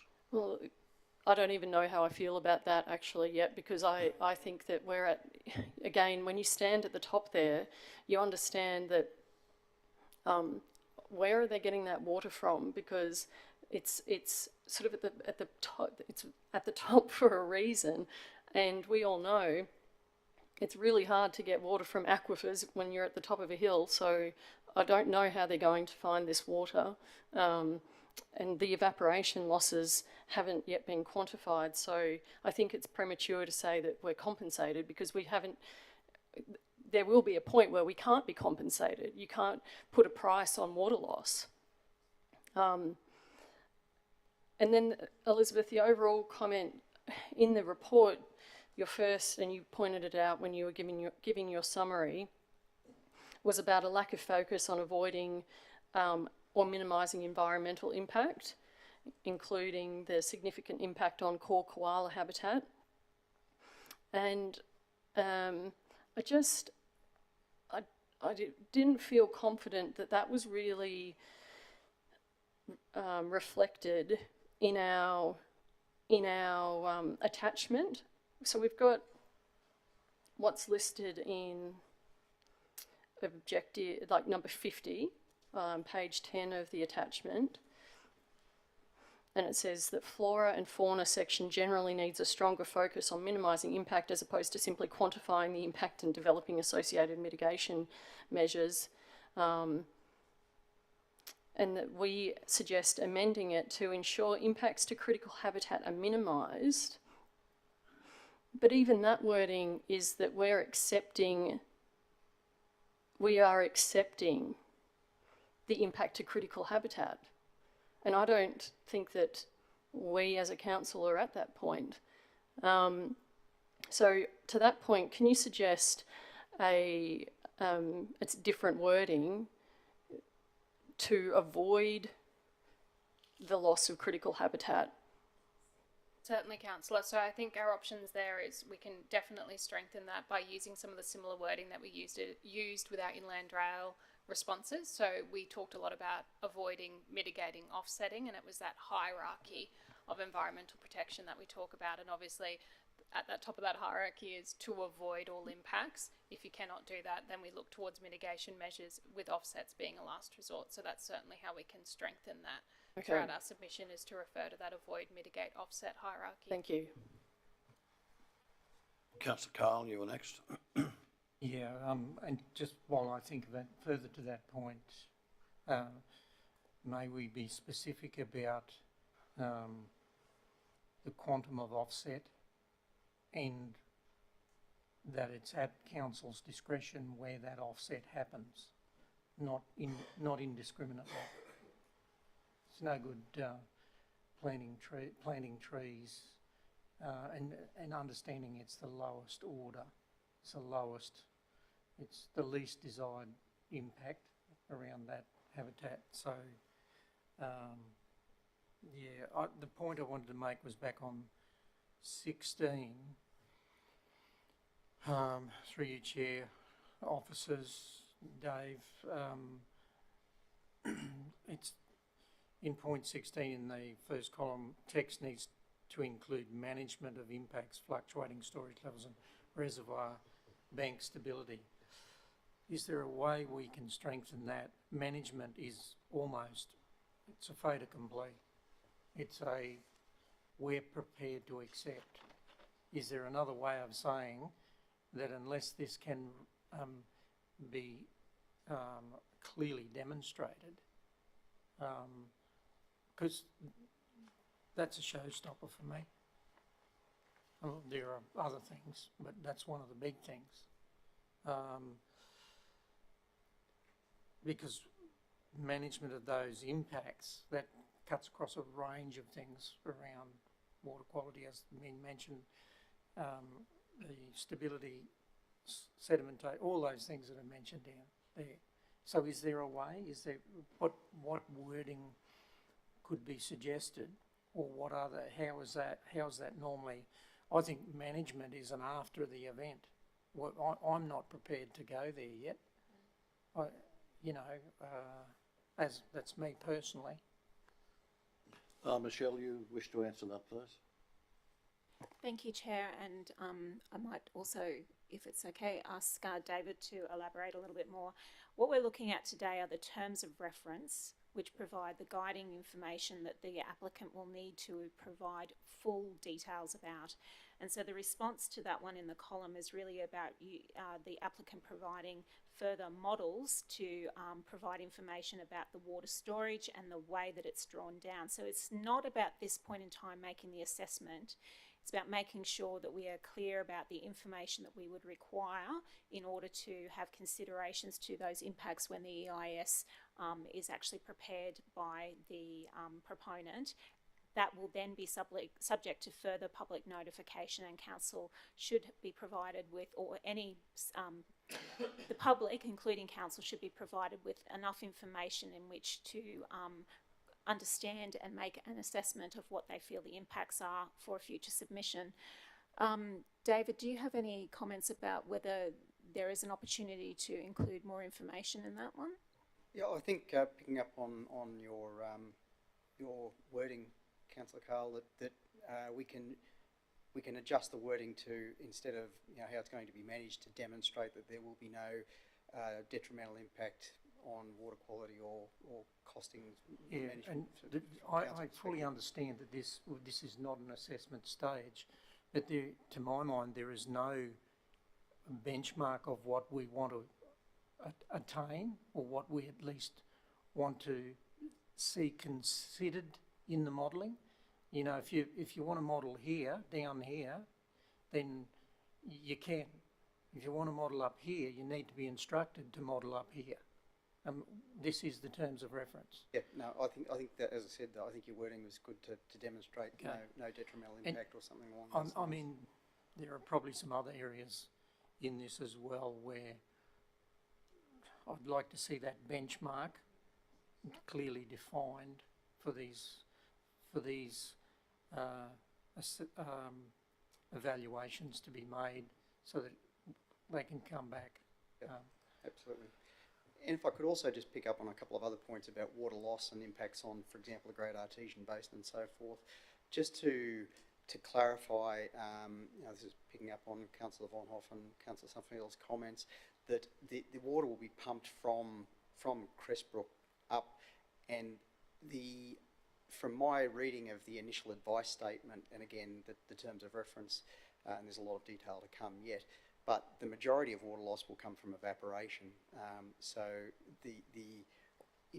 from my professional perspective, I think we should be talking about how that's going to be minimised, and then you come into the area of, the surface area of the upper reservoir and so forth, and ways of managing that evaporation loss. I don't think there's any proposal to top any potential water loss up, from what I can see so far. Just one more comment, if I may, Chair. It's fine. With the same with the topic for the measures around flora and fauna and koala habitat, I'm of the same view that we need to set a benchmark. What are we trying to achieve here? Not just show us what you can do, because I said it before, the path of least resistance becomes attractive, or the lowest common denominator, i.e. potentially offsets. So can we please be clearer about what it is we're aiming for? I think you've got a feel for that. Definitely, yeah. And there, I haven't got the document in front of me at the moment, but there are a couple of points in there that talk about reducing the construction footprint and also reducing the surface area of the upper reservoir itself. Unfortunately, if the project goes ahead in its current location, it is going to have impact on critical habitat. There will be no avoiding that, but it's again, if the project goes ahead in its current location, it's about reducing that impact. Thanks. Any further questions or discussion? Councillor McDonald. Thanks, Chair. Through you to Elizabeth.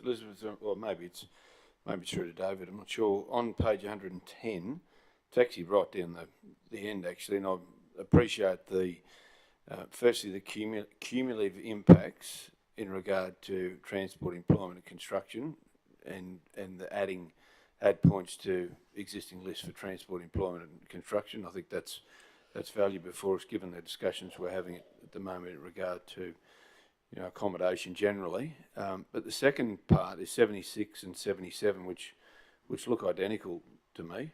But I agree that it should be in there. I just wonder whether council land and or resources should actually refer to council infrastructure as well as resources. It's just resources are not normally a term that you would use necessarily for local government. So I wonder whether it's land and or resources and or infrastructure.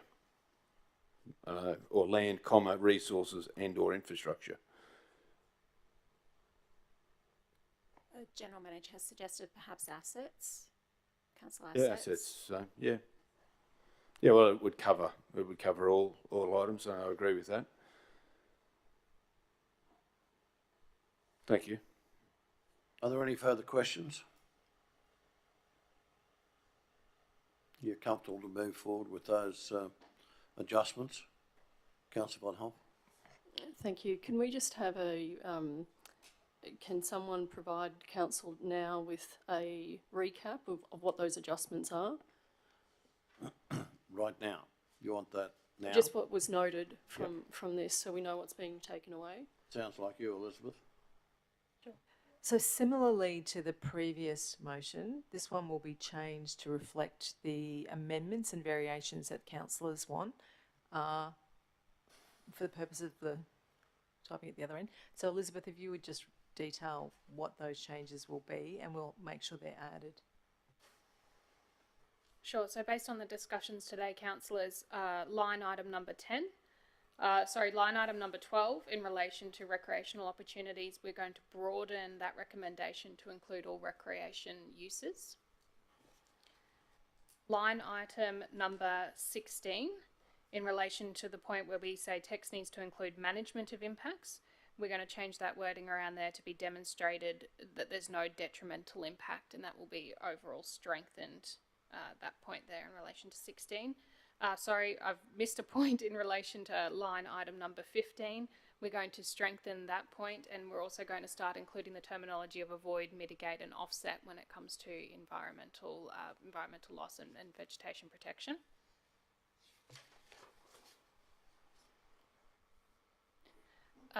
Line item number 22, I have a note just in general to strengthen that point. So that was in relation to defining project area.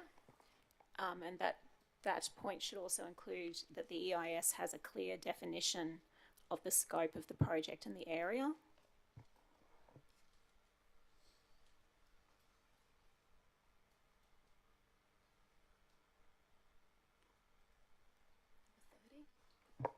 So line item 30, that was in relation to water losses, including evaporation. We've got a note there to indicate whether or not we feel that those water losses will occur from the Great Artesian Basin, and whether or not that's impacting any other users, including farmers, industries, bottled water, as Councillor Summerfield has mentioned.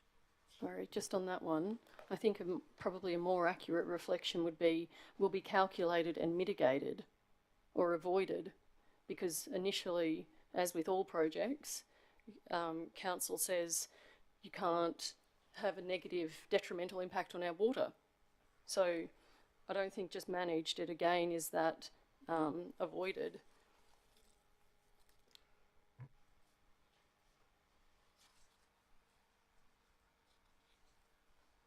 Item number 43, in relation to groundwater, I've got a note there to strengthen that recommendation to consider surrounding users, once again thinking of the farmers and the industries in the region. Item number 50 is around flora and fauna, and once again to strengthen that and include some of the terminology, including avoid and mitigate offset hierarchy. And to reinforce that offset is obviously the least desirable option there.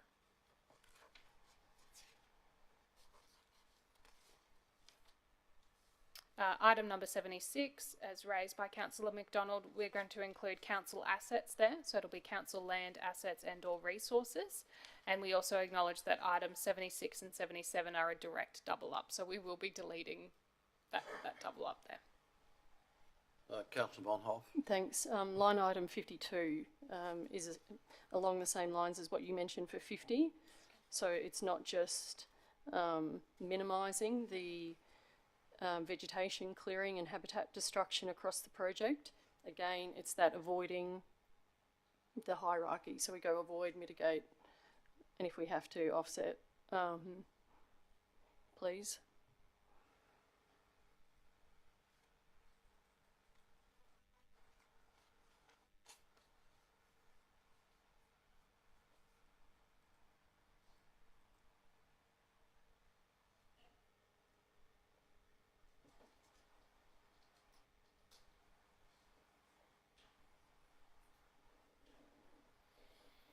Councillor Summerfield. Thank you, Chair. I'd just like to say we've pulled it all to pieces for you and provided input, but thank you very much for the work that's been done. So we appreciate it on both the projects. Thank you. It's just that we get down to trying to find what we think is important that we should be changing, but we do recognise the great work that's been done, so thanks. Okay, are there any other comments? You've got a resolution before you. You've made the necessary changes, I think. You've made significant necessary changes, and of course this will be considered or otherwise by the state government when it gets down to them. So at least we've done what we needed to do. So you're comfortable that we move forward and that we move that resolution? Yes. Mayor, won't we have to do the same sort of wording as what we did last time, subject to the variations and inclusions? Yeah. Do we need to be that prescriptive? Maybe? Thoughts? It's all there. Thanks, Kirsten. Okay, how do you see that now? Bailey, do you wish to make a comment before we move forward? That's good. I think we've good discussion, and it's probably okay to have more prescription because it gives good guidance. You know, the work was done by the council team, so there's no harm in putting it in there at this stage. Okay. In your hands, councillors, do you wish to? Councillor McDonald has moved, Councillor O'Hara-Sullivan has seconded that. Any comments around the room? I think we've had a very solid and an open discussion in respect to it. I'll call a vote. Those in favour? Carried without dissent. Thank you very much to Michelle, Elizabeth and Nicola and Bailey and everybody else who's been involved in the whole process. David, thanks very much. Okay. Right, councillors, we move now to item 14, matters for which notice has been given. Councillor Shine, you wish to bring a matter to council as in respect to electoral arrangements review. Yes, Over to you, Councillor Shine. Yeah, I do, Chair. Just to start off, a slight amendment, but an important one, in the initial wording to read that council receive a report to consider the preparation of a proposal to the Deputy Premier, etc. Yes, well, that has been already typed up. Okay. Before we start discussion, is there someone who happy to second that? Councillor Summerfield has seconded that. Anyone in the room wishing to speak against that? Okay, Councillor Shine, over to you. Thanks, Chair. As set out in the proposal, the reason for the motion is that it's proposed that the Toowoomba Regional Council explore taking a proposal to the Deputy Premier, Minister for State Development, Infrastructure, Local Government and Planning, and Minister assisting the Premier on Olympic and Paralympic Games infrastructure to ask the Independent Local Government Change Commission to conduct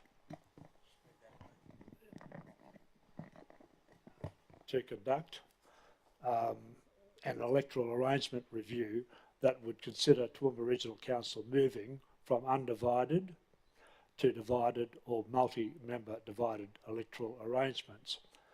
In considering this motion, it's important to note that should a proposed should a proposal eventually proceed to the Local Government Change Commission, and should the Commission recommend change to the electoral arrangements, endorsement by the Governor and Council will not occur prior to the 2024 local government election. To assist councillors when considering this motion, I've referred them to pages 44 to 128 of the Electoral Commission of Queensland's 2020 Local Government Election Report, which provides a summary of electoral arrangements and electoral enrolment in other local local government districts. The background to this is that the Toowoomba Regional Council was created on the 15th of May 2008 by the amalgamation of 8 councils: Clifton, Crow's Nest, Cambodia, John Darien, Millmerran, Pittsworth, Rosalie, and the Toowoomba City Council. At the 2008 election, 8 of the 10 councillors elected had previously held office on a shire council outside of Toowoomba City. At the 2012 election, it was down to 6. At the 2016 election, it was down to 4. And at the 2020 election, it was 3. With the result that 5 of the former shire councils had no councillor representation other than the mayor residing in a location formerly in the Millmerran Shire.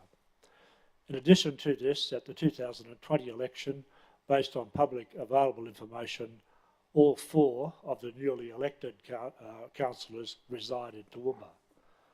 Almost 15 years on from amalgamation, it is logical to conclude that in the next 5 years, or 5 to 10 years, there is the potential that Toowoomba Regional Council could consist entirely of councillors who are from and reside in the Toowoomba area.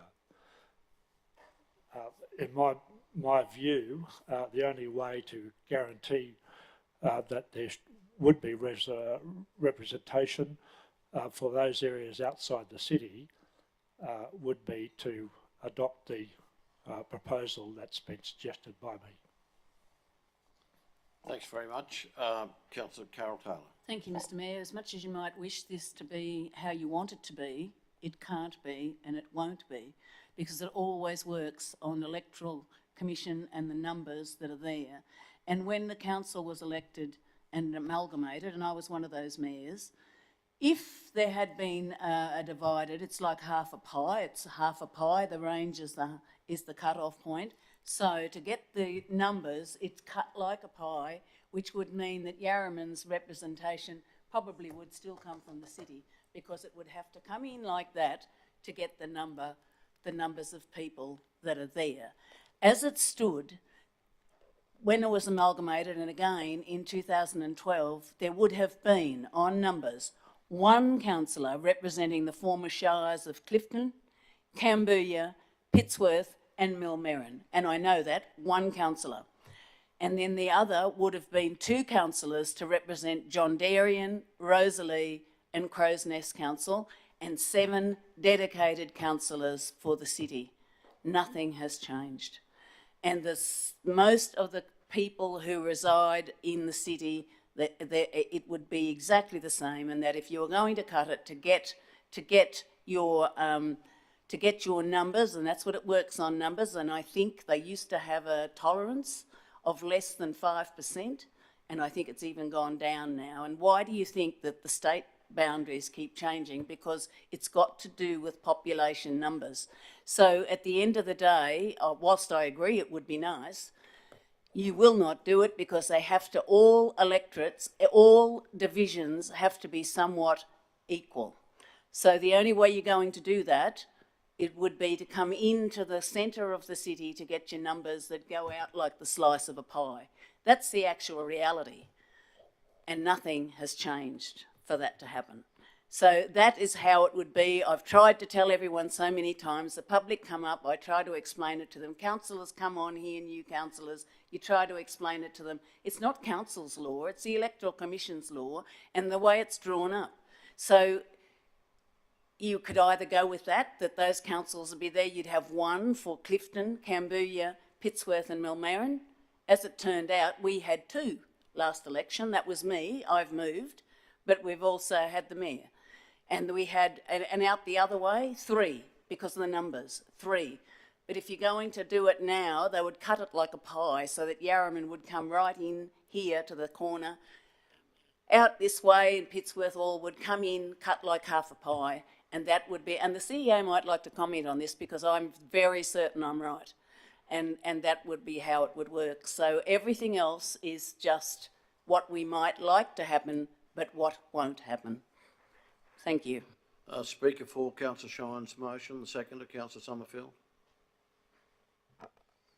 Thank you, Chair, and thank you, Councillor Kerry, for bringing this forward. As you know, as it currently stands, we've got 8 councillors currently living in Toowoomba and only 3 out in the regional areas. And my great concern, and I've been expressing this for a number of years now, is that come the next, not necessarily the next election, but the election after, we'll probably end up with 11, all based in Toowoomba. And whilst some of those councillors may have some sort of rural background or something like that that may assist them, it's not the same as if you're passionately representing your area. And so this says, receive a report to consider the preparation of a proposal, which obviously it has to go to the Deputy Premier, who then can approach the Change Commission. That's the process under the Local Government Act, how this can happen. And so previously councillors have discussed, you know, it's not our first rodeo on this subject. We have previously discussed it and we have talked about a pie, but there's also the opportunity to look at Toowoomba North, Toowoomba South and the Condamine electorate boundaries. And the Condamine electorate boundary could take in Yarraman. I mean, it would expand it into the Nango electoral seat.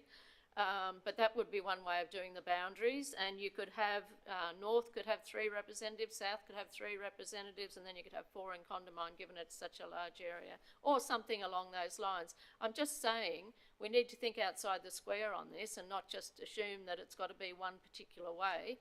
And let's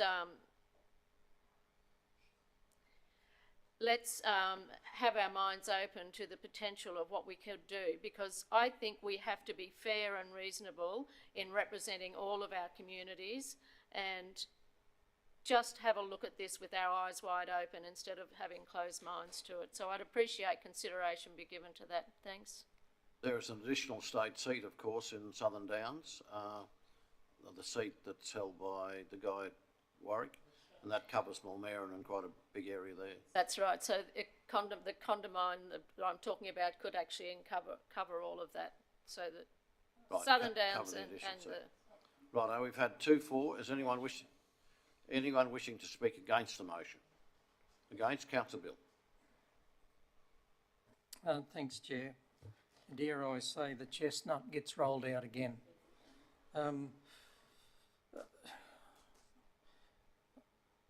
I don't personally find that the notion of working to a ward system as being particularly conducive to collaboration in a holistic approach organisationally or elected. I don't particularly think that is conducive, and for a number of reasons. It potentially promotes discussion outside the boardroom, in other words, the meeting before the meeting, about who might get together on different topics and how the vote may go. Don't tell me it doesn't happen, because I'm a councillor that worked under this system and I witnessed it happening. And don't dare suggest to me that that would never happen here.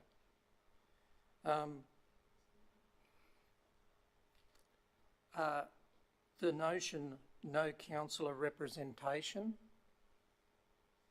really, in some areas, as suggested by the mover of the motion, I almost would say that I'm being misrepresented as a councillor by that statement, because quite simply in an undivided environment, it doesn't matter where those people live in this region.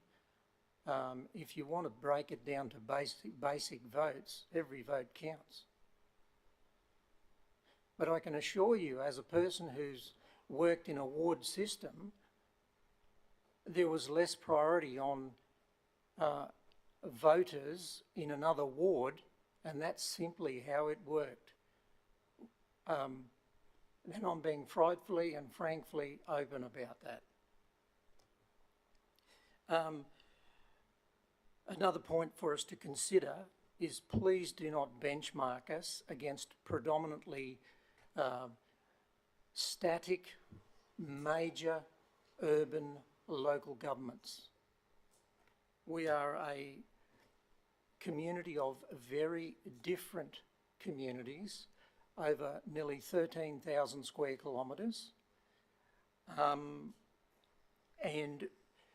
councillors, I would urge you to think seriously about the planning exercise we're going through under a 30-year growth plan strategy and planning scheme, and some of the challenges that will be before us in managing growth fronts. What does that equate to?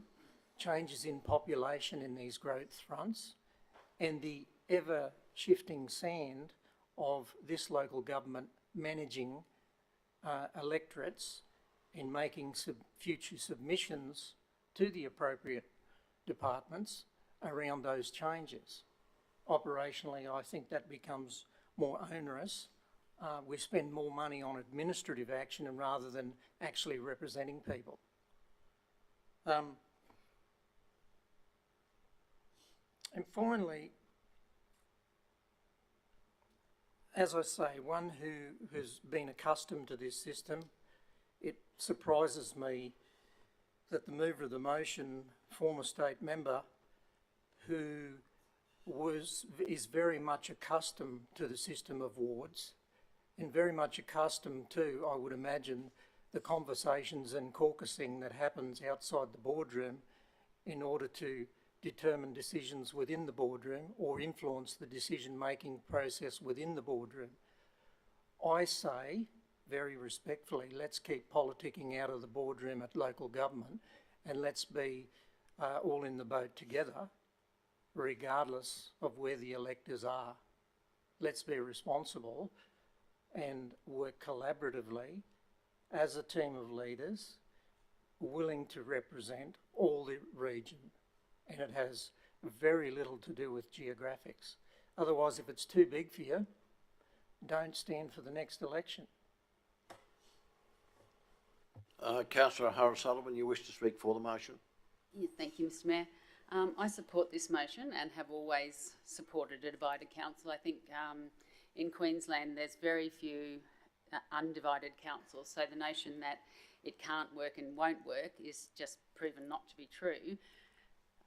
The reason why I support a divided council is not only to have that country representation, and you could see someone like Anne Glasheen, a former councillor, she looked at things through a different lens to people who live in the city. She looked at things through a country lens, and I just don't think that you can try as we might to be looking at things like that. She just had it. It was just innate for her to be able to look at things from that perspective. So, but my prime reason why I support this, if you want to run for Toowoomba Regional Council and you're a little guy who lives in Yarraman, you either have to spend a lot of money or have a big name, which is probably not attainable for most people, to get elected. So at least if you have a division where you can try and get around and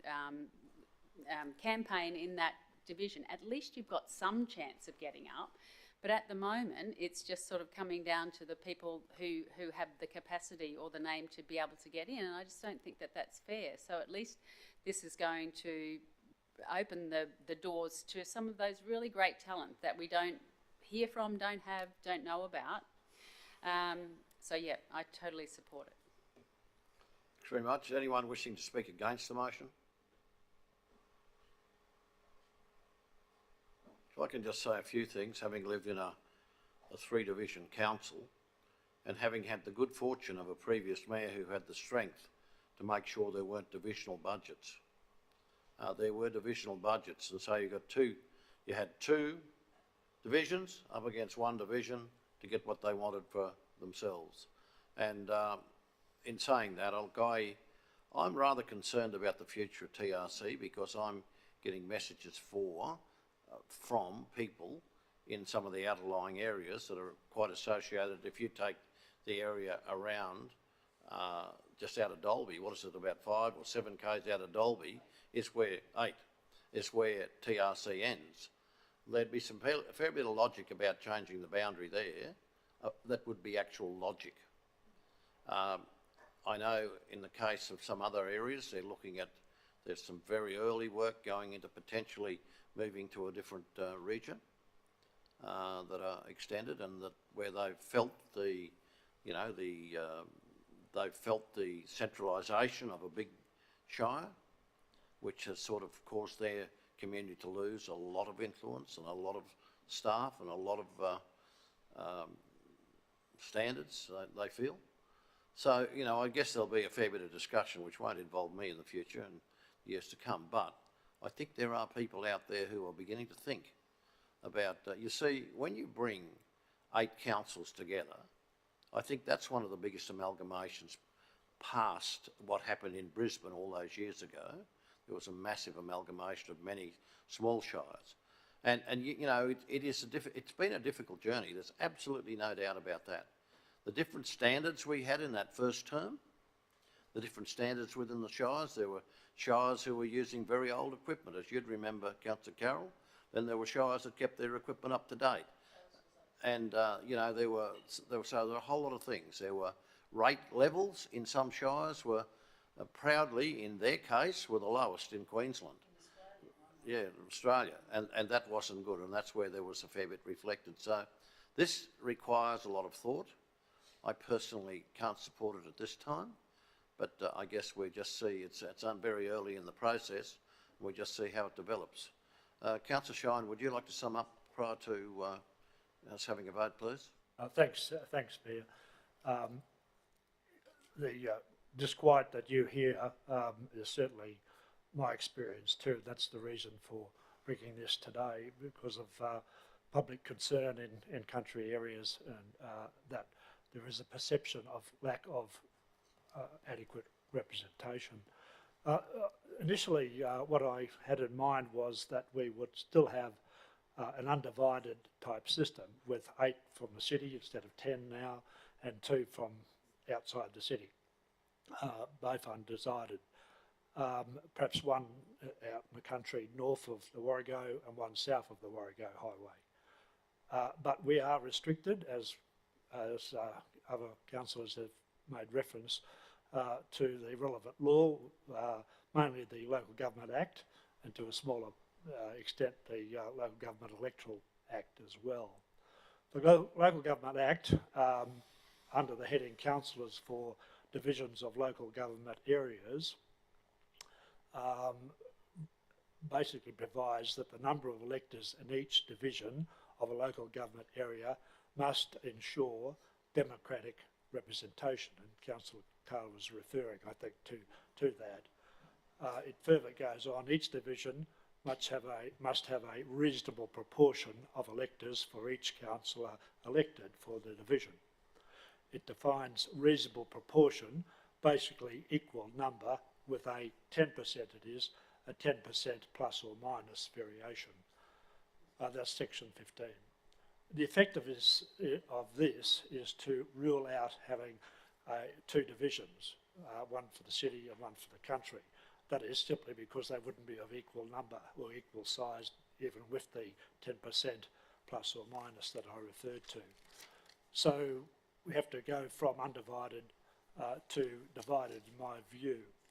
Now, the process has been outlined earlier is to go to the Minister, then to the Change Commission, then to the Governor and Council. All of that takes time, and I think under there is a provision that submissions would have to be made by the 1st of March this year in order to be in time for the next election. So we certainly don't have time for that, and that's why it has to be operable in 2028, not earlier, as I see it. The challenge for us to change it is to show that reasonable proportionality in any submission that we make, that we can show reasonable proportionality in any submission that we make. In our own TRC council area, roughly 80% of the electors are in the city. That probably includes Highfields. I'm just not too sure of that. I haven't done the exact figures on it. And 20% in the regional towns and country. My suggestion, therefore, is to, in order to comply with the Act of reasonable proportionality or equality of numbers, you have 5 divisions, 4 in the city, 1 in the region or the country areas.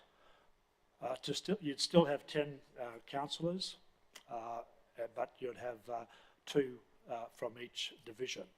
Where's the precedent for that? It's in Ipswich at the moment, where there are 4 divisions, 2 in each, and they have a total of 8 councillors instead of the 10 that we have. The other Act, the Local Government Electoral Act, the only relevant provision is in the system of voting, whether it be optional, preferential, or first past the post. On my reading, the concept I've described, we would still remain in a first past the post system of voting. The reasons I believe that we should change in addressing the objections to it are these: that almost it's impossible for any country candidate to succeed. A well-known identity has been mentioned by Councillor O'Sullivan, say in Yarraman, but in any country town or any country area, would be pretty well unknown in the city. It means that 20% of electors will not have one of their own elected. That's not fair and it's not democratic. It's not in accordance with, I think, the sentiment in Toowoomba itself. We look at the result of the 2008 election, where the great majority of councillors elected came from the smaller shires, and that was out of a connection of sympathy, sentiment that the Toowoomba people have for their country cousins, many of whom are descended from relatives in those areas. So, despite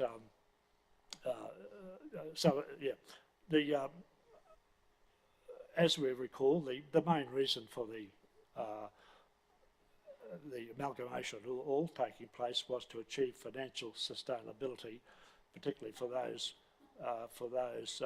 councils that were in dire straits. It wasn't to eliminate fair representation. The danger is that we will end up with only one of 8 councils being represented in the future, that is Toowoomba and possibly Crow's Nest, depending on what happens with Highfields.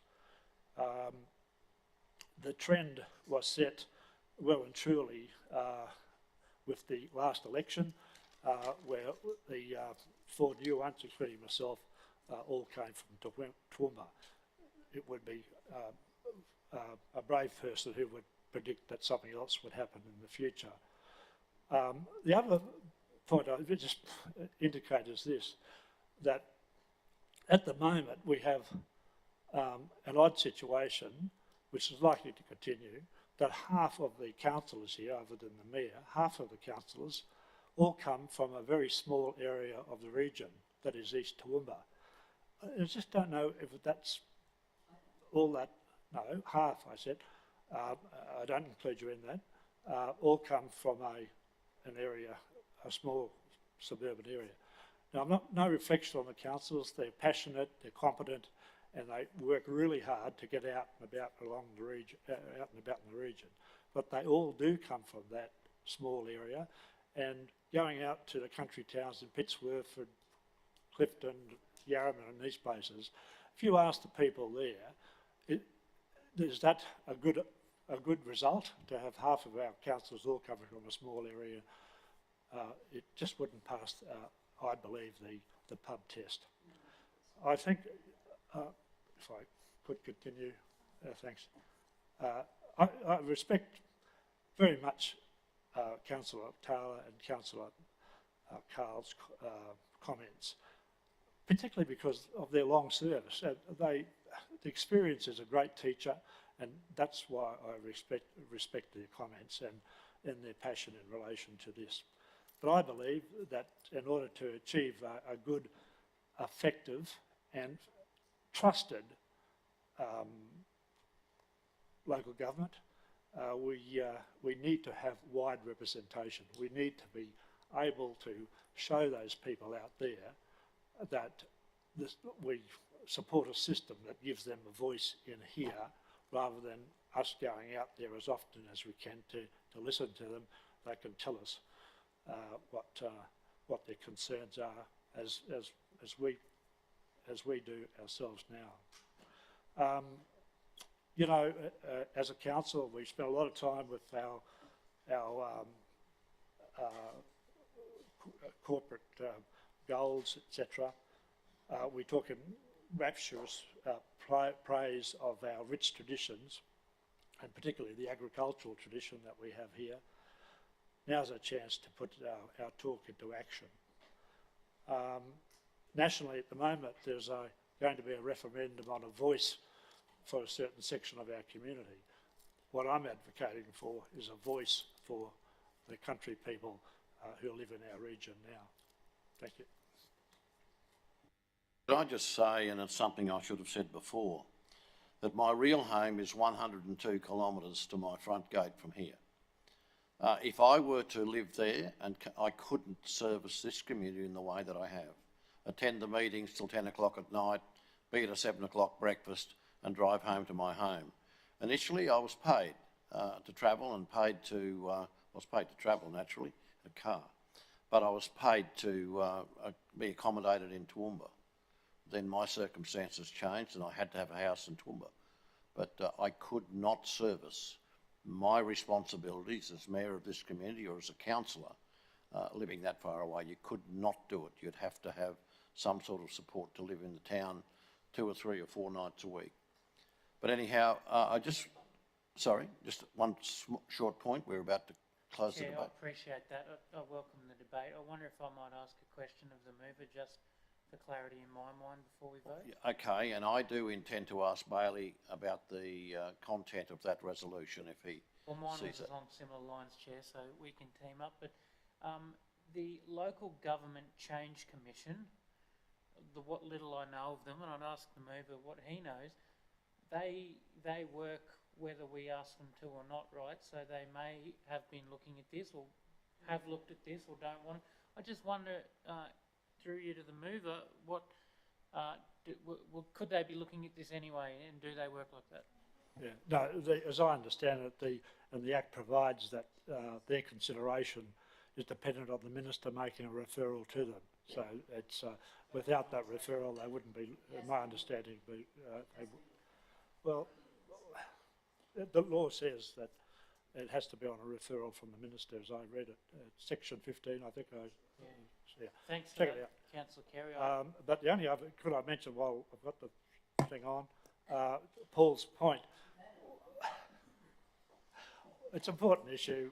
I'm happy to hear further debate on it if you are allowed, but it could go on all night. But to Paul's point, that to the Mayor's point, that where he lived and the difficulty coming in, the expense, etc., that's true. But if you applied that to the state parliament, all members of parliament would live in Brisbane. And how? No, you don't. You don't have 7 day a week. How ridiculous that would be. Yeah, you have a fair few break. Anyhow, let's not argue about it. Bailey, do you see any issues in terms of the resolution?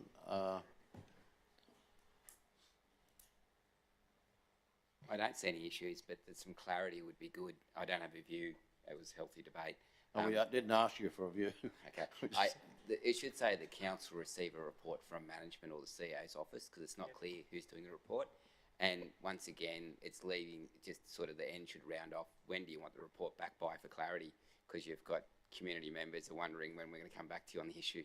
So it should specify the report to be delivered back to council by X date. And then also, if there's anything important you want in the report, for example, the report to include, information on stakeholder engagement, for example, or anything else. So that would just round out a bit of clarity on that resolution, because if it does get up, got to go and do some work on it, that's all. Thank you. Very, very, very brief. Well, thanks, Chair, but like, if I've got to ask, I've got to ask. Bailey, while you're there, receive a report, consider preparation, then it goes off to Mr Miles, who passes it on, who does a review. There's a lot of adjectives and pre-wording there. Are you happy with all of them? Could we break it down? Could we shorten it?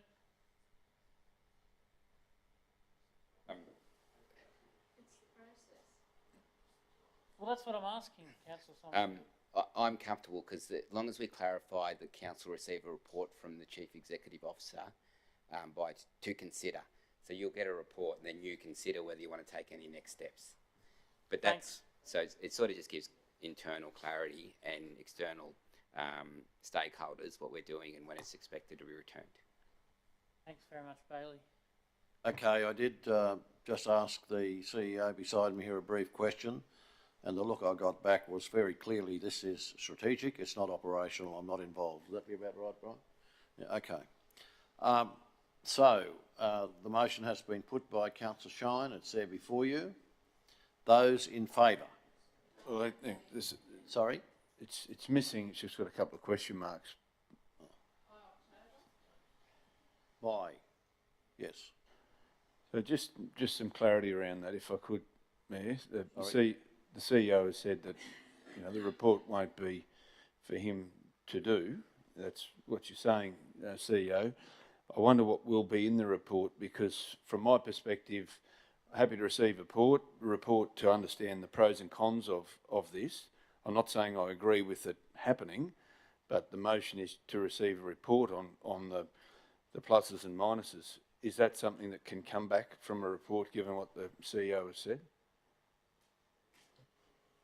I think the point I was just making is it's a decision for council as to not. The report will come back through me. That's not a problem at all. Yeah. No, that's fine. I just wanted to confirm that was the case. So, just otherwise we have nothing more than what we've got. But if that is the case, then that's good. Thanks. So you're comfortable with the wording of that? You're okay for a vote? Okay, those in favour of the resolution?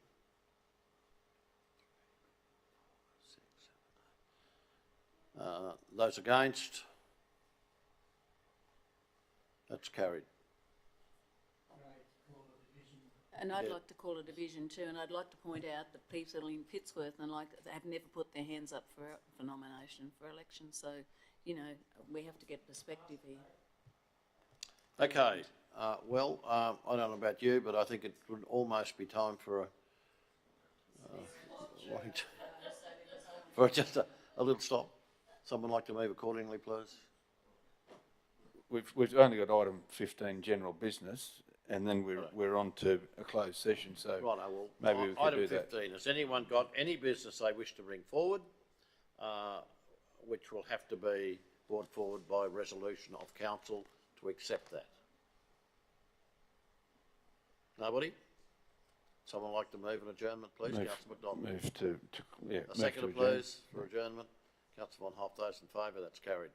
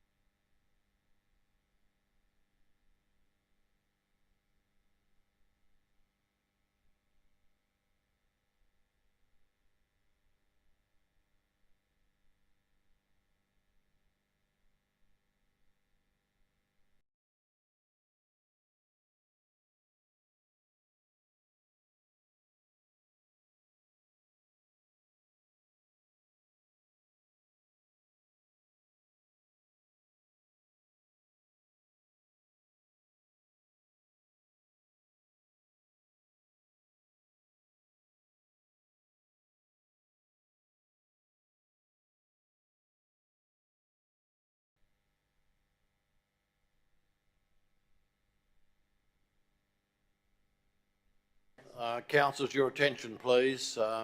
We're currently in open meeting. Would someone like to move we go into closed session, please? Councillors McDonald and Carl Taylor, those in favour? That's carried. Close the doors, please.